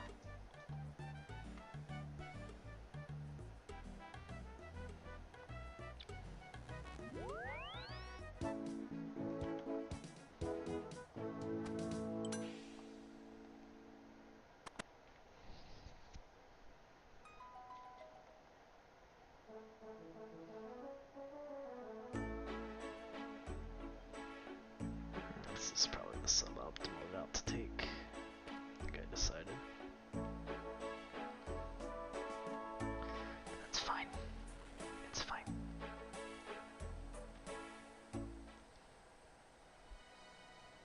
Alright, I get to go to Arceus.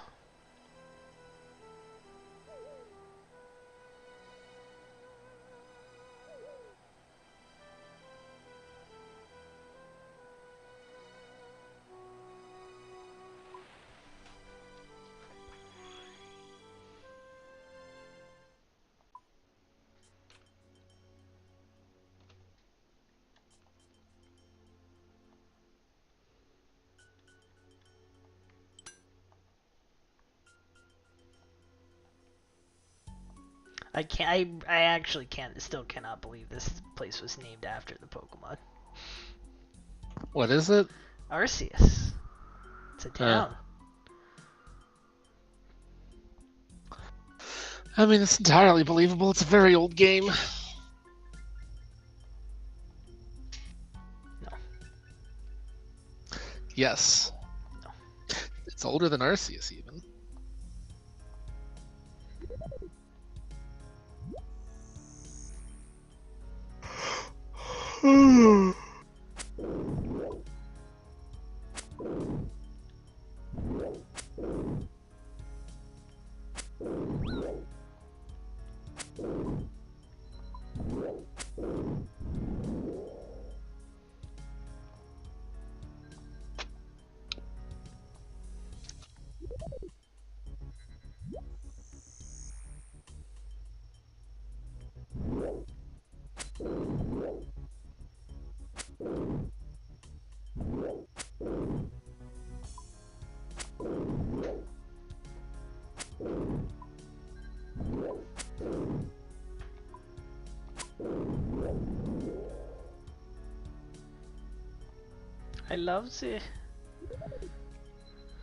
I love the reanimate dead giants.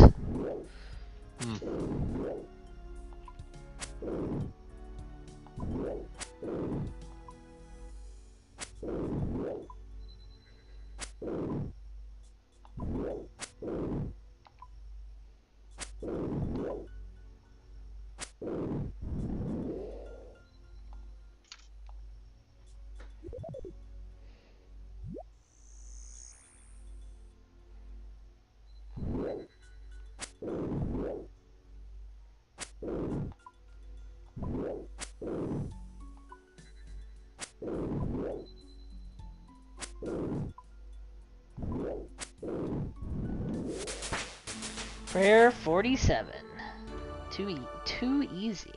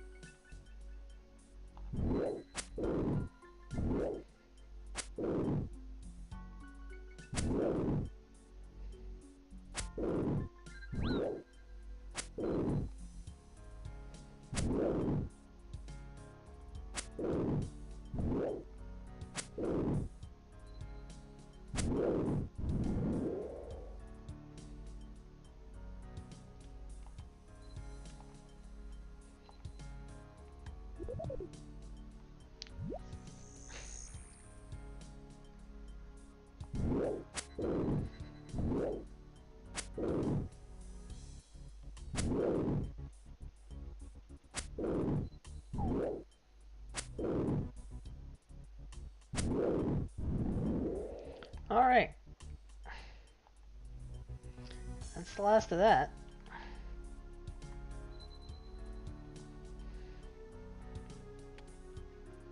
Good prayer XP though.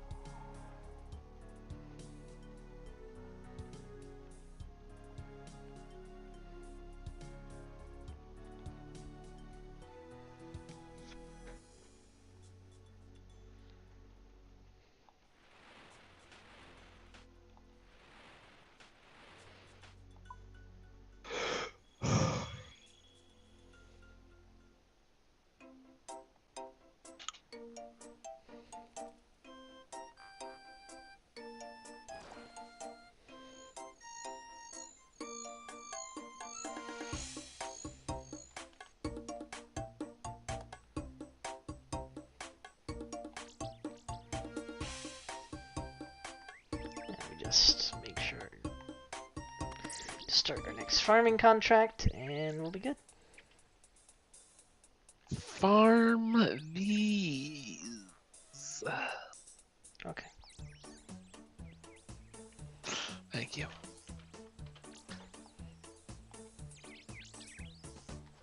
Yes, please. Grow some sweet corn.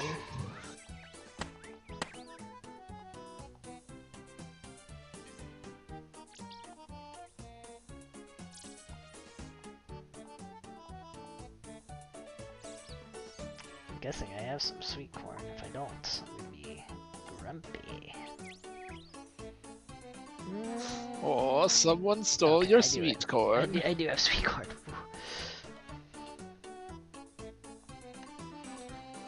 Let's reload up. 10 more teleports. Put them in the sack. Put the teleports in the sack.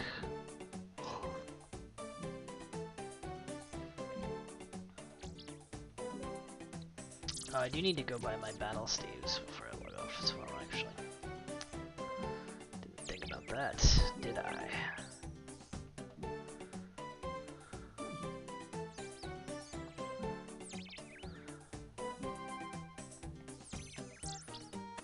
I probably should plant more water bulbs.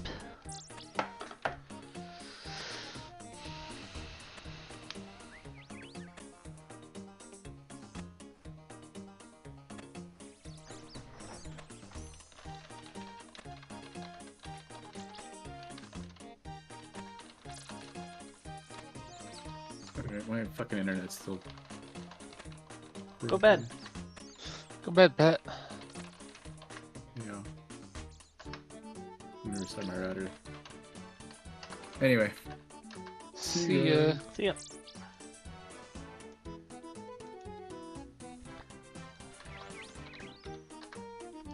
We need to watch sweet corn. Jute fibers, I ain't got those, okay. You need a guard to stop people from stealing your sweet corn. No, that's sweet rolls.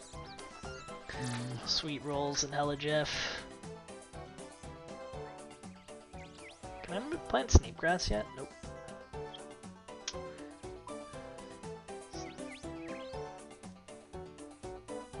You know what they say, snake grass killed Dumbledore.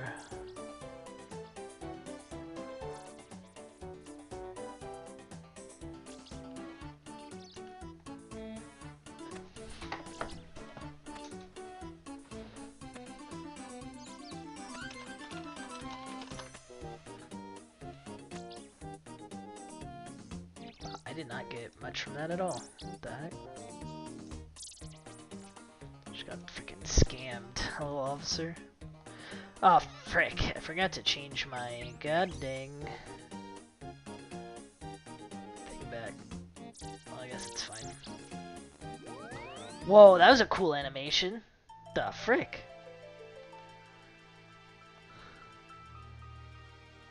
I've never actually cast like a teleport spell of that spell book.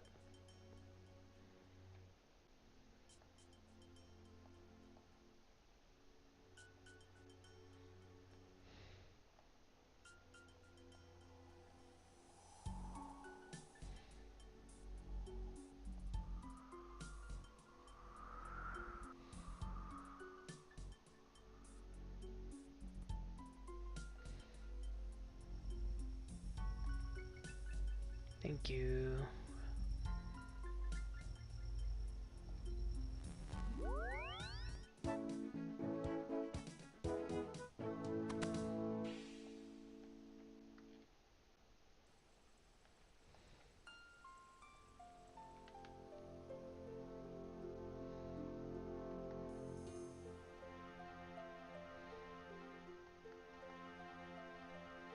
It's Mr. Rick Turpentine. Accept his gift. The bounty of Senior Turpentine.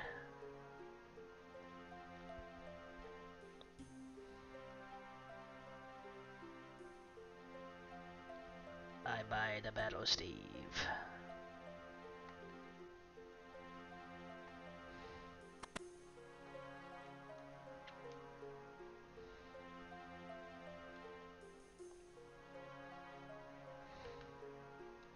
Speaking of, I need one more crafting level. And I think a quest will give me like 10,000 experience. How many battle staves do I have? Because each battle stave is 112, so 30 is like, what, 33.75 XP? I think I have quite a few more than just these 30.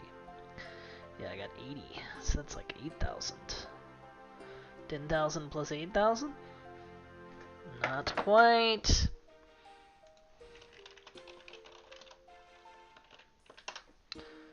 Let's just check the quest rewarding crafting XP, shall we?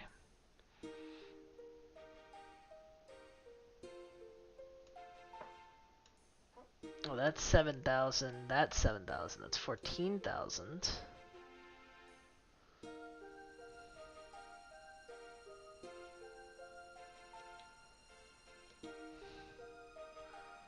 It's like Menace gives 3,000. It's all coming together. Yeah, that's like 17,500, which means we'd only need like 8,000, which I have in the bank right now. Wow. How many sandbirds do I have? 595.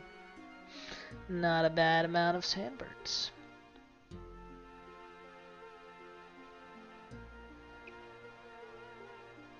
Okay, I lied. There's one more thing I need to do. Speaking of sandbird. Let's go claim our sand from Sandbird. I'm gonna need that sand at some point.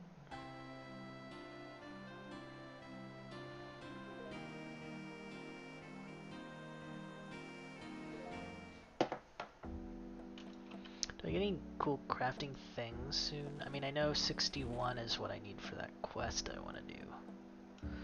Lunar Diplomacy, 61. Fire Battle Staves, 62. Won't be making those, I'm pretty sure. Because I'm not going into the Taverly dungeon. Again. Or am I? Are they closer?